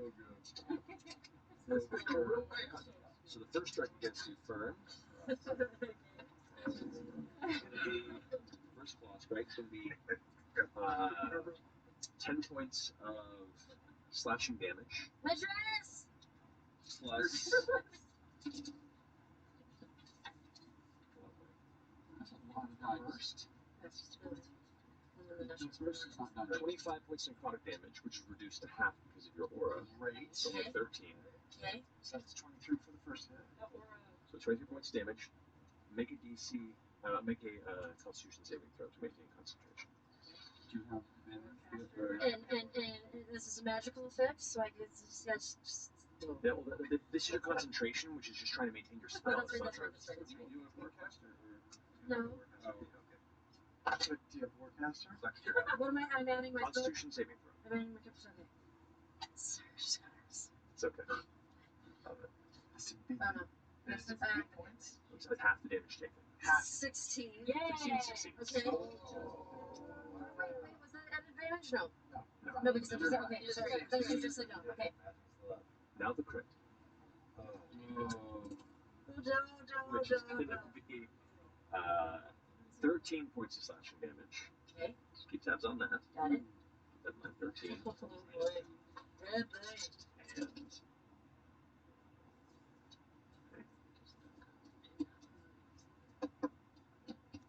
42 points of necrotic damage. I'll take half. But she has Well, she takes half, So, and you would take another half. reduced down to 21. Okay. Okay, you're taking half of that? Well, Okay, so do it. So you take 11, you take 10. Then she only has to roll above a 6 in order to save. Well, it's 13. No, 13 plus 10. Plus 11. So it'll be 24, so 12 is the DC on this. Okay. Come on. So she's. Cool. Yeah. You gotta keep that. 19. 19. You maintain concentration now. What am I carrying in damage? 10 points of damage. Or you did 10 timber hit points you currently have. Okay.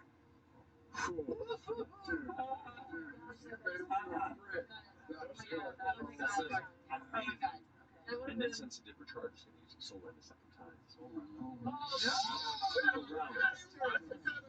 I need FCG. I need everybody except for Orem to make a Constitution save. So, I make another one, right? You do as well. In the radius.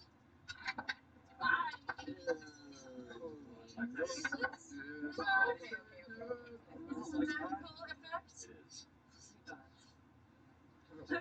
Is this a magical effect? It is. Are we all still in the? Are we all still in the? Yes. Half All right. So 19. 19. You take 13 points of necrotic damage, reduced to half because of her radius. 7. So 6. I think 6. Okay. 23. Yeah, same thing. You take 6 points of necrotic damage because you're within the radius. Yeah. 8. 8. Okay. What was it? It was 13. 13 points of necrotic damage to you. Get my energy out there. Would you roll? Oh, I rolled natural 20. Oh yeah, you take 7 points. But it was 13 if you failed. It's 26, right? 7 points of Correct, but he still has half because of the radius. Okay, we're still up. 6 points. 6 points? Yes.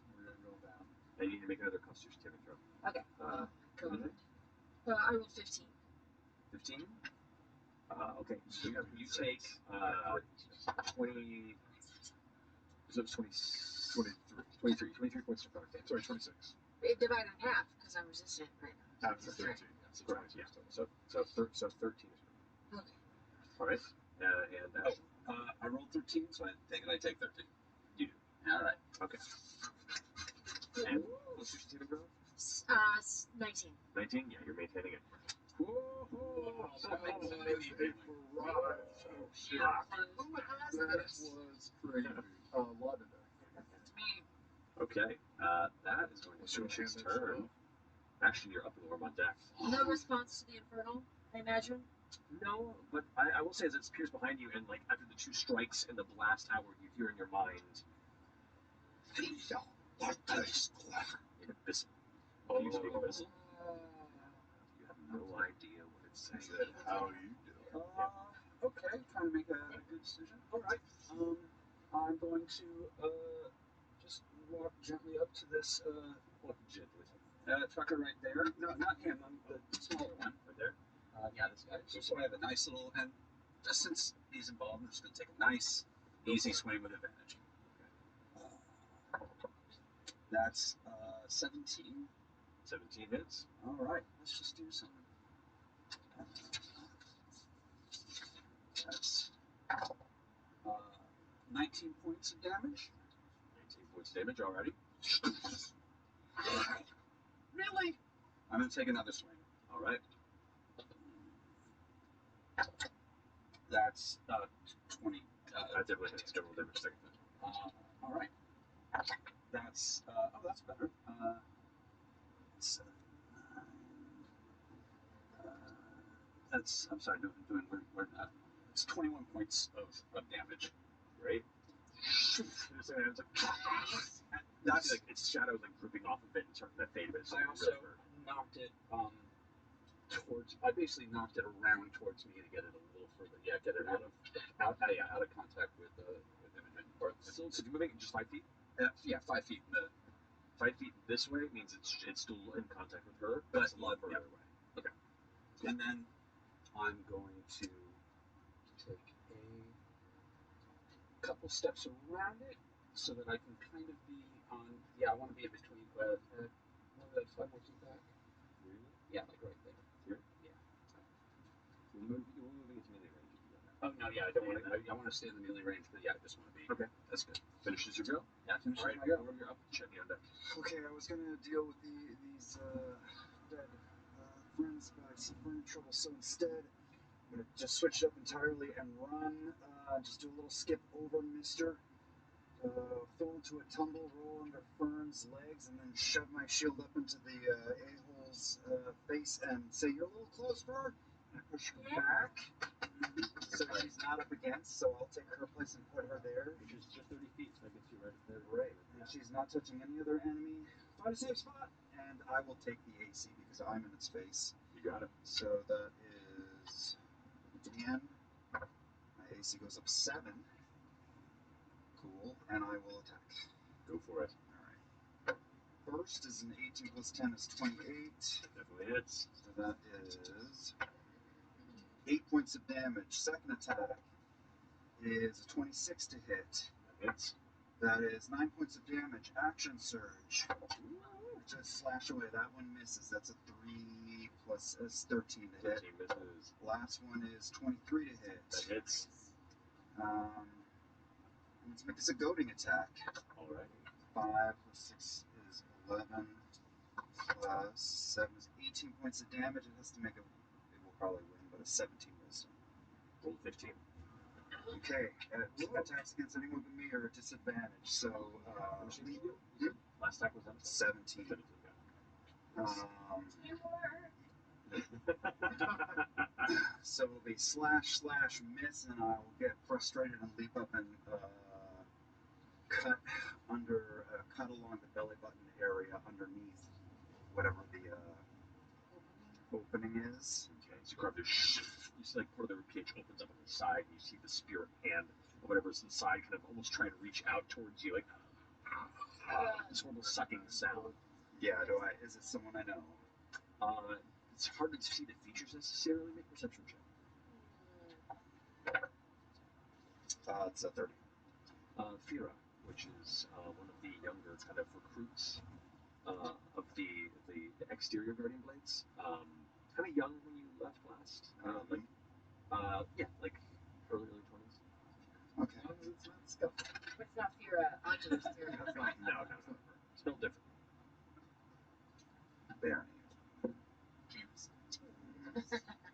Okay, that's it for me. All right, Chutney, you're up. Try something stupid. Because fuck it. I'm going to turn, and I am going to run like I'm running right at Orm's back. And at the last second, I'm going to leap up to the right, and I'm going to jump off of the tree trunk over Orm and try and grab this dude, and I'm going to try and grapple him. Just full bear hug claws in. Like dead in his chest. Okay. Go ahead and roll an athletics check. You have advantage because you are 16. 16. No, even with a high enough strength, it's still only 11 on its point. So you leap up and you have effectively grappled this entity. Just I'm fully in its face, arms wrapped around his, locking him down, and just like spittle flying all over his. So the grapple is one attack to grapple. You have your other. I will have another an attack action. To grapple somebody is one attack. Yeah. So you attack twice on your action. So your first attack is a grapple. You still have your second attack if you want to damage it, and your bonus still if you want to. Yeah, sure. If you want to. I'll try. Yeah, I'll try just another attack. Okay. Is this a demon? A demon or a devil? This is I can never remember. Just a regular attack, no advantage. Correct. Yeah. Okay. Correct. And you can make a religion check during this or afterwards if you'd like to kind of figure out. 26, 12 points. 6 of those are ice. Gotcha. Got it. So you kind of on top of it, you jam your icy claws into it. As you strike through, it's resisting the ice as it carves and breaks. Your bonus action still. Oh, really? And he's going to stay restrained this whole time? Well, he's grappled, yes. Oh, grappled, that's okay. Yeah. Great. Bonus action. Oh, I mean, I can hit him again. Yeah. What is it? Do it now. That's a 26 again. Yeah, go for it. 1 plus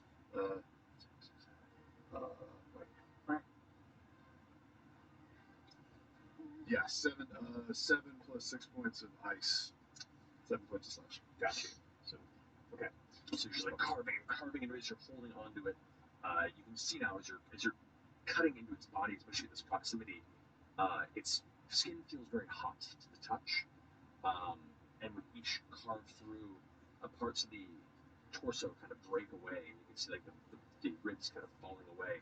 Now that you're this close up, the blackened shape, the shadow that is its face, you kind of look to peer out any sort of details as you kind of glance upwards, and you can just barely make out what looks like a skeletal nose and like just a set of teeth that kind of hang back in the shadow, like unnaturally resisting all light. And this little tongue's like lashing and kind of trying to wipe the teeth, but its eyes, which have this confidence, have this kind of intense hatred burning in them now. Keep dirty. All right, that finish your go? Yes, it is. All right, Fern, you're up. Log on deck. Oh! Shit! Sorry, I didn't mean to scream. What's the What's the way we kill him? what's the little the circle on him for? Is that from chat? Circle has it's in grapple. Okay. Got it. His movement speed is currently 0. Okay. Does that gives him disadvantage on dexterity? No, that's restrained. Restrained or prone. Alright. Wait, where did you say that little creature was coming out from? The skeletal Chest. His chest. Okay. I'm gonna turn around. And I am going to cast daylight into that. Ooh, just daylight to his chest? Yes. Oh, okay, is that a concentration? So smart. It is not a concentration. That's true. Double checking. Okay.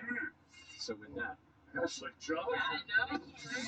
a bright blast of extremely eye-catching daylight just radiates from the center of the chest of this entity. As it hits, you suddenly begin to see where all the shadow is in this creature. Most of it's just vacant space. And you now see it's almost like a skeletal figure that uses the shadow to fill out most of its form. And as it hits, its eyes go wide and it shrieks. And it looks like it's trying to scratch the sunlight out of its chest, and it's unable to do so. All the other entities in the race, what's the radius of the daylight spell? 60 feet.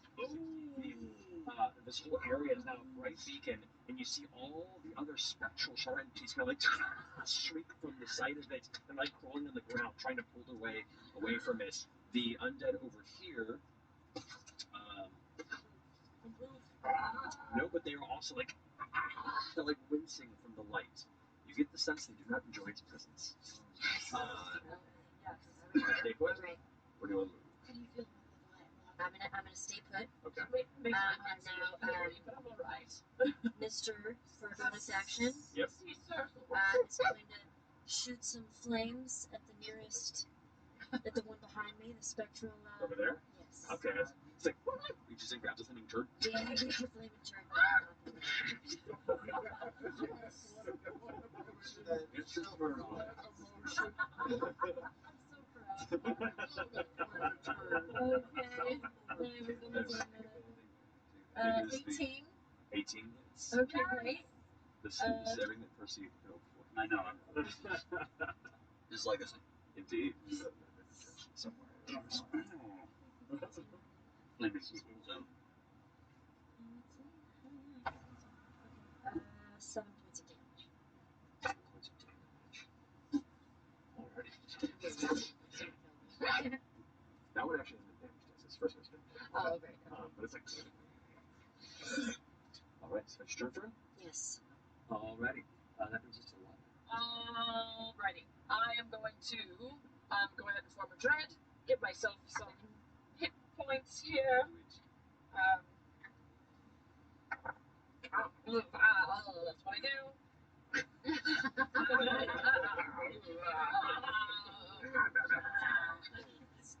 Still tracing. It's a little like ashy though to match the landscape. And then I'm gonna send Pate. I think he can make it with his fly speed into the watery sphere with the guy who's gonna go swimming. And then I'm gonna do something a little weird here. Okay. Being a little inventive. I'm going to twin a shocking grasp. This is what I did it for. Really? Yes. I want to twin a shocking grasp, one with me grabbing the guy right in front of me, and one through pate. Sure, yeah, you can do that. Sick.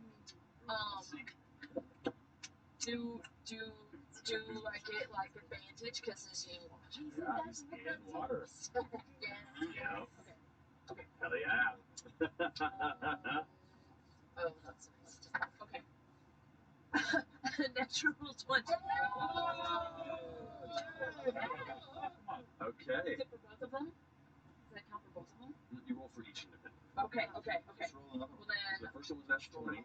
Roll another one right now. Because are they both advantage or just the one? Just the one that's in the. Okay. Then I'll just throw another. I'm gonna pull some Emily Axford shit. Turn that 20s. No, definitely not. 17. 17 still hits. Okay, great. So the natty 20. Shocking grasp. It's 2d8. Special delivery. That's okay. 4, 5, 6, 7, 14 damage. 14 damage. And can't react. And then for the other one. Well, I don't do this fast. One in the watery sphere? One in the watery sphere has been damaged previously. Oh. I mean, keep your blow dryer away from your tub, kids. Yeah. Good moral bath. PSAs. You know, the children blow dry their hair. Never had a PSA. How do you do this before? That's a unique one. I can feel the gothic horror. Yeah. Watch as the watery sphere suddenly lights up. You see just this burst of electrical energy from inside. You see the outer shape of a winged shadow on the inside as the other larger shadow just scatters. And the water just gets a little murkier. Pate just gets a little jettison and then he flops. And put the one in front of me. Okay. 7 damage. 7 damage? You got it. That one also. Yes! Shock and destroy. Both of those have taken some heavy action rounds previously. Great. Well, that was like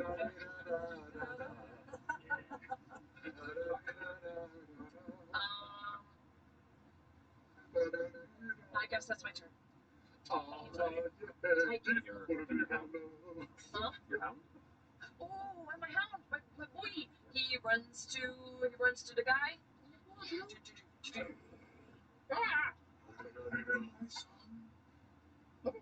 As long as he's within 5, I want to keep him within 5 feet of the shed if I can, which I think he looks like it. So he gets advantage. He has pack tactics. Yeah. 17. 17? 17 hits. 17 just hits.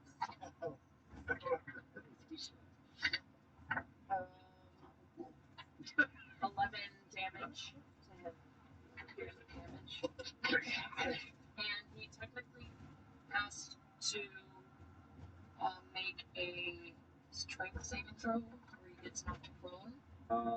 15? Is that DC? 13. Yeah, so he maintains his stance. The picture of your wolf has blood all over his mouth? You bet your ass it does. It's ready to go. My wolf looks way more fucked up. Of course. It's spectral and like mangy and like drippy. Yep. Yeah, like skin falling off of it. Exposed muscle scenes. Like, yeah. It's I have a reference for this. I wanted it to look like the wolves in season 1. In episode 5. I mean, just It's Delilah's dogs. the remaining spectre creature, the Black Knife Spectre, kind of like leans forward towards you, Bert. His tendrils kind of reaching out, trying to wrap around you. That's a 10 to hit. 10 hit now. 10 hit. Goes wide. It seems, but actually no. It should have even worse with disadvantage because of the sunlight. So yeah, it completely misses you. It's like, it's the saddest little spectre sound. Don't be dead.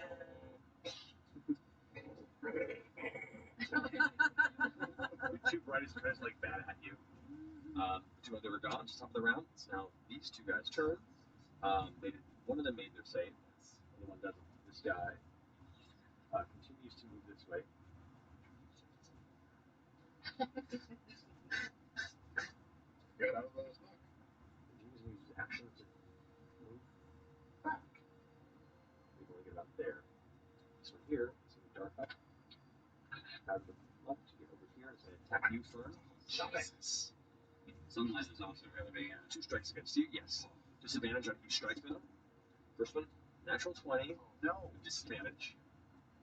The other one is going to be a 16. Doesn't hit. Yes, it is. The second attack against you is longsword. It's going to be 19 to hit. That hits. With disadvantage. Okay. 21. So it does hit you with the second strike. Silvery barbs. Oh! It's refresh. Silvery barbs. That's true. What's the range on it? Silver barbs. I think it's 60. 60 feet. 60 feet, yeah, it is. Yep. That makes it a 17. What's your AC? 17. It hits you. Okay. A good try, a good try. Alright, so that's going to be...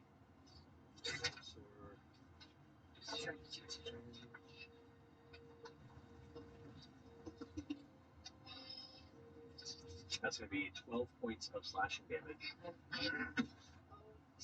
As it pulls out of the muck, rushes up with an unnatural fury and rage, and just one strike just goes wide against Fern. You like duck out of the way, and then it wildly backhands with the sword, and it catches you like right in the chest. The blade sinks a few inches in, and you watch Fern's eyes go wide before she hits the ground unconscious. And the necrotic thing drops. everything's down. The lights off concentration. That's right. You cast an orby thing, and it just lasts. But Okay. But our super sick necrotic thing It's now down. Unless we got a Do reaction. you have Wait, my armor of Agathis? Wait, hold on. is that a reaction? Remember, if this is an action, you have to do it in advance, unfortunately. Do you have any shield reactions? What the druid's action?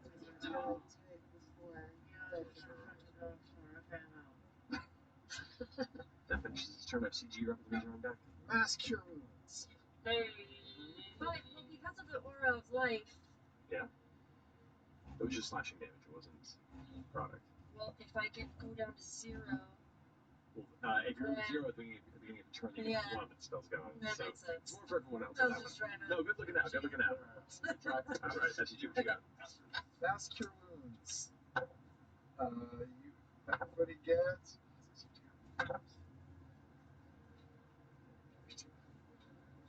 What's my spell casting modifier? I think it's 16 points of healing. How many dice are you supposed to roll? 3d8 plus 3. Because my gift of the ever-living ones, I regain max dice roll whenever I get healed. That's true. You do. I do. So 27 to you. Great. Everyone gets 16. 16. Everyone heals. You're now back to consciousness. 16. Does that affect me too? Actually, let me look at the actual spell I've never. You should look at this stuff.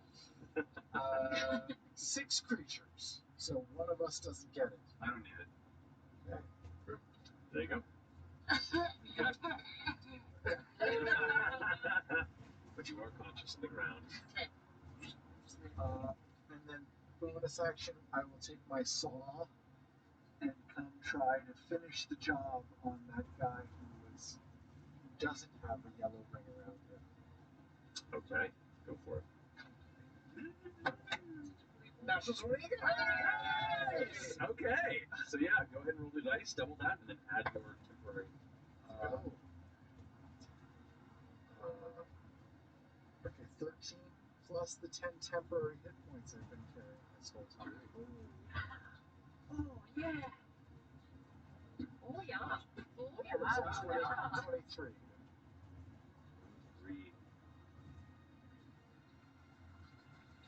It's barely holding on.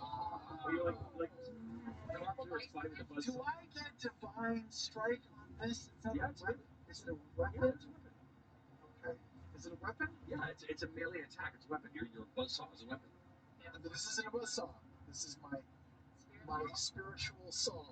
Oh, I see. No, this is not gonna happen. Okay. But it does like carve through. It's like digging into it. It's like just Still holding on? barely holding. Finish your turn. That's it. Finish your turn. Okay. Okay. my hand, and I'm gonna hit him. Oh, this. I'm gonna hit him with a 4th level witch bolt from behind. Which one? The big guy. The big guy? Witch bolt? No. Which bolt? Roll attack. Let's go. He's curling his beacon of daylight. 25. 25 hits. Go ahead and roll damage. That's 4d12, I believe. 4d12, yes.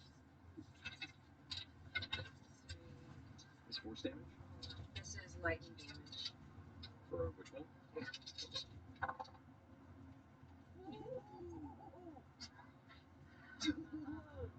12 plus 11 is 23. 33 plus, wow, 12, 11, 10, and 9. That's great. Wow. 33, and then 9, 42 points.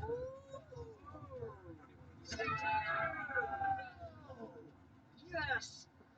You watch, by the way, you have a grapple that's about to sink into its own shadow. Oh, no. As a teleportation effect, the grapple was deflected. Oh. And you watch as it's now like with you climbing on it, it just kind of like begins to sink into the ground. What do you do? I'm aiming directly between his 2 shoulder blades, and just a lightning bolt like hits it in the back and then snakes around him, and he's like covered in the lightning. Like arcs around. You shut the horns as the electricity is carving around. You see it's going. The lightning all gathers into the daylight orb that still resides in its chest, and it seems to try and capture and hold it inward. And for a moment, it gets quiet. Its eyes go wide. It just detonates, and shadows scattered into 100 pieces before dissipating, splattering against the nearby tree, and then sizzling off like smoke. You do indeed, Fulcrum.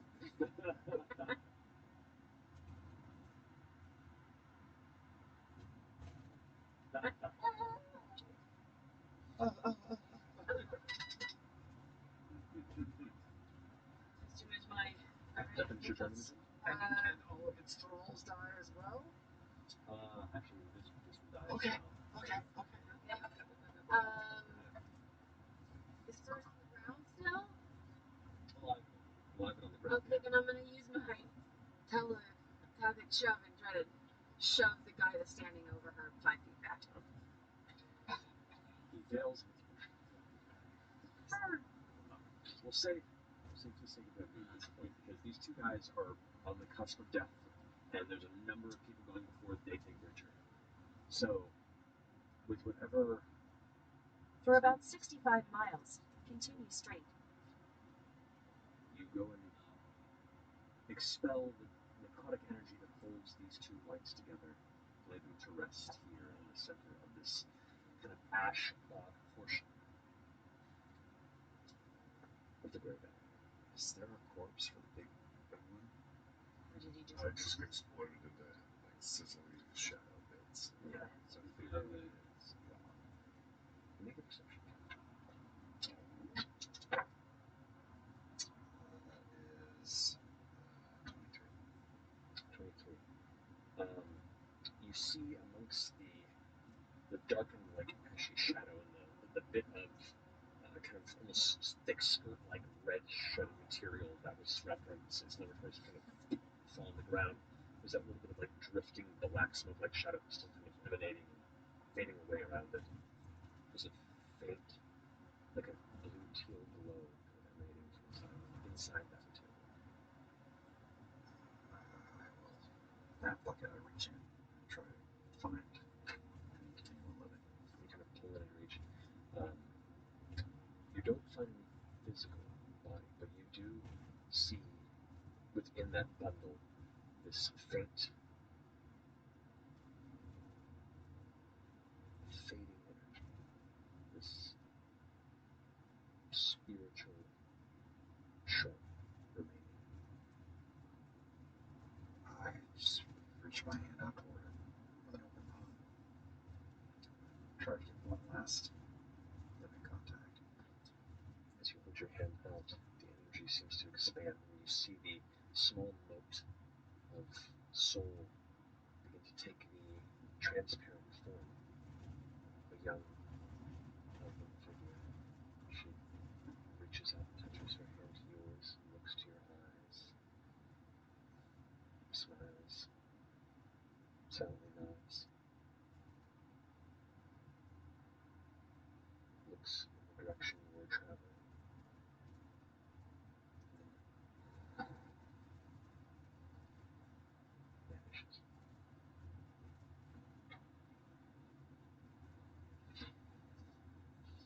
Sorry. And the other two were just dead in the mud too, right?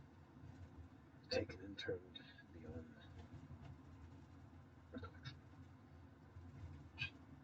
Gather their personal effects, I guess, for their families. That's a good idea. Maybe their swords. We could throw the bodies in a hole. Fingers or jewelry. Get the rest of the flowers too. Oh yeah. Do they have any flowers on them? Not on them, no. But you gather what's present, and it fills about a third satchel. Sierra was looking towards the direction we were headed. Head in the first place. Yeah. Okay, that's a good There's sign. more of us. That's not everyone who's missing. Yeah, maybe everyone else is alright still. That was a beatdown. Do we need a moment to collect ourselves? Yes. As in, like, going to sleep? Like a short rest. Sure. Maybe against the cover of some of these taller rocks from the things above and get into the little nooks of the diggings. I will let her suggestions go. Check the two that are remaining and take their weapons and respectfully look for any kind of personal effects and put them in the hole. Yep, all lit up. Myriad of chains, jewelry, of course, weapons. Often, especially at certain levels of station, they have their names or initials engraved on personal effects, their arms, ornaments. So you gather those and lay them to rest in the way that you do for any fallen Ashari, leaving a bit of life over where they are put to rest. One of the few beads of color that currently now sits in this colorless land. As you all find a little alcove there, take a moment and gather your strength, regain your breath, conjecture what other dangers may await you on the path you walk. All you can hear is that wind, cold, the sight of smoke from where you walk, and a hint of smoke from the direction you seek. That's rolling tonight's session. Pick up there next time. Ashley Johnson.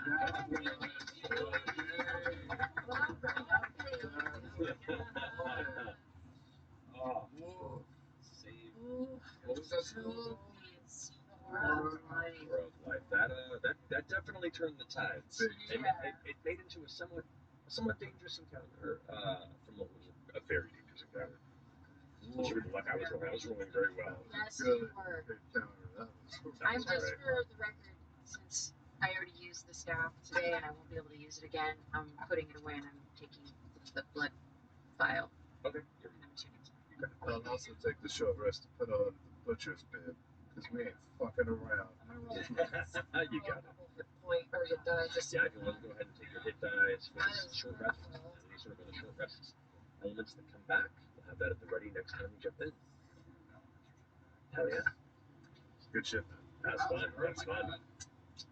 But we will see you for the next session. Thank you all so much for joining us. We love you very much. And is it Thursday? Good night.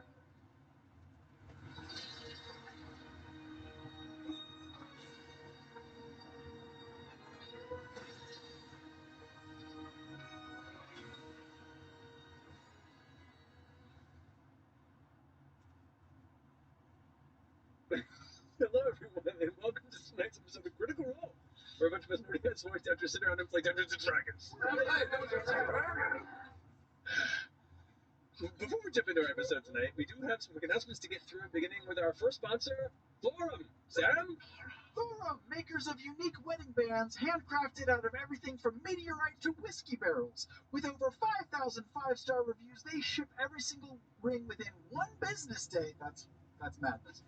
And each purchase includes a free Thorum silicone activity band and Thorum American walnut wood ring box. And many of the cast is wearing one right now. Not all of them, because some of them lost them.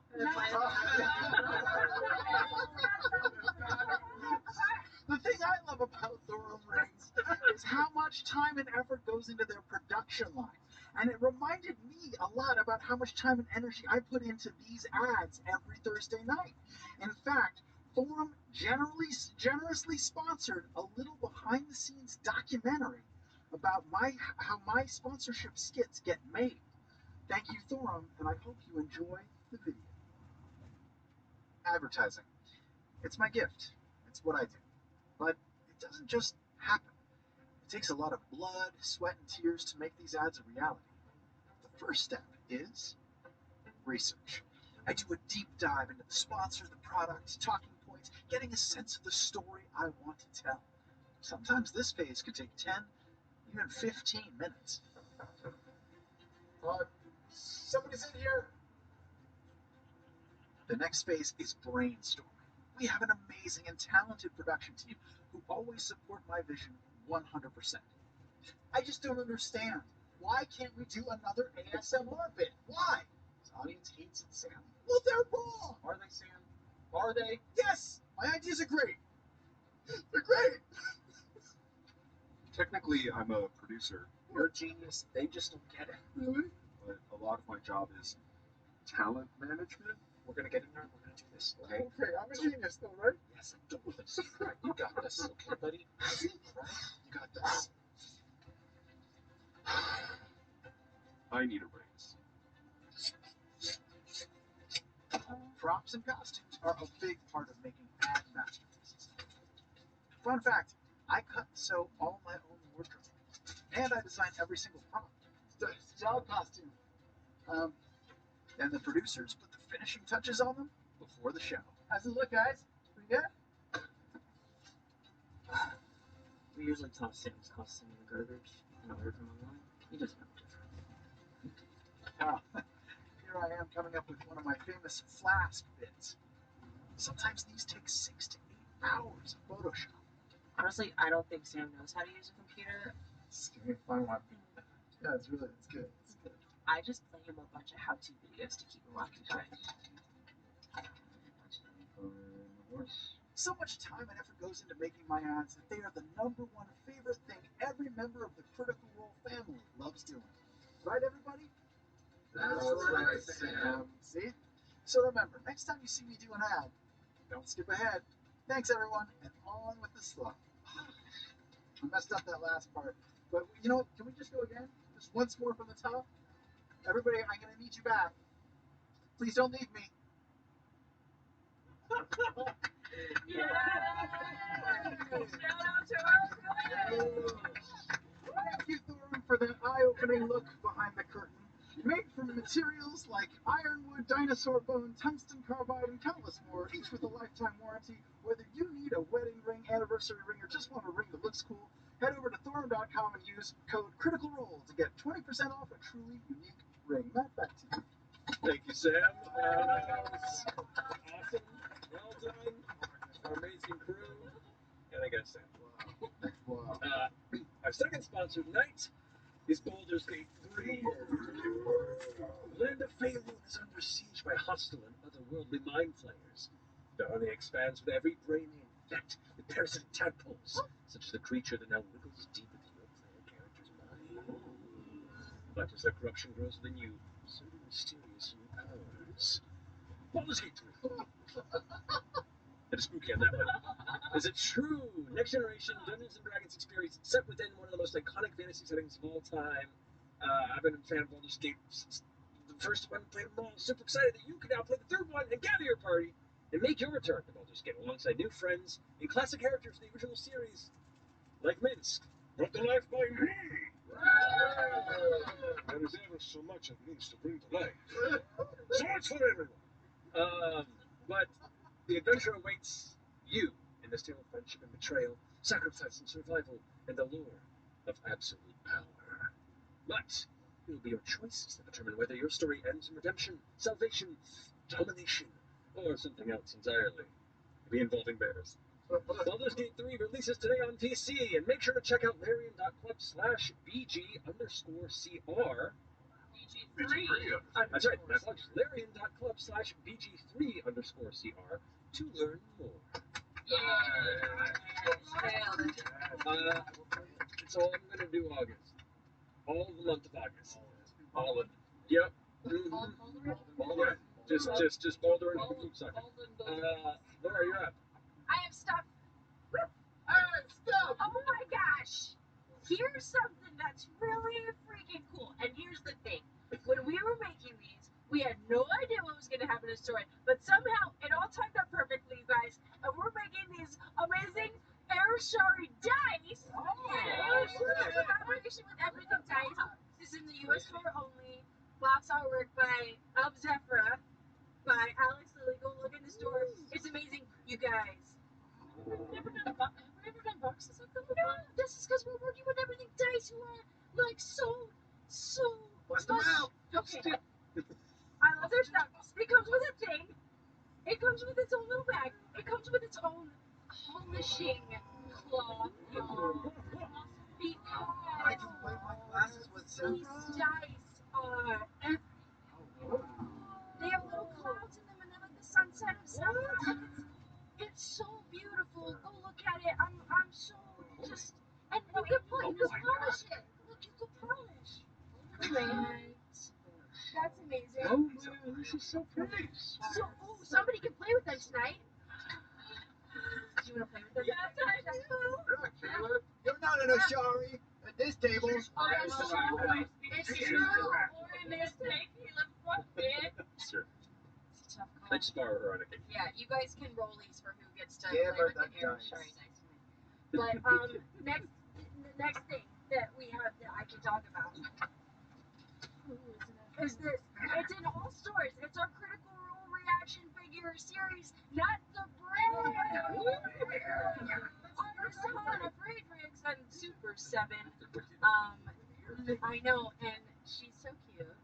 And like our hooded game master and Essek, not the brave is exclusively found in Critical Role. Yes, this is a CR exclusive. Dang. The mask. I'll say the mask fit. Yeah, because that is one that's available everywhere. Oh, that makes sense. Not as special. I get two. You get two. And you guys only get one. It comes with a teeny tiny little mask, Sam. There's a teeny tiny mask. Here you go. So yeah, it completes our 99 set. That's all I gotta talk about. I love you. Fantastic. Thank you, Laura. Marisha, you're up. Right. Just looking at the dice. You can't hear. Oh shit, there's things. I'm here. In case you couldn't join us for the San Diego Comic-Cons. Wait, Harvey said, wow. One more time. In case you couldn't join us for San Diego Comic-Con, both our Critical Role and Candela Obscura panels are available to watch now on our YouTube channel. Also, I'm just going to jump in. Do it! The season 1 finale of Midst, our awesome podcast series, is out now. You can officially binge this incredible story on midst.co or our YouTube channel or your favorite podcast app of your choice. And then you can be the one left with burning questions and all the demands like, don't kill landlord? What's up with the fucking moon? What does Micah taste like? How do I get an invite to the Loxley Gala? Can I have some valor? If I hold a door open for the entire CR crew, do I get exponentially more valor? Explain Bacular technology. You see, if you have questions like these or others for our mysterious narrator, submit them now for ongoing Ask Me Anything. That's what AMA stands for. Bonus episodes. We're going to have some AMA bonus episodes if you're a subscriber on Mitz.co. Yeah. And you can also join us for a marathon of season 1 on our Twitch and YouTube next Wednesday, August 9th. Sam and I are going to be there I'll be watching through it. doing some commentary. Are we gonna do like throws and bumps and what do they call them? Raps? I don't know how TV people talk. Like intro, like Yeah, like, are we intros and between outros the- and tosses. Yeah, talking about production. We're talking about production, which we will figure out in a production meeting and not here at the top of our show. Can we just? All right. There might even be some season 2 news for Midst. Who knows? But now, Matt talks. And wrapping up the segment, please come join us at Gen Con this weekend. Darrington Press will be at booth 2835. We'll be selling limited copies of Queen by Midnight and running games of Daggerheart and Candela Obscura. So for more info, that can be found at darringtonpress.com. I think that concludes our announcements. So let's go ahead and jump into tonight's episode of Breaking Control.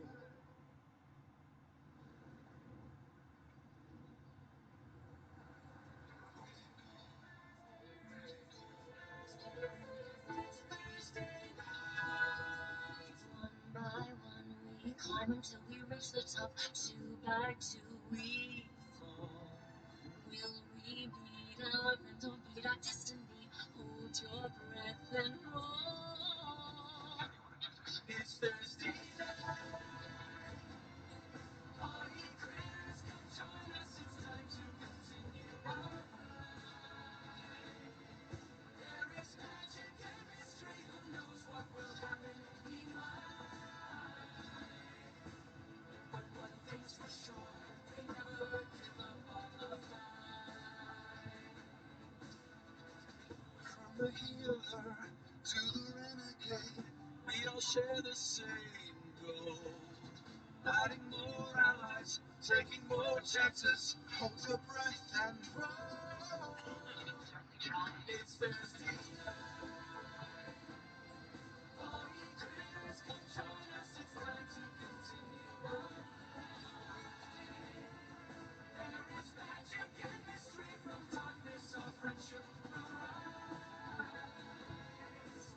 But one thing's for sure, we never give up on the fight. Oh, get ready. It's Thursday night.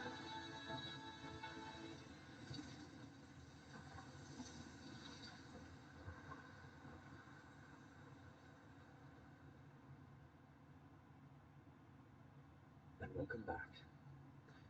So last we left off, Bell's Hells, after reuniting, being scattered across Exandria and a slight burst in time, managed to reconvene, catch up a little bit, and decide a number of various paths that should be set upon in the near future. The initial realizing how wounded Keyleth is and not recovering, to check in with her and Zephyr. In doing so, there was another reuniting with some of your kind of home and family and your people you haven't seen since you embarked on this journey with Bell's Hells. Really having the opportunity to catch up a bit with the people that are closest to you, aside from those that you travel alongside, and also discover that Keyleth, the wound's not healing, does have one possible opportunity to salvage and recover from this. However, it sends you to one of many possible cursed areas, the most viable and proven one being the Grey Valley of Taldore. You also heard that there was a troop that already volunteered to go but a day before and has not returned, which was worrying. However, we were then sent to the Grey Valley, wandered about the dark and long, cursed and dangerously ominous landscape, avoiding being found and seen for much of it before encountering a number of terrifying fiendish entities. You did battle, and through some quick thinking and some powerful druidic magic, managed to come out of there fairly well. Took a break, gather yourselves, and prepare for the rest of your journey to gather enough of the Paranum flowers to be utilized in healing Keyleth's wounds and setting for your next leg of your journey. So We come back in here in the center of the Grey Valley where you've made a temporary camp to rest. Well, we fought the creatures in that little side area, and we're on the path following where we had seen them. You're heading the direction where you believe more of the flowers may be. Okay. You passed a perpetually burning portion of the forest. These entities seem to be also at least gathered in the direction you were traveling, but that's the best knowledge you have at the moment. But coming in as we're finishing up our short rest, is there anything anyone needs to do or prepare for on the way out? Discuss, or shall we continue on? I just want to quickly check in with Orum. Orum, that's you, right? How you doing? This is your lady's on. Her life is on the line, and we still haven't found any of these taint flowers. Like, are you? We did find some gooch poppies already. That's right, but not enough. But not enough grundle bundles to do anything, right? Are you okay? Like, Those were your people, right? And your sister here, yeah. I don't think so. I hope not. I don't think so.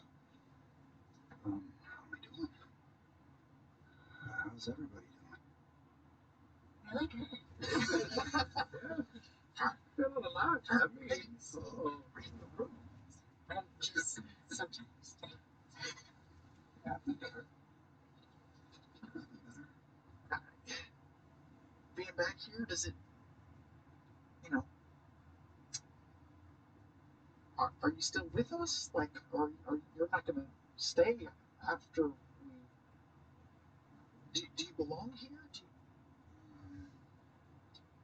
Maybe someday, but right now we're needed elsewhere. I'm not done with our story, whatever that end is. Yeah, it's hard to see her like that because I'm so used to the woman I grew up around. Kind of felt like she was invincible. It was a little hard to see. She's so young. Yeah, she does, doesn't she? You were around her when you were a kid. Well, it's part of her Aramente. She part of her story is that she's gonna live a long time. That's great. Will you live a long time? I don't think so. Can you do what she did? Aramente? You can't. No, you saw her in action. Damali is key. Can't do any of that. Yet. I'm good at what I do. I think you can do it. I like this. Sounds like a good oh, you just gotta believe in yourself. Yeah. A flower grows out of my mouth. Is it blue? Look, we can add it to the bag. That is a tape patient. Well, if you get too stressed out or whatever, you know, you can squeeze my hand really hard, doesn't hurt, as a stress reliever, or you know, or you can cry. That's okay. It's okay to cry, or I can give you a cigarette or whatever. You know, you need to like. He did get cigarettes from prison. That is a real thing that happened. You're gonna be a big smoker now? I mean, I only have like 16 left. But You don't have lungs though, right? I don't think so. So it's more for the vibe? You just always keep wearing them out, just not light it. He just does the Pelcher thing where it just drips up into his eyes and then he's like this the whole time. It's all the time. It's a very specific story, Chet. Listen, I tried to vibe out once. I was a beat poet, but it didn't work out. Let's hear it. Let's hear it. Oh no. Let's see. The florist is dead. And so are we.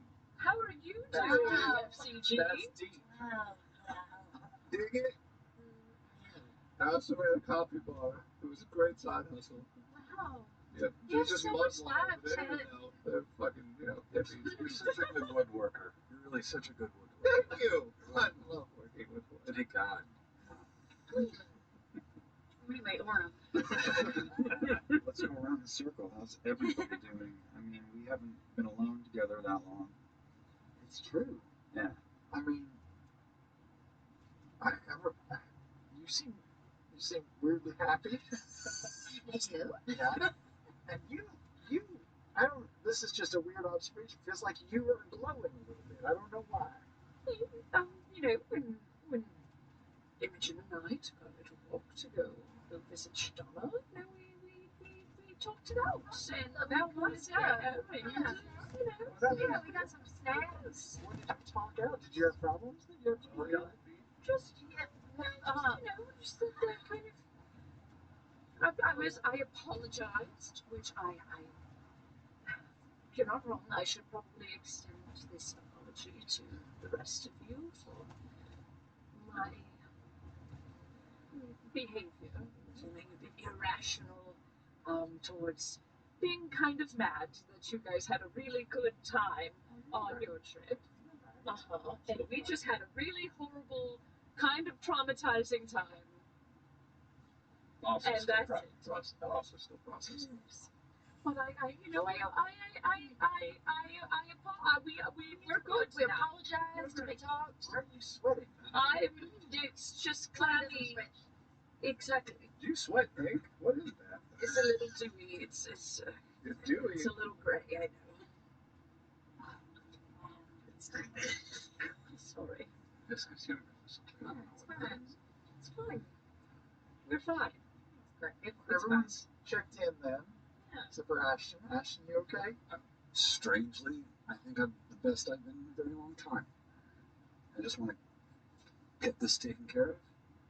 I feel like Get it taken care of. Let's just move through this. We've got a direction. I like having a direction. yeah. You do?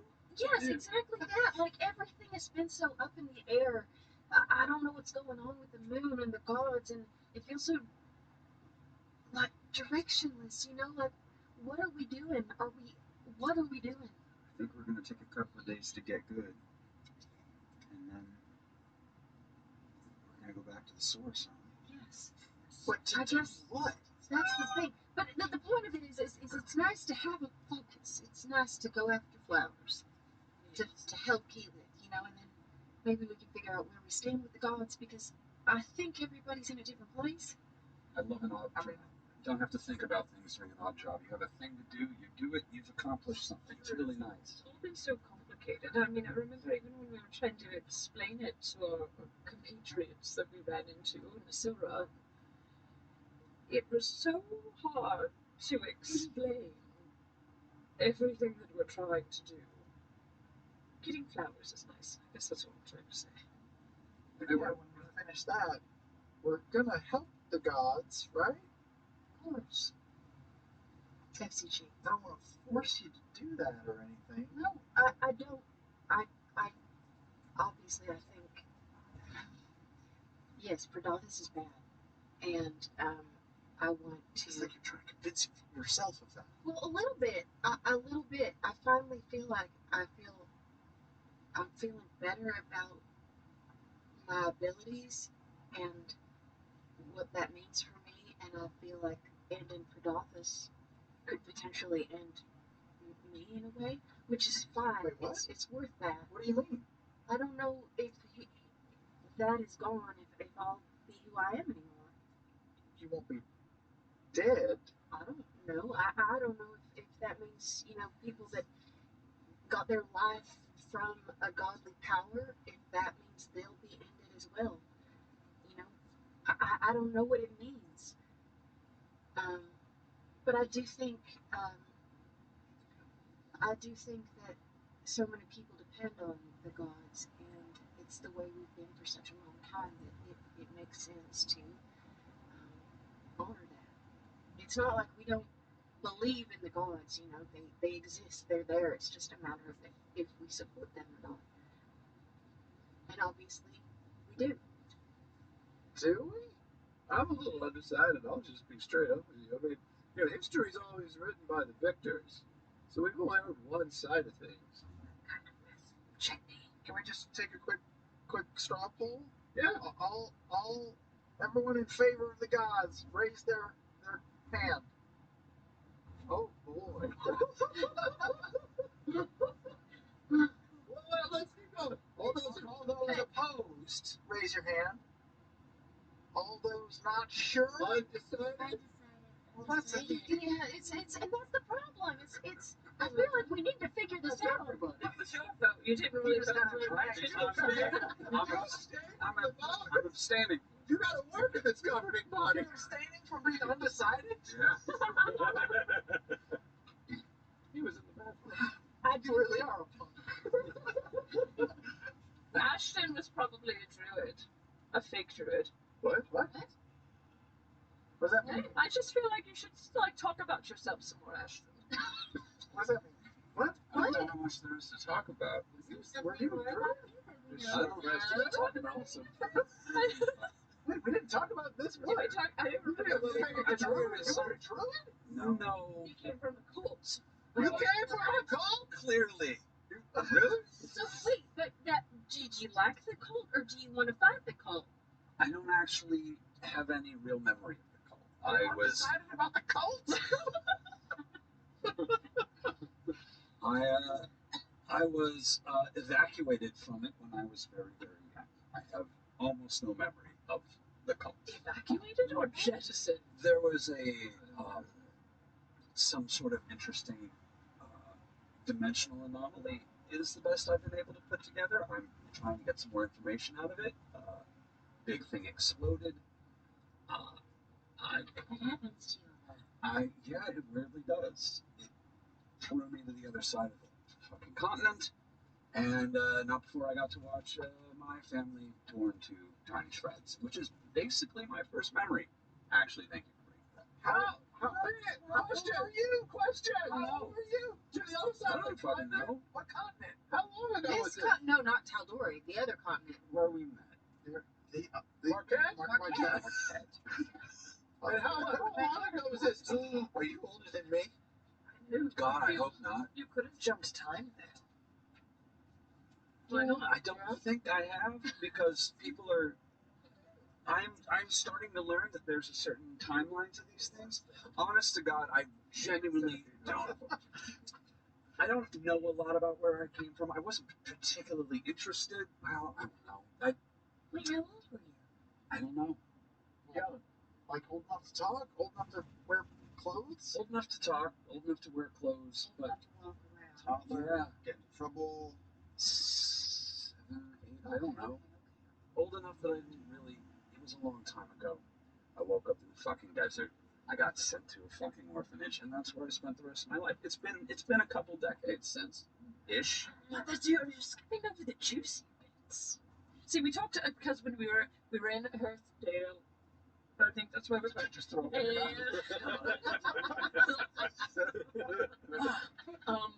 We were talking to the elder Bettina, and we asked about. You showed them the helmet, Yeah. and it's the Hashari, because they wanted. It was like this branch off group who was trying to mimic the Ashari, but they called themselves the Hashari. Sort of mentioned We this. talked about this a little bit. We did. So, but they were On the reputation. I mean, depends on your point of view, I suppose, but sure. But that's not the cult that you were in. That is the cult that I was. Okay, so you were in the show. You were jettisoned / evacuated from their bowels by yourself or with others? As far as I know, just me. Oh. You said you were dimensionally. What? Challenged? I mean, Jettisoned? I was barely old enough to talk and walk. I really don't have a particularly clear memory of it. It's kind of bits and pieces. I don't even really have a really clear notion of what my parents really looked like, other than damage. And now you're trying to find out the mystery of who did it and where they went?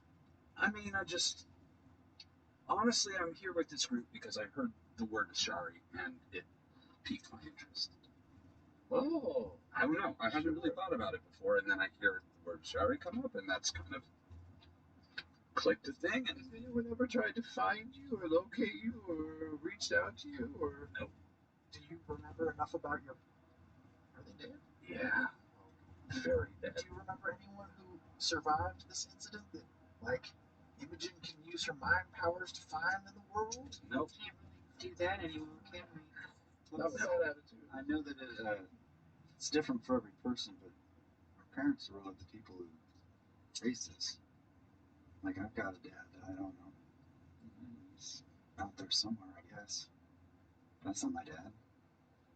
We were actually very close to where the Ashari settled down in Isilra. Didn't really know that at the time. No, and we were in such a hurry to get back to all of you that we... But it's okay, because I got some people that I'm going to talk to when we get back. Going to get a little bit of a download about Tholo, if I recall, is the name. Okay. And yeah, I'm trying to figure out where the fuck I came from. And at the moment, we have more pressing issues. You know, who could help with that a lot? The gods. You know, they could if you ask them for your favor, they might be able to guide you to where, you know, to the answers that you require. Like, my God has given me a lot of answers so far. Maybe you could too. Or, no. I'm just saying, they can do a lot of stuff for people like us who are lost. Well, people like you who are lost. They can give you like a direction or answers or a focus or. I have direction. I'm getting answers, and I'm very focused. I feel like we should redo the vote just in case anyone has changed their mind. Persuasive, yeah. Okay. All in favor of the gods? Hey, look at that. Change your minds, FCG. That's right. A few more to go. But Perdomus is bad. I know, but if it kills you, I understand why you'd be hesitant. Lucas is bad. Like, we know that. They are bad people. Do we want to support you? Do we have actually any confirmation? The name Predathos is a little heavy-handed. What if it's just like Carl? And Carl was like the best, most like omnipotent, benevolent being, and the other gods were jelly, so they were like, fucking throw Carl in the closet and send him to the moon. We all know that lewdness is a problem. We all agree that this is something that has to be taken care of. He is bad. It's not a gray area. No. He orchestrated the assassination of the woman you just met yesterday. He's bad. He's bad. What? Can I say something for me? No, and with lots of things, but I was worried about the Predathos thing with you, and I was wondering if Predatho dies, what's going to happen to you? But I guess... Because if you get your power from the red moon, and the red moon dies or goes away or whatever, like, what does that do to you? But then also, aren't you rude as well? Also rude as well. Yeah, but it feels different. It's like a different flavor. I'm not really sure why. Maybe because you're born in Finland. Maybe. The red sword, if the gods die, what happens to FCG? Oh, yeah. Nothing. Nothing. I know, but what if I get my entire life? What if Frida gets their life from a god? I don't really. I mean, it doesn't seem to make even the slightest lick of sense there. Since there was life before them, there is life after them. I think what we need is information. I think the data is essential that we do not have. So let's just keep our minds. Let's just keep looking for flowers. Yeah, check the sky since we're having this amazing. Sure, make perception check. Oh, first one of the game. Eat it. 11. Aside from the kind of slightly trailing bits of fog and mist that roll through the blanched treescape that surrounds you in places, and the ever-curling dead valley that stretches on, nothing immediately catches your attention to worry you. Wait, Ashton. So, since your parents were, you saw them taken away, what's the thing with you and not being into parents? You know, like, I feel like you get mad at them. You're mad at all of them. I like your parents. Or I like your man. Yeah, it's I come from a place, and in particular, I'll say, where I've lived, the people I've known do not have the best track record. So, I feel like it's important to keep a little bit of an open mind when it comes to how people were raised, because my experience, most of them are kind of shit. It's easier to be there for folks when they're there for you. And I like found family. Found family is fucking great. That's the way to go. The people you are randomly, just assigned to. Even people who ran the house that I was fucking raised in weren't that bad. I mean, we're exhausted, which is fair. But that's my could have been years.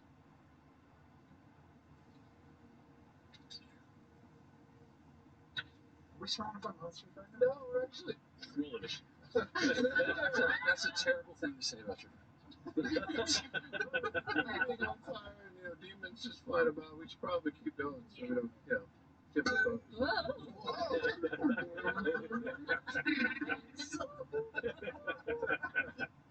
We'll keep a slide whistle back here now, just in case. That's how I fart.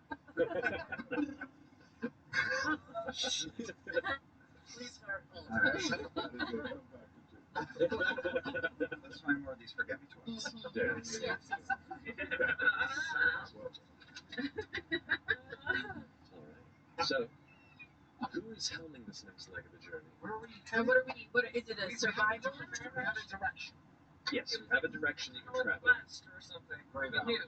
Is this a survival roll or a perception roll? It could be either with different difficulties. I'm just going to be on threat detection.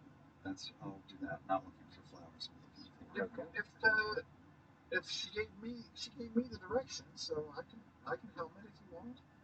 I'm down to it. I'll be like trying to help us through what's the ground like? Is it a path or is it just like overgrown foliage and There's no carved path. The landscape here is shale and dried brush, long dead forest floor, faint layers of ash, and whatever fallen brittle parts of the land dead, long dead trees have fallen and become just scattered bits of white strips amongst the dirt. It is hilly and thicker in some places than others, and occasionally there's broken bits of mud and kind of like thick bog that you've had to sludge through. Can I assist you then, since you know the direction to go? Can I help you out and like try to find the way of least resistance to go the direction that you're pointing? Sure. All right. So make survival roll with advantage because of your help. Yeah. I'll let you do guidance for this one. I'm gonna help you out by squinting my eyes in the sun and looking. Like you're smoking a cigarette. That's so scary. Natural 20. Let's go. And a 19. Wow. Hey. Okay. And a perception check for you. Reroll that one. Okay. 24. Okay. And sound outside. Guidance too. Great. Dang. Okay. So, the topography here definitely has a few natural traps in the way that it's built. There are areas where the hills come to some sort of a valley. You can see in this space this would be a good place to ambush or a good place to hide and prepare for things that aren't watching their path. You managed to expertly guide everyone away from these certain regions, heading almost on the northern side of the journey where it's a bit higher, which does give you a little more of at least a visual plane look at you at times, but it also is the safest route to take. And as you're all carefully ducking between larger rocks and bits of stone that are jutting out of the ground and using thicker parts of the dead tree forest to try and stay low and hidden, nothing yet seems to catch eye or ear of you. You do see, as you're on the higher ground looking down into the valley, occasionally these little faint, glowing wisps drift through the trees. You take a moment and focus, and you swear they look like people. And the more you focus in the distance, they look more like soldiers.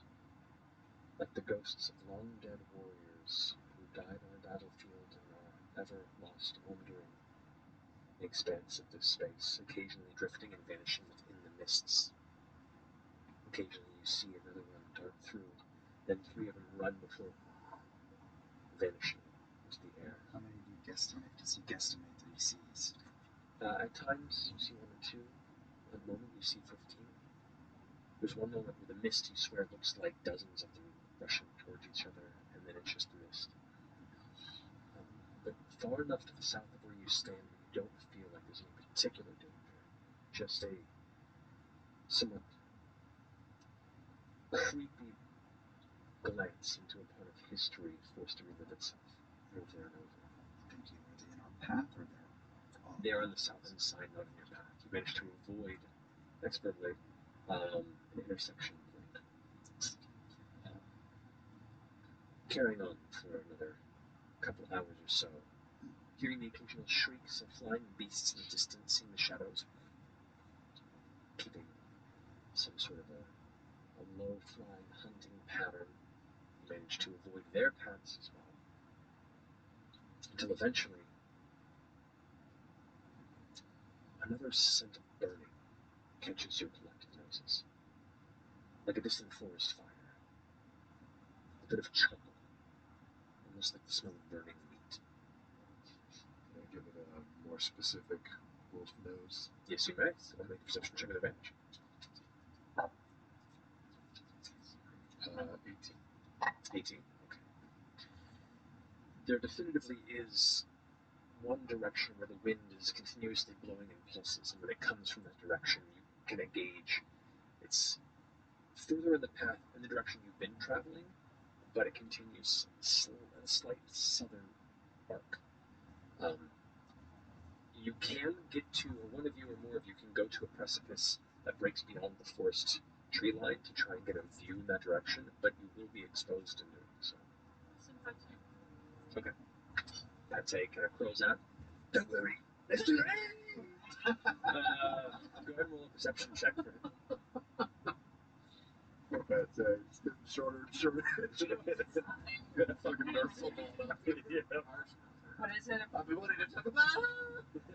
Using my perception. Can we talk about our religion? 15? Yeah. Okay. The best you gotta roll. It's very good. I got that. Uh-huh. Yeah. Wait, is it familiar or mine? It's familiars. Okay, even though I'm looking through him, Correct, it's still his eyes. it's still his eyes. Then,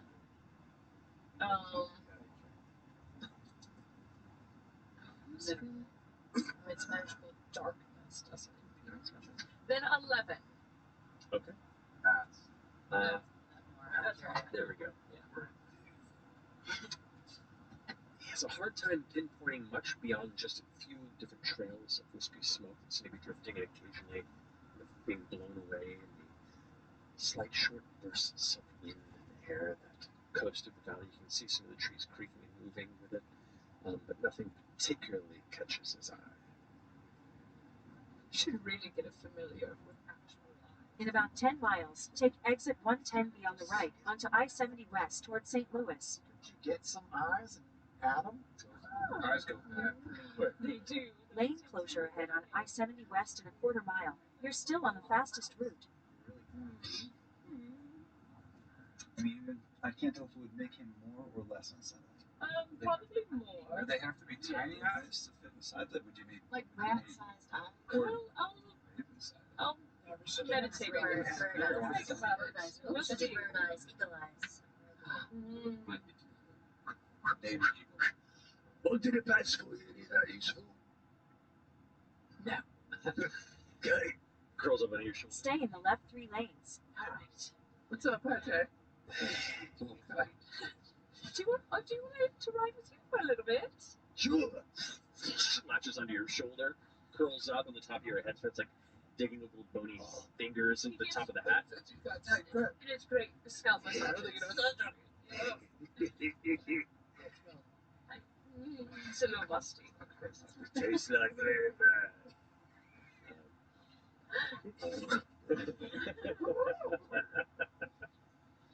So some of us, should we check it out or just Check.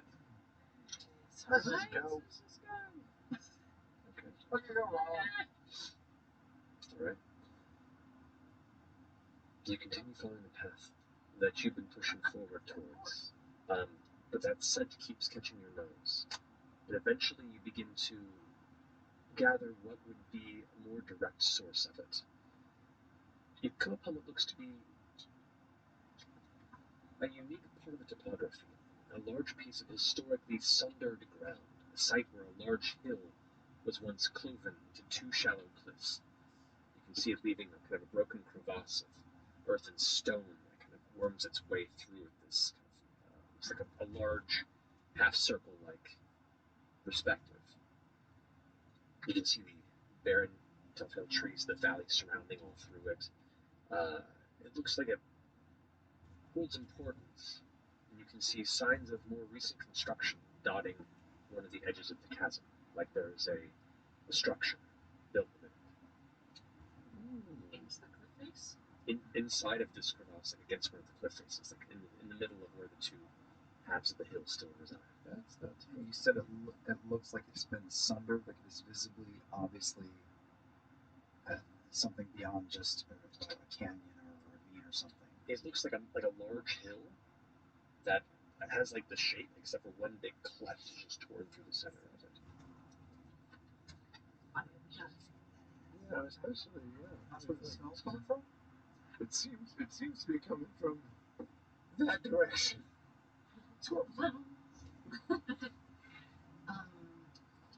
How far away?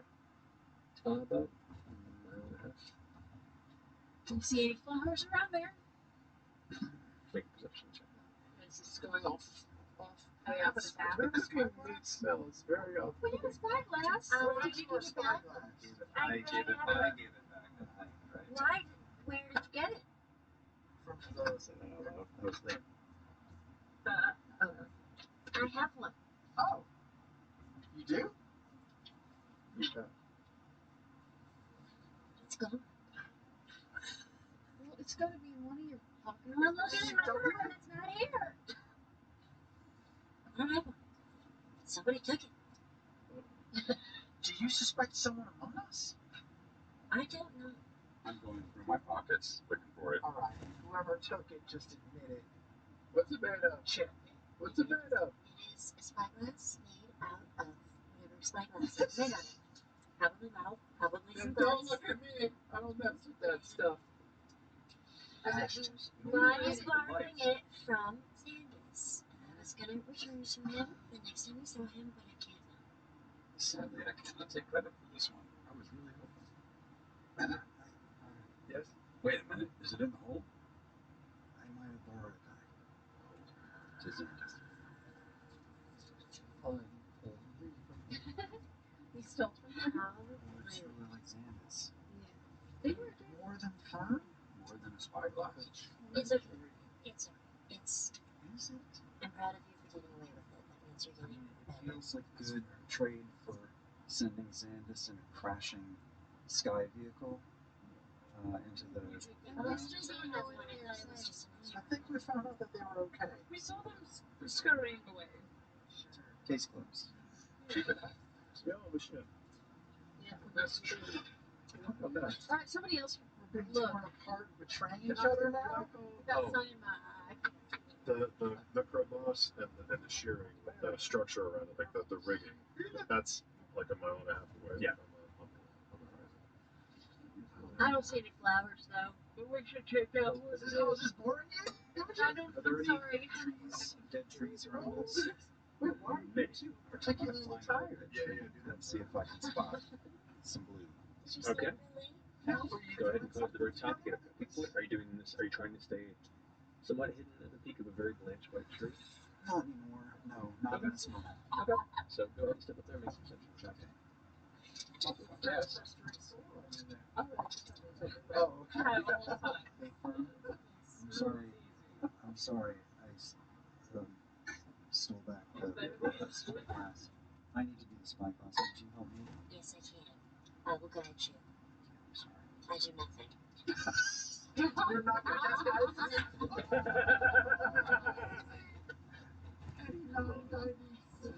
I think this is kind of our love language. Yeah, I totally feel it. I tell you, my God, go for it. You're gonna get it. You're gonna find it. You're gonna get what you're looking for right now. That is a 26. Wow, it worked. I know. I'm there for you when you need me. You recognize. Getting a direct sight down from quite a distance. You can't make any strong details out. You do not see any immediate blue color. It's not a flower. Stay in the left 2 lanes. Forever through the space. But you do recall it specifically adheres to places of extreme cursed magic, places of intensity through death and loss. And there are spaces within here, supposedly that carry it in the direction you can travel, which is uncertain of the sources. So you don't see any in the vicinity. Okay. Nope. No pussy willows. What? They come from what, cursed places? Don't do it, man. That's what they said. Oh. Ignore the bloodlust. She's marking shit off. I'm sorry, I'm running out of talent right now. In 2 miles, take exit 110B on the right onto I-70 West towards St. Louis. I mean, we should check it out, right? 100%. That's 100% cursed magic. And make that giant cleft in the hill. That's not the part that's bothering me. It's the structure. Yeah. Because, okay, refresh my GM. We learned that the Grey Lands was like stomping grounds for war. So yeah. But it wasn't the Calamity. No, the Great Valley was part of the war between Drasig and Xantaldore That's right. centuries back. This was the last stand of the son of the first king, Drasig, who made a pact with demonic forces. A demon prince, in particular, to gain power to try and win, still failed, but the sheer power that was unleashed and the death that followed that battle cursed this valley. And that is where it currently sits today. It is considered a space of more than normal rampant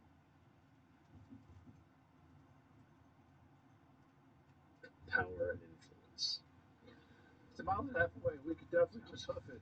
Or anybody that can fly could, make probably quick work of it and look awesome while they're doing Just it. go check it out. That is You shouldn't go alone. You shouldn't go alone. Bless you. No, Are you allergic to buttercups? Notice that. No, that's sick. Stop it, Matt. Technically, it's not. We can't. Stay in the 2nd or 3rd lane from right and go past this exit. No, I think we stick together. Oh, let's stick together. I just have this fear that there's more of those demons everywhere. Yeah, and what if they spot me and then I get shot down? It's an aerial. Use the right 2 lanes to take exit 110B on the right onto I-70 West towards St. Louis. We walk. All right. So, are you continuing to just push west? Are you heading towards the hill? Are you looking beyond that? The south towards the barbecue. The hill shaped like For about 74 miles, continue straight.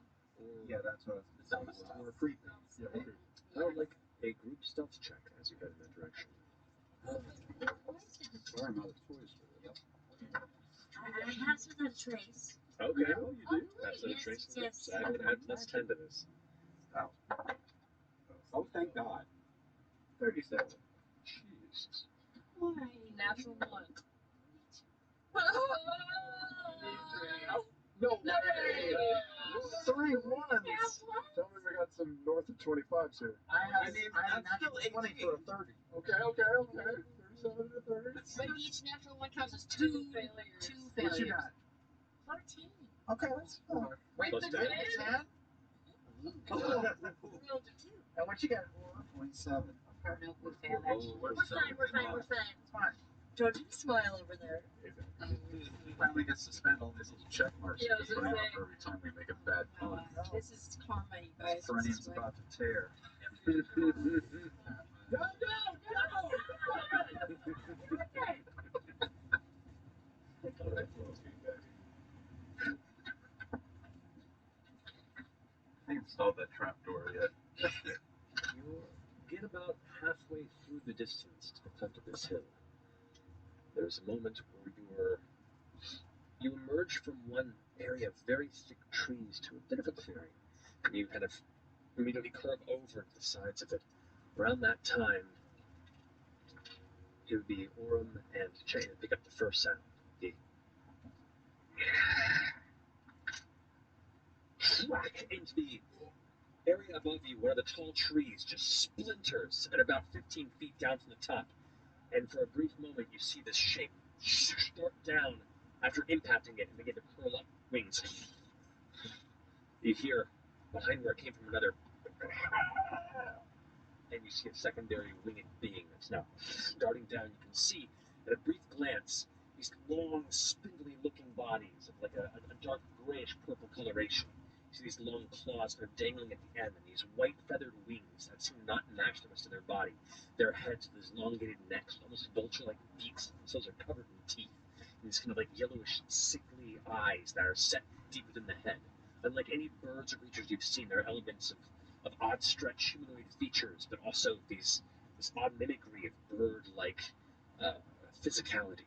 And they are both very much now circling around for another round. What are you doing? It's a very direct dive bombing on our location. They for sure have seen us. Very much so. And you can see them kind of both spinning and circling on your current location. Feels like a heartbeat. Looks like a heartbeat. I'm gonna use my bonus action to and I just tear off my head. And there's a wolf there, but little Jet still hanging out. As I run under a tree to get some cover. How far off are we from the structure inside the About half a mile. Half a mile. Jeez. Scatter! Scatter! Someone stay near me! I'm gonna cast Spirit Guardians around myself. Okay. What form do the guardians take? Well, these are demon birds that are swooping down. Seems to be. What do birds not like? Windshields. They're sheets of glass. Reflective things. They don't like reflective things. Sliding doors. Sliding doors. They're sheets of glass. My God. All right. You put up this array of somewhat spectral, shifting sheets of glass that just kind of continue to circle around you as the secondary one backs up. This screeching dive towards you is the first to show any sort of sign of immediate aggression. What happens when it enters that range? It makes it. I think when it gets within 15 feet, it's a Wisdom 15 save. Alrighty, that is going to be a 12. Hey, it fails. That means that it gets 3d8 radiant damage. Go for it. Okay. Maybe it doesn't like radiant because it's a bad thing. 7. Do these look like the same demonic creatures that we saw earlier, or is it like a more natural? They definitely do not appear to be natural by any means. And as this one dives in quickly, you can see it has almost human-like long arms with fingers at the end, with like bits of tattered feathers. They almost didn't emerge properly. Like parts of the wax and bone are kind of poking through, and the feathers kind of off to the side. The face has elements that are coming out of the sides, where there's this long, elongated beak, and there's like weird, sickly eyes kind of staring at you as it swoops down towards FCG. This is definitely not natural. 16 radiant. 16 radiant damage. As it swoops, burst of light doesn't stop its descent towards you, though, and it's going to attempt to strike at you with its beak and its talons. So the beak is going to be a 9 to hit. Yes. And a natural 1 on the talons. Yeah. As the flashing of spectral glass gets in the way, it smashes through one of the windshields and just spins out, hits the ground, tumbles a bit before picking up again, smashing through a few of the branches and getting a bit airborne from that point. Its weakness is glass. Everyone pull out the glass that you have on you. I'm not at my glass. I'm going to make a straight run towards this thing. All right, it is now up in the air about 15, 20 feet. About 15 or 20 feet? Yeah. There's trees everywhere, but... Well, okay, Can I throw a darkness on its face? darkness. Darkness. It does. It goes with. You cast it on an object. The point you choose within range, you choose an object you're holding, or one that isn't being worn or carried. So it has. Control the kid. No. Okay, it got out of range. In this case, its head is an object that it's carrying. Yeah. It cannot be an object that's being carried. In that case, I'm just going to try and hold until something is within 40 feet of me, and I'm just standing ground trying to cover everybody who's made a paper. Tracking them and waiting for them to drop, getting ready to react. I'm going to use a catapult. I'm going to pick up a rock from the ground and chuck it at one of the bird that's flying. Okay, the one that you just did. Yeah. you got it. That one is the closest. The other one's circling around in front of the round as that one's pulling away. So go ahead and roll for attack on that one. Okay. I did that at second level because that's the spell slot I was on. That was actually pretty great. It's a dexterity save. Dexterity save. That is going to be 14. That is a fail. All right. So that is 4d8 damage. Slick. It fires off quickly.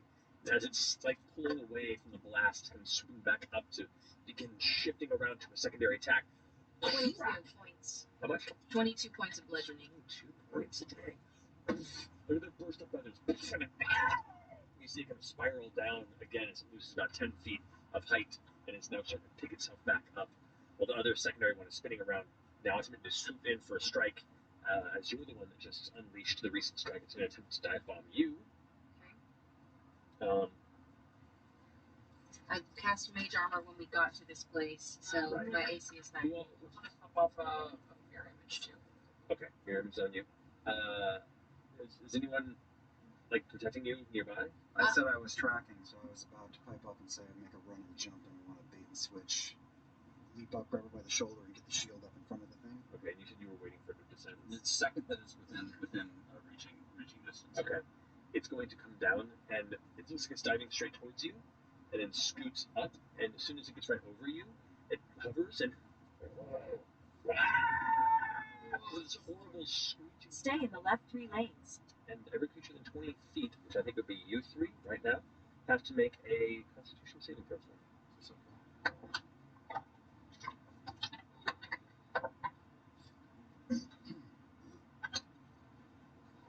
9. 15. 12. All right. Both of you manage to cover your ears in time, but you, Imogen, unfortunately, as it pierces the inside of your mind, it seems to almost like push past your psychic boundaries, and you crumble to your knees, stunned.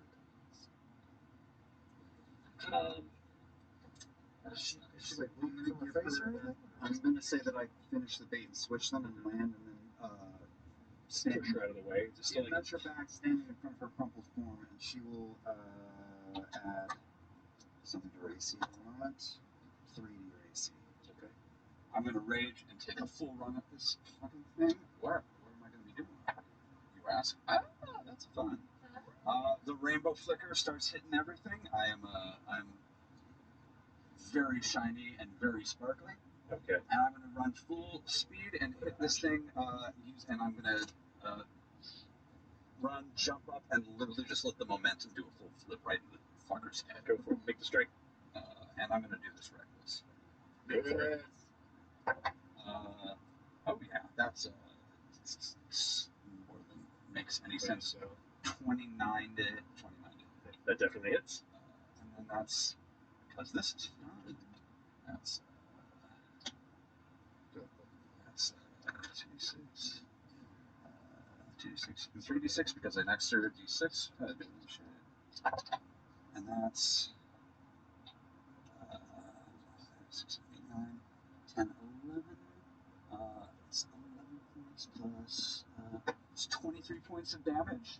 23 points of damage in the first strike. And it also has to make a DC 17 strength saving throw.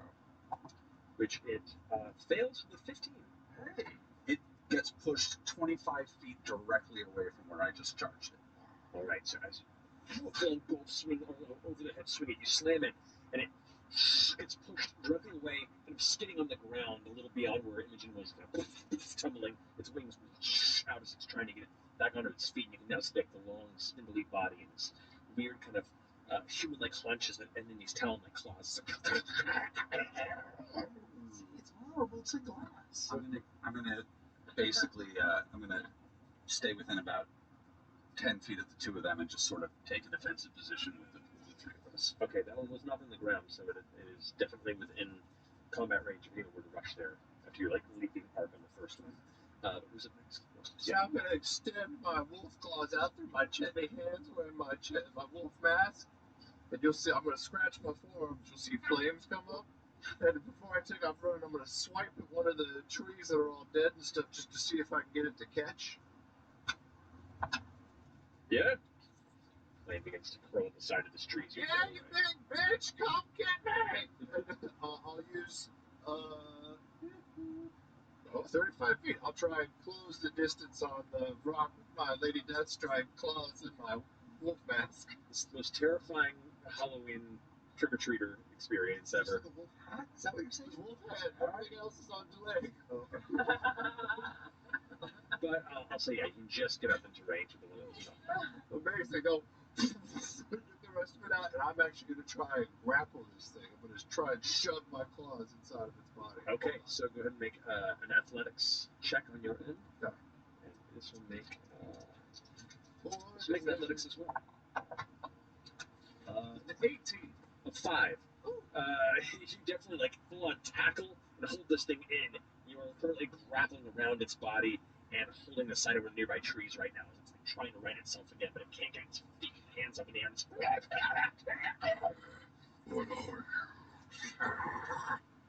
That's my turn. It smells pungent. The other one that was hurt now turns around and is able to regain itself and is going to go ahead and swoop down to you since you're the one who's pinning the other one. It's only going after the ones who believe in God. It's a 13 to hit, I believe, does not. His talons, natural 20. Silver guard.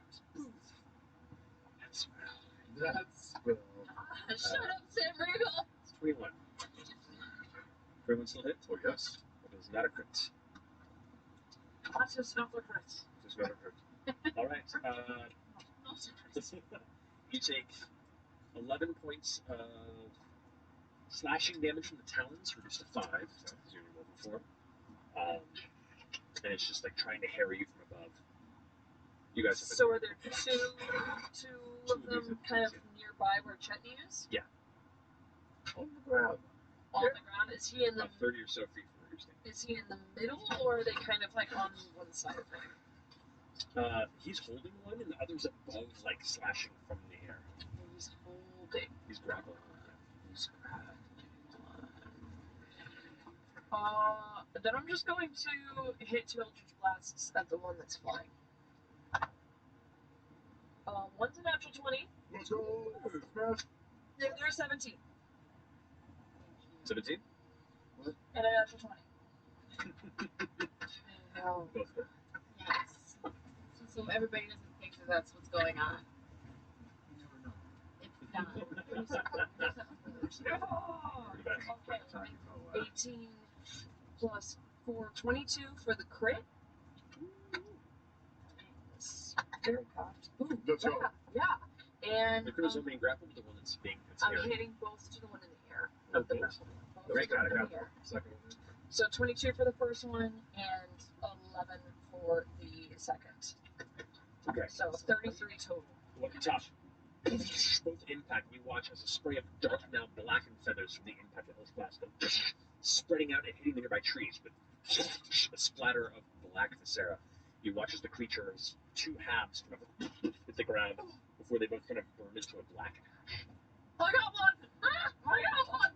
Thank goodness for you. You got this, check! Oh, he's trying to find on one. Can I be on stone yet? How do It is now come back to 6 turns, so you are now in stone. Okay. Oh, how was it? Alright. I'm gonna go over to around. You're on one. One of them's dead. Hold one down. The other one's dead. The other one's dead. Chet, this might hurt a little bit. Okay. I'm gonna cast Burning Hands. And let's see. Let's do it. Go last this time. You got it. Is that a cantrip? No, that's a spell. It's a spell. Okay, dexterity save of 18. Okay. And it's Both of you. well, both of them are dead. So. Saving throw or it's just throw? Saving throw. It's a 9 for the creature. Nice. It's a 24 for me. All right. So 3d6. Okay. 11 points of damage. 11 points of fire damage to it. As you release this torrent of flames out towards both of them. Wait, you do one more. As you press at a higher level. Did I do third level or second level? You said third level. I did. Okay, so I need to do 2 more. 2 more. So good. Come on, baby, make it hurt so good. This is an extra 8 points. 19. An extra 8 points. Sometimes life doesn't feel like it should. You make it hurt so good. As Chetney kind of uses this creature like a shield, kind of pulling it in front as you grapple to it, the flames engulf you both. You kind of resisting the majority of it. So it would have been 19 points of fire damage. Instead, you just take 9. Yes. 5 and 9. Yes. Go first! The creature, however, is extremely singed, and you can see now the feathers are burned away, the wings are thin and singed. It's like trying to pull free, and it's growling as it's trying to grasp air to make its screeching noise, and it's currently failing. It's in a rough space. Can I walk up? Oh, unless you were. I was just, before you kill it, I was just going to cast Speak with Animals and say, tell us where the nether lilies are! What?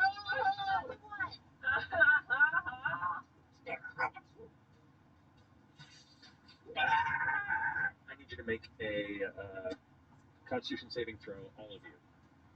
Sure, all of us? Everybody's within 20 feet of it, which is actually it'd be everybody but you, because you fired from the back. Everybody else approached. Is this magic? Say that is boost. It is. You two are within 10 feet. It is. No, it's Yeah. So you get a D4. That's what I'm saying. Okay, we get a D4. I do? Okay. Yep. Anybody's within 10 feet of me gets a D4 to save. Oh, fuck.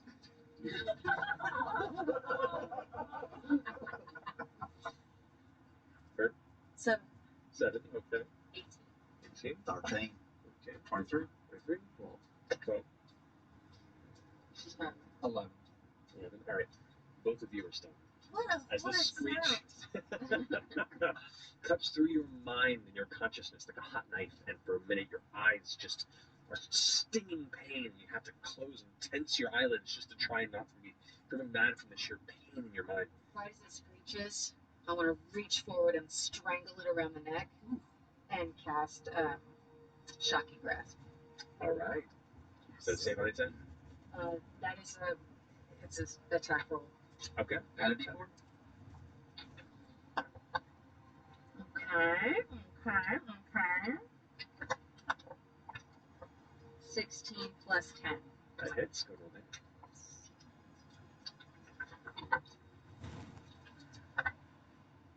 9 additional lightning rounds.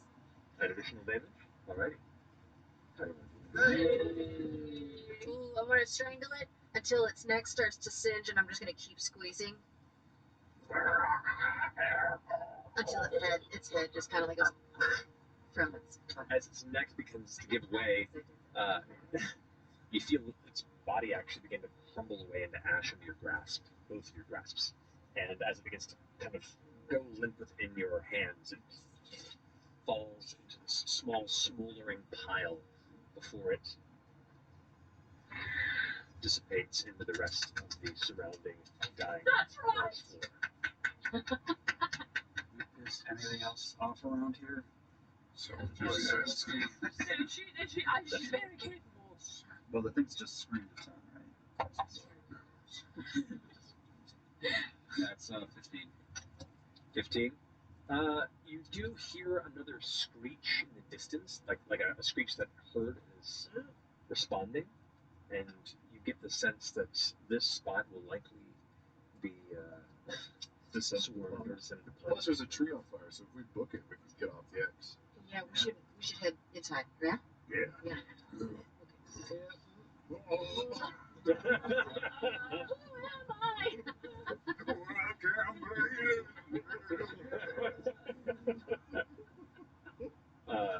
Are you going stealthily still?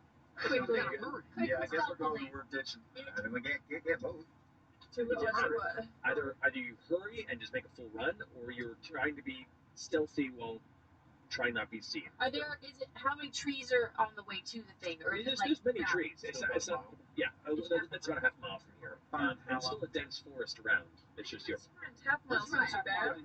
And we're going to the structure. That's what you guys are heading towards. Okay. That's if we're running at an easy pace, that's what, a 4-minute run. Shit. Second. I feel like this stuff that does. We're booking it. Okay. Score 2. All right. Okay. You all begin to bolt as a group through the forest, rushing as best you can, your feet crashing into the dried leaves and underbrush. Darting through you, the screeches continue. 2 more kind of follow up from where you heard that one that you had picked up on earlier, Ashton. And as you glance back over your shoulder, you can see more of those winged shapes, like, heading over in the direction of where you just had that recent scuffle in the center of this valley. Weirdly, they roll really bad perception and didn't see you on the way. And after a few moments, you begin to slow your pace, feeling like there is an immediate hurry. Still glancing over that direction, you can hear the squawking sounds and see them kind of circling over that portion where a little bit of a plume of smoke is starting to build up off of the burning tree. And you see now you're about maybe a quarter mile away from this cloven hillscape. What the new structure that's being built in the dented hillscape, the cloven hillscape? What is the shape of the structure? You're a little bit closer now. As you look over, it looks like a small fort of a surprisingly beautiful build, crafted from light stone and copper-colored edges.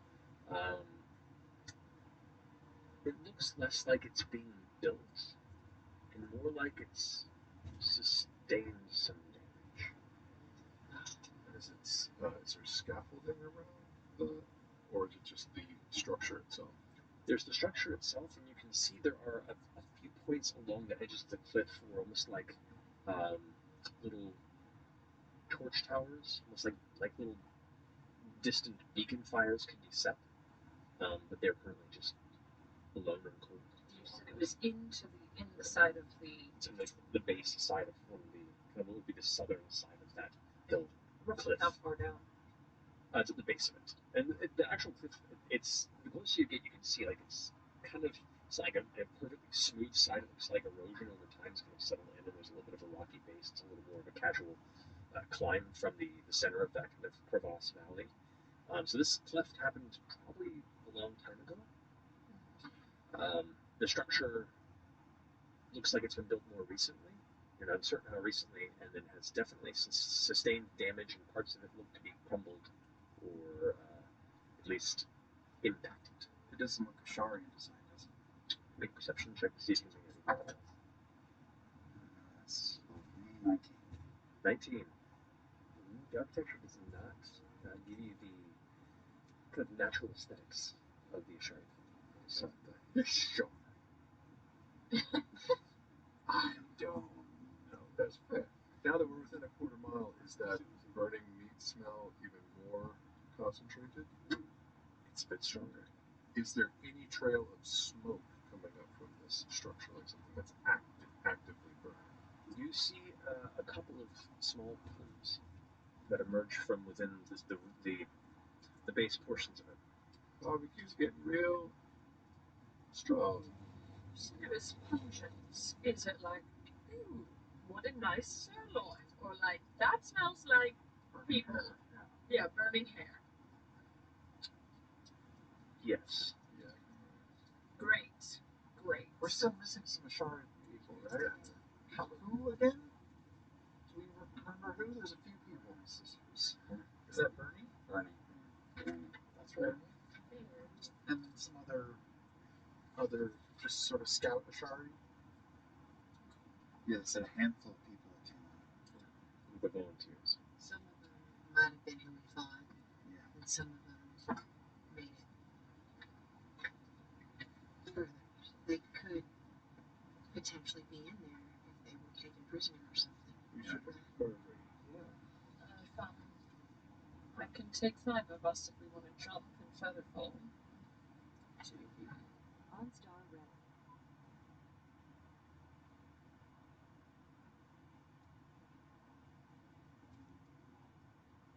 You can set hands-free calling, turn-by-turn directions, OnStar info, virtual advisor, Wi-Fi setting. Thank you.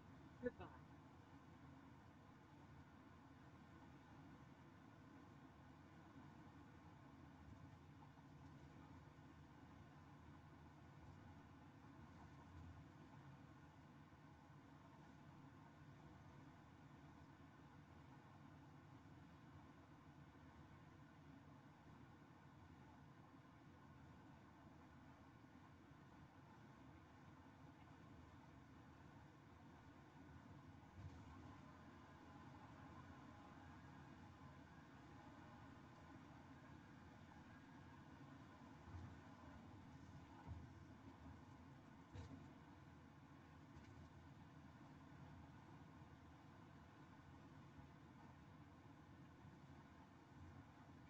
Remember now there's a family in the center? Very indeed. Wait, it's down? I thought it was. You all are far enough away where you're just like kind of on the outskirts of where the hill begins to rise up to the direction you're traveling. You can just barely see the edge of where the structure is towards the city of the crevasse. It's visible from your current perspective. You can't get quite a good look. You're just going to make out the outskirts. So we're at the bottom? Or we can go up and drop down. Yeah, whatever direction or path you wish to take. I thought we were on like the cliff looking down, but not necessarily. That is a path you can take. But you're also currently where you're walking now is more kind of in line with the ground floor of where the crevasse opens. I got you. Okay. Otherwise, you wouldn't even be able to see it from where you're standing. It would be within. I see. Okay, great. Anyone here have or are proficient in history? Actually, Go to history. I have an ability. This is new. Grim. Grim psychometry. Psychometry. When making an intelligence history check to recall information about the sinister or tragic history of an object you're touching or the current location, I have advantage on the roll. Okay, so Do it as well. Yeah, go for it. What else all over for? Roll a history check with advantage. Natural 20.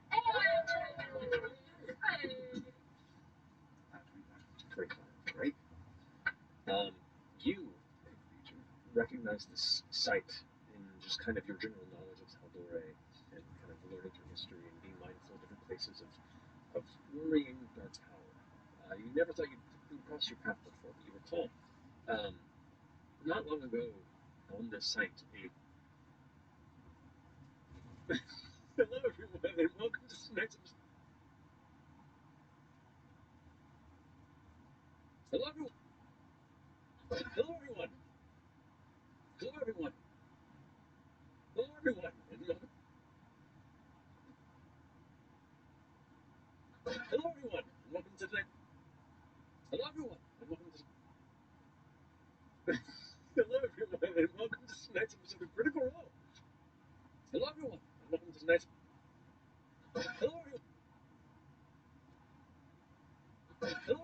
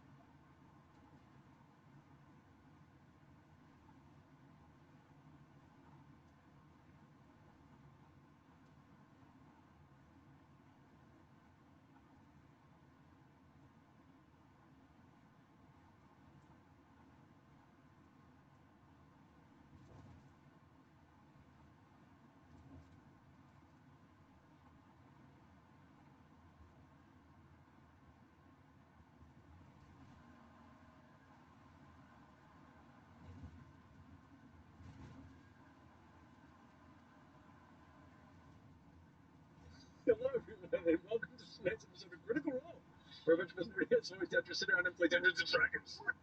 Onto it. It barely. Not really. Okay. It's no safe spot. No. Okay. All right, this is athletic. Yeah, the switcheroo of we're having fun. Natural 20. Yeah, Lenny, great. It attempts to grapple you with its claws and talons. You kick it off. It does make 2 attacks, so it's going to make another one. With its beak to just try and damage you. It can't seem to grab you. That's going to be... I'm trying to get as close to that fuck as possible. Okay. Because there isn't a chaining on this side. Yeah, there is. It's off this side on this side. Okay, I thought there was a chaining up there.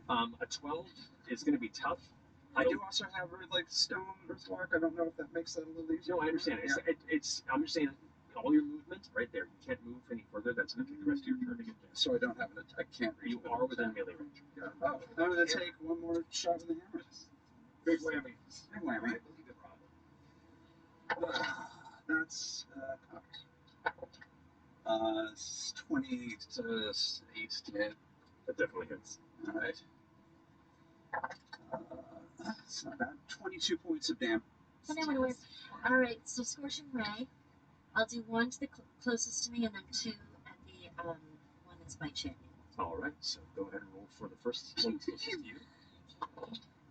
26. Oh, Jesus, that hits, yeah. 23. Hits. And 26 again. All right. All right.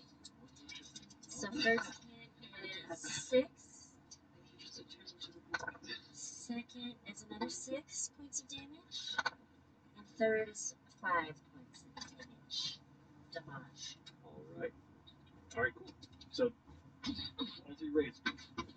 Bursting in the first one, the one that's the closest to you by MCG, and the other 2 slamming in the one that's by Chetney. Each of them impact, they just kind of like shrug it off a little bit. You see there's black char marks where it hits, and a bit of the skin is kind of crackled. So you take damage. Not as much as you would. Okay, and then for bonus action, I'm gonna have Mister come over and get a little closer. But also, as he's going to hit some more flaming shit at the guy next to Chet. That's Chet. All right, go ahead and roll attack. He's like floating through the air. There's flaming like.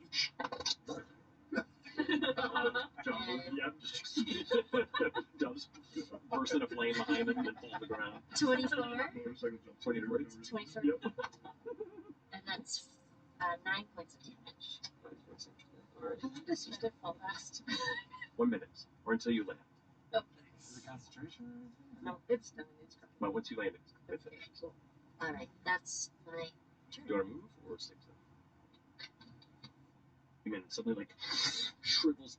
Second slash. Full on Levi spiral slash. I love it. Probably don't hit with the second, which is a 15.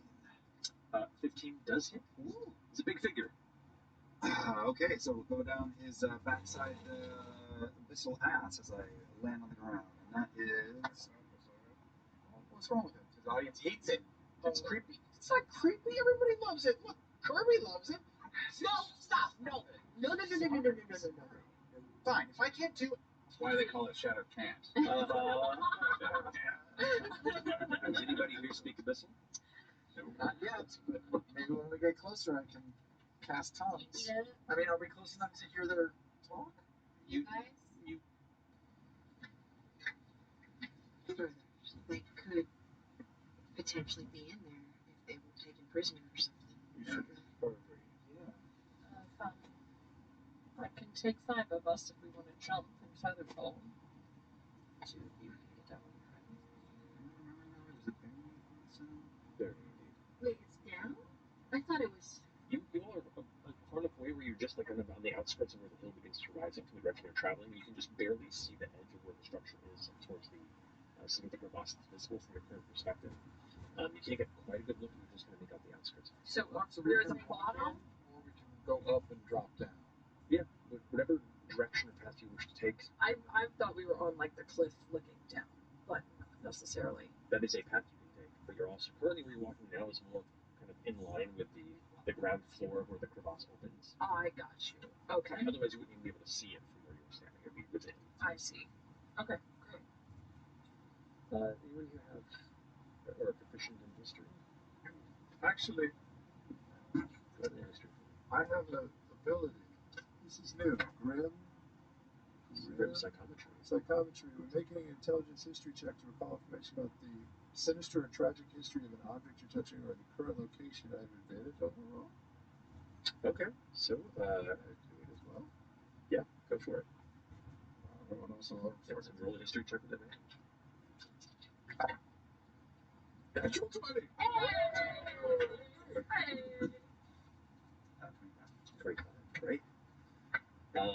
You recognize this site in just kind of your general knowledge of Haldore and kind of learning through history and being mindful of different places of worrying dark power. You never thought you'd cross your path before, but you recall not long ago on this site a structure was built called the irregularly. It was an extension of a Platinum Dragon temple that was built in the center of this space to play sentinel over the abyssal powers that suffuse the Great Valley. More or less, it was designated as an early warning system for any sort of abyssal incursions. It was intended to be for the mindset of those who were beneath the Platinum Dragon, not the best place your piety could assign you, but nevertheless an important site for being mindful of a region such as this. So seeing it actively in disrepair is a little concerning. You, glancing past this and tapping into the humancraft magic that you've been expanding through experience, your vision kind of goes from the kind of ashen whites and grays, the kind of colorless hues of this landscape, to a filter of deep blood crimson, like you're witnessing this through a red stained glass window.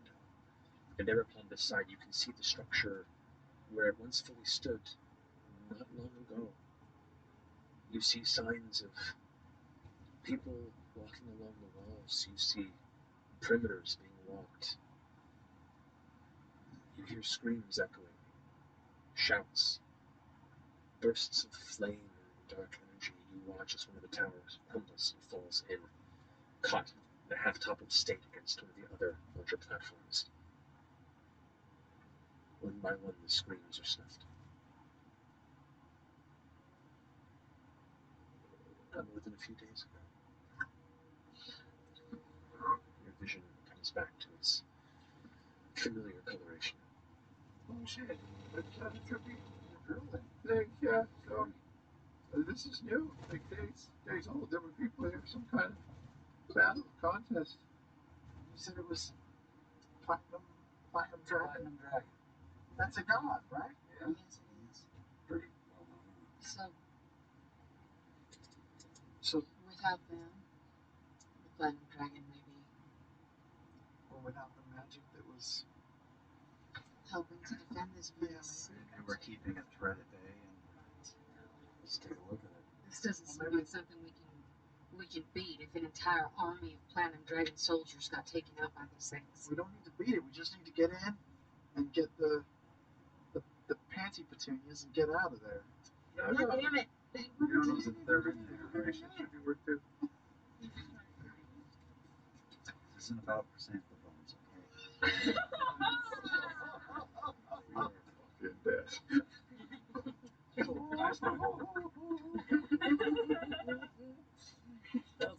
Well, you're right. If we're just here for flowers. But if this is God stuff, shouldn't we at least take a look? We should, and if your sister's in there, then we definitely should. It's entirely possible everybody involved is long gone by now. How many places like this exist across Exandria where the gods block access for fiendish entities to enter this realm? I'm searching my memory banks for an answer. Roll a religion check. Okay. That's 12. I don't know. Probably a few. Probably a few. Does my 25 tell me if this was a one-of-a-kind site or one of multiple? From what you can understand, there are many sites throughout Exandria that are designated towards where the boundaries are thin. And the Ashari looks over the elemental boundaries. There are other fortresses built at places where outer planes of different types of challenges and dangers occasionally push through. So this isn't a unique spot necessarily. Multiverse is porous. Let's do this. We should be sneaky once we get in. Right. A little more bashing in. I always forget because I never had it. How long does pass on the trace lines? It lasts for an hour, but because I got stunned, it might disappear since that was a Sun doesn't. concentration. Yeah. Constitution saving throw. Right. You didn't take any damage. The stun just kind of prevented you from acting, but it didn't break the spell. So technically, Nothing prevents her from acting.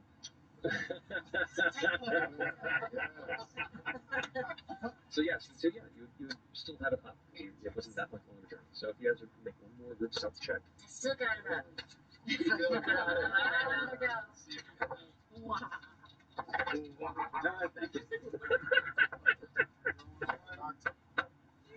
Wow.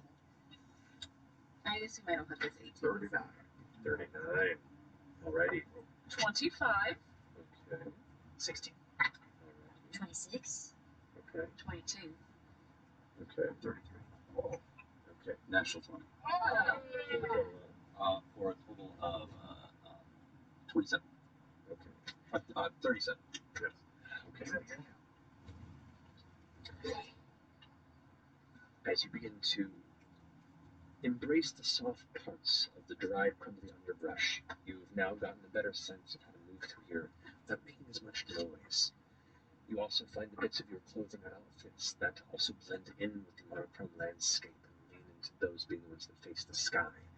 Are you approaching from the ground floor or from the above part of the crevasse? Is it ground? Yeah, just because it seems weird to go up the hill to down here, right? Correct. Is it just one entrance, or does it look like there's like some way to sneak in that's not just the front door? Well, I mean, there's the entrance of the valley where it kind of like comes into the center of where this split hill is. You assume there's another side to it somewhere that you don't see. But probably. It's also I'm sure there's lots of points of entry at this point. With it being so fucked up. If somebody can drop in, it might be smart for one or two people to go up high so you can see in. Yeah. Rappel down, smashing through the window. Nice. It's a big fort. I don't want to be like separated from everyone. Yeah. We should use our numbers to our advantage. But if you want to go with Wagner, I would understand. You want to stay together or what? I mean, she's got Pinafall. She could help a couple people out. Yeah. Do you want to have the method? Let's just make sure that there's some muscle with both ends of this. Yeah. I'll go with you if you want. I'm still. I'll go up. I'll go up then. I'll stay down. All right. I'll stay down. I'm staying down. Great. Alright, so you're splitting off into two different groups. Which means the up team is like scrabbling up the side. We're going up the hill. Real quick. So the two of you And Laudna, and Ash. Two sorcerers and the two players. and then your team down below. Team fucking Down awesome. low. Down On the DL. But he's still a wolf.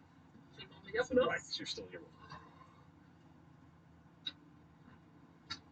Is yours, Mister? I'm going to keep Pate with team down low. Okay. So I can check in on them if need be. Okay. So Pate was with Chetney, so I'll keep Pate with Chet. Sounds good. Alright. Just together, they're just the worst noises.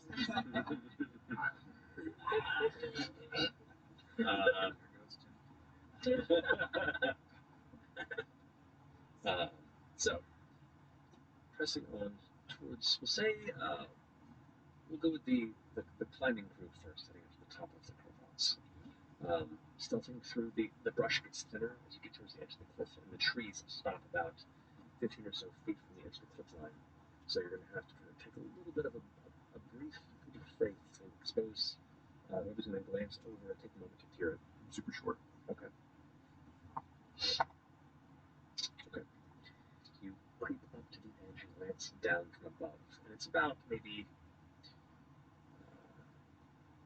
no higher than about 100 feet at the top of this hill from where like the base of the crevasse. It's not a massive ravine or anything. It's just like where this hill has been split. And the fall is sheer at the top, but it tends to level off and become kind of like a crag decline until it reaches the bottom. And there's only about maybe 30 or 40 feet across before the other side of this cleft hill climbs back up on the other end. You get a better view of the structure. It is a small fortress. It isn't a massive thing built. It is definitely kind of an outpost, if you will. Make a perception check for me. It's 20. Glancing down at the site, it definitely looks like the aftermath of some terrible battle. There are blood smears spread across parts of exposed stone. You can see torn limbs strewn about in places, kind of left across the region. Remnants of the guardians of this bastion used them as decoration, placed on pikes and the jagged rocks as trophies or signs. You can see small impish demons gnawing on or playing with leftover bits of rotting viscera.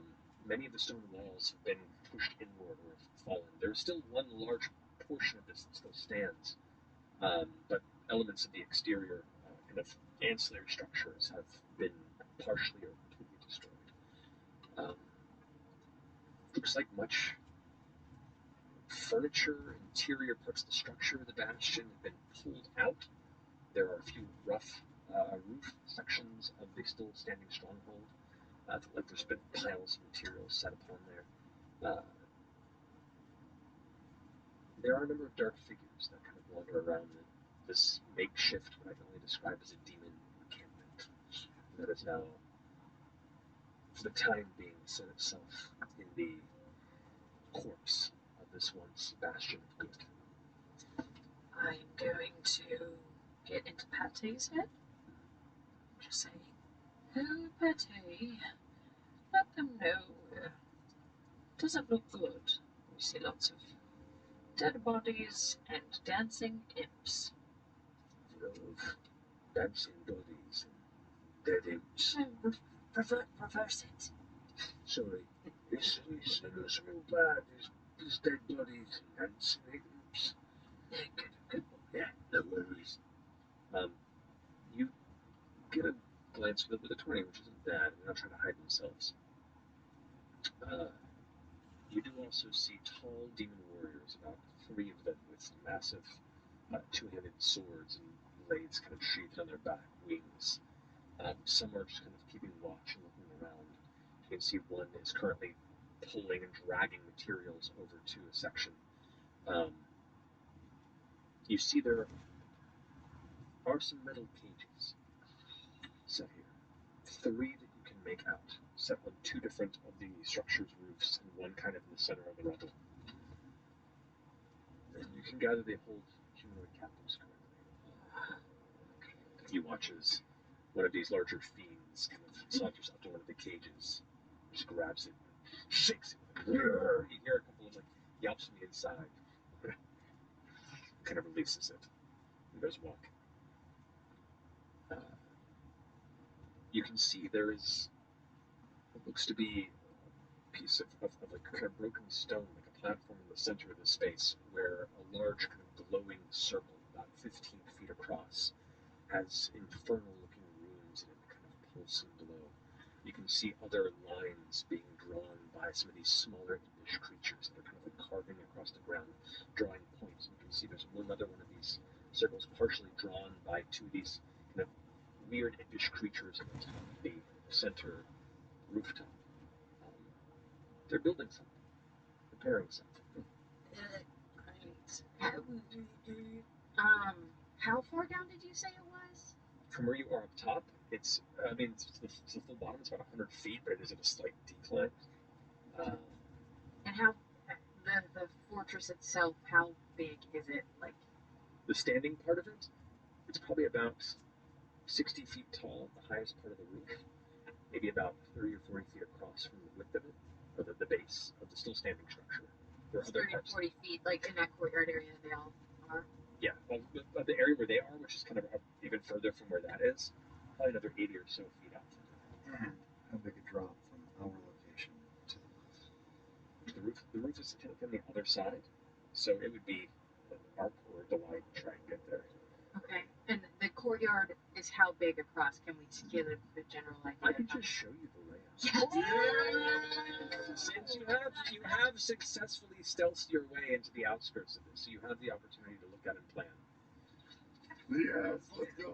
This preview of what could happen is brought to you by WizKids, maybe? It says at the start of combat, but this is the map. The Tomb Takers are out for blood, literally. This dark and mysterious group is now available for pre-order. Find them and many more Critical Role miniatures at wizkids.io/crps and your local game store. Get out of here. Whoa. So, Yes. Oh, God. these individuals are in the process of There's a chain hanging! There's a chain hanging! Are those like hanging? Are those your necklaces that he like chopped up or something? You know, I can't confirm nor deny. What the fuck is that? Oh, what is that? Are those hippies? What are those? No, Just I big. don't think so. I don't fucking know. Sure. Yeah. Start. All right. Are they beams or demons? From what you've heard referring to this space, demon has been used quite a bit. Okay. There's a big one on top. And where are we in relation to this? You are up on the other side of the cliff up here. And where is the ground crew? The ground crew would be over coming in from this side of the valley if you were to enter. 3 cages, one on the tower, one on the rock, and right down by the stairs. By that other tiny meat. Wouldn't it be amazing if we get out the forum? You see another shadow approach. Ariel. Small wings comparatively, but this corpulent humanoid figure seems to almost lurch and glide with an awkward movement until it hits the center of the space. You see about 13 or so feet tall, this like dark furred humanoid demon creature with massive long clawed arms. These little kind of furry wings that set upon its back. Its jaw is wide, like a mimic of a horrible ape-like grimace with massive tusks and teeth that pull out of the center of its like long, distended, wide jaw, kind of like wobbles as it walks forward. These little tiny legs that kind of curl up underneath that look like they shouldn't be able to sustain its weight as it kind of like shifts oddly as it steps. And as it kind of looks around, it starts barking orders, and you watch as it draws this blade, this beautiful silver-looking weapon with a crossguard that looks too small for its grasp. Like some, and it kind of just like as it points and barks orders around, the other demons seem to like look towards it and nod, and it goes about its business. No!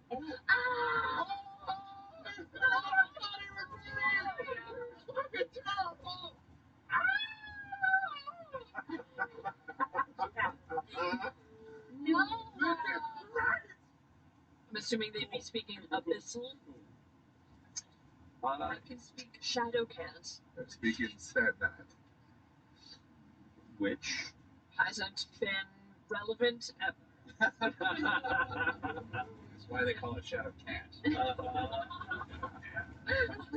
Does anybody here speak abyssal? Not yet, but maybe when we get closer I can cast tongues. I mean, are we close enough to hear their talk? You aren't close enough to hear any specifics of language at the moment. You can hear occasional like barks and shouting. But nobody really kind of make out any of the specific language. I mean, I'll cast tongues on myself just so I can hear what they're saying. If you want to, okay. Sure, if I'm close enough to hear things. You've also managed to stealth pretty well, as you're all kind of like carefully dodging from rock to rock. Yeah. With you.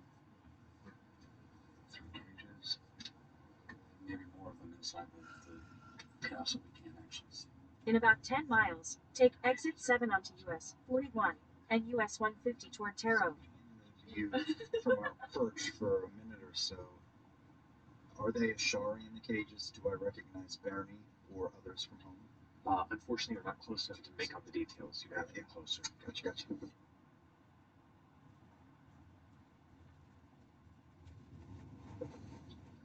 Am I picking up any words or commands that might help us in our planning? You hear the large one bark a couple of things and then listen out the others. Phrases you make out are, hurry. I must feast soon. No. Prepare, then celebrate. So they're trying to like summon something. Cook somebody right now. Can we ask them? You said they were drawing like runes and lines and circles. There's one there that's complete. There's one that's being drawn up here at the moment. Okay. We got a little down here. It's just a barbecue they're setting up. Yes, it's just, yeah. You might have said this. Hey, which side of the crevasse are y'all on? This side? They're on this side over there. Okay. So they have to come down over here. Correct. And on foot, we are coming from this direction. Okay, from Marisha, right here. Yeah.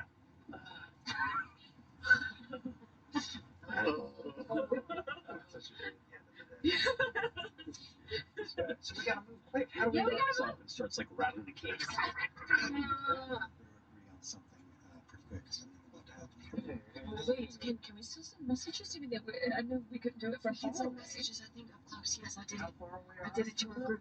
All right. So we should let them know. If you progress a little further in, you can maybe get within 150 feet of them. Oh, yeah, messages 120, so we'll try to get within. I can still kind of communicate through Pate. Yeah. I mean, I can do like a thing that affects. I communicate telepathically with Pate, and then Pate is with you guys, so But like, if I tell Pate something, can he tell you? I You could have to hear it initiate. because I'm looking through his eyes. So Well, then I'll say, Pate, they're gonna eat somebody real soon. They just said that, so we gotta move, like now, in the next 30 seconds. You hear that through his senses. Apparently FCG could understand that they're going to eat some people. They're gonna have a little feast. So we have to attack them. How are we getting down there? There's a lot of guys. I feel like we need like a distraction or try and take them out one by one. Yeah, you're right. If we can tackle it once, that's gonna be bad, right? Fern, what's our Big plan? distraction? I don't have a big distraction. These new guys are drawing. Is this new guy drawing? What was that? Oh no, he moved. He moved over.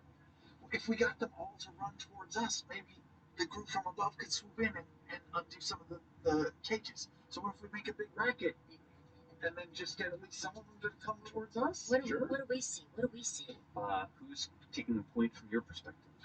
To get on perception? Yes. Which one of y'all is good I'm as listening. You got pretty good perception. You should check it out. Alright, I'm gonna Alright, check Fern, it. go ahead and roll perception. Okay. And I just first see with the light of the change bringer. Okay. I'll cast guidance. Okay. Right. 28. 28. Okay. From the inside, you do notice amongst the strewn about bits of the previous holders of this stronghold, there are also signs of that blackened ash that was left behind from the demons you encountered previously. This wasn't a one-sided battle, meaning that there was a lot lost on their side too, though the victory eventually came to them. You can see them kind of figuring out there are a couple of straggler demons that kind of are wandering the areas, kind of keeping eyes out, and some of the winged creatures that are in the distance that are kind of cruising by. What you do notice is one of them that's kind of walking along and has its blade out, and it's just kind of walking along one of the upper cliff rocky sections of this hill away from the rest. Kind of looks like it hears something and kind of turns away to its left hand side. He storms over to the edge of this little alcove. Where they are? Of an alcove on this part of the cliff. Is it the side that they're on? Up top? No, they're Oh, they're over. So it's nowhere near us. Wait, It's the word that he hears. It's kind of just walking over this direction. It's not. No, he's going in. No, it's not. It's not us. But they're more than we see on the map. in the crevasse wall, but there's no way, except because I can't see it, there's no way to like go along the edge like this to get closer, or You have to go to cross the other side to do that. I mean, if you want to go all the way around, you could try and enter the other side of this, but you have to that go. long walk. Yeah. And we can see this tower from where we are. I mean, because she's right. Where you are, you can see down to this. I mean, For this other demon entity that's walking along, kind of one of the sentries that's kind of peeks into the side. You watch your hand grab and pull it into the shadow, and silently you see a flash of flame inside, and you see for a second as it tries to leap out, it gets pulled back in. What? And it isn't there anymore. oh wait, maybe it's more platinum dragon people.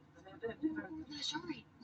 Towards the rift from the abyss that other And that was up on this part, or up in kind of this area of the cliffside. That took one of the imps out, or that big thing. It took one of the kind of like mid-range, not quite as large as these, but one of the other sentries that was walking along. And then it looked like it was trying to get out of the alcove, but got pulled back in. So something pulled it in. Detect thoughts.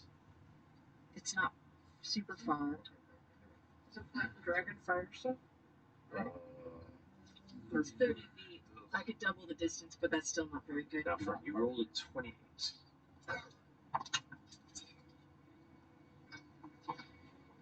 A moment passes, and you see a figure begin to emerge from that dark bit of shadow, kind of hiding along the rock. You see a humanoid, not larger than any of the largest of your crew. But you see. In 2 miles, take exit 7 onto US 41 and US 150 toward Terre Haute. A mane of kind of like gray, almost like a lion like mane of hair that meets with beard, and these handlebar-like horns that curve at the front. A cloak of dark, black, and tattered velvet, and what looks like folded, leathery wings on its back as it kind of leans against the rock and peers over in the direction of the fortress. Roadwork reported ahead on I-70 west in half a mile. You're still on the fastest route. We should help out. Yeah. While they're doing that. One of the demons just got yanked into an alcove, and then this red figure. Awesome. Yeah. I'll tell Pate. I'll tell Pate. Yeah, tell Pate what. Hey. Just stop. Look at me. What's going on? You can't look at me. You don't have any eyeballs yet. Okay. No, I'm in the direction though. Okay. Tell Lana and everybody else that there is something that's kind of helping us that kind of looks like a demon also. Good demon? A good demon? A good demon. It kind of looks like a little bit of a lion, has gray hair. It's interesting. I think we can help. From our vantage point? You do not. Oh, interesting. I relay the message. Apparently, Fern was... Actually, make a perception check. Fern was shaking Pate. 16? Really good. That was, yeah. Well done. Use the right lane to take exit 7 onto US 41 and US 150 toward Terre Haute. That's gross. You were really into it. Was really into it. I feel like we need to act. We need to jump in and give him an opportunity. Okay, what do we do? Are we distracting? We're gonna clear the distraction. Okay. And draw them out. And should we try to drop down to changes? You're good at distracting. Do something distracting. I can Take the exit, then take the first right onto US 41 North. be awesome. The minute we actually make the jump that we go to do this on the At the light, use the right lane to turn onto US 41 North toward Terre Haute, then turn right onto East Margaret Drive. noise. It's like it'll be like a psychic sphere. It's not like a fireball, so it might not make any noise to anyone that's not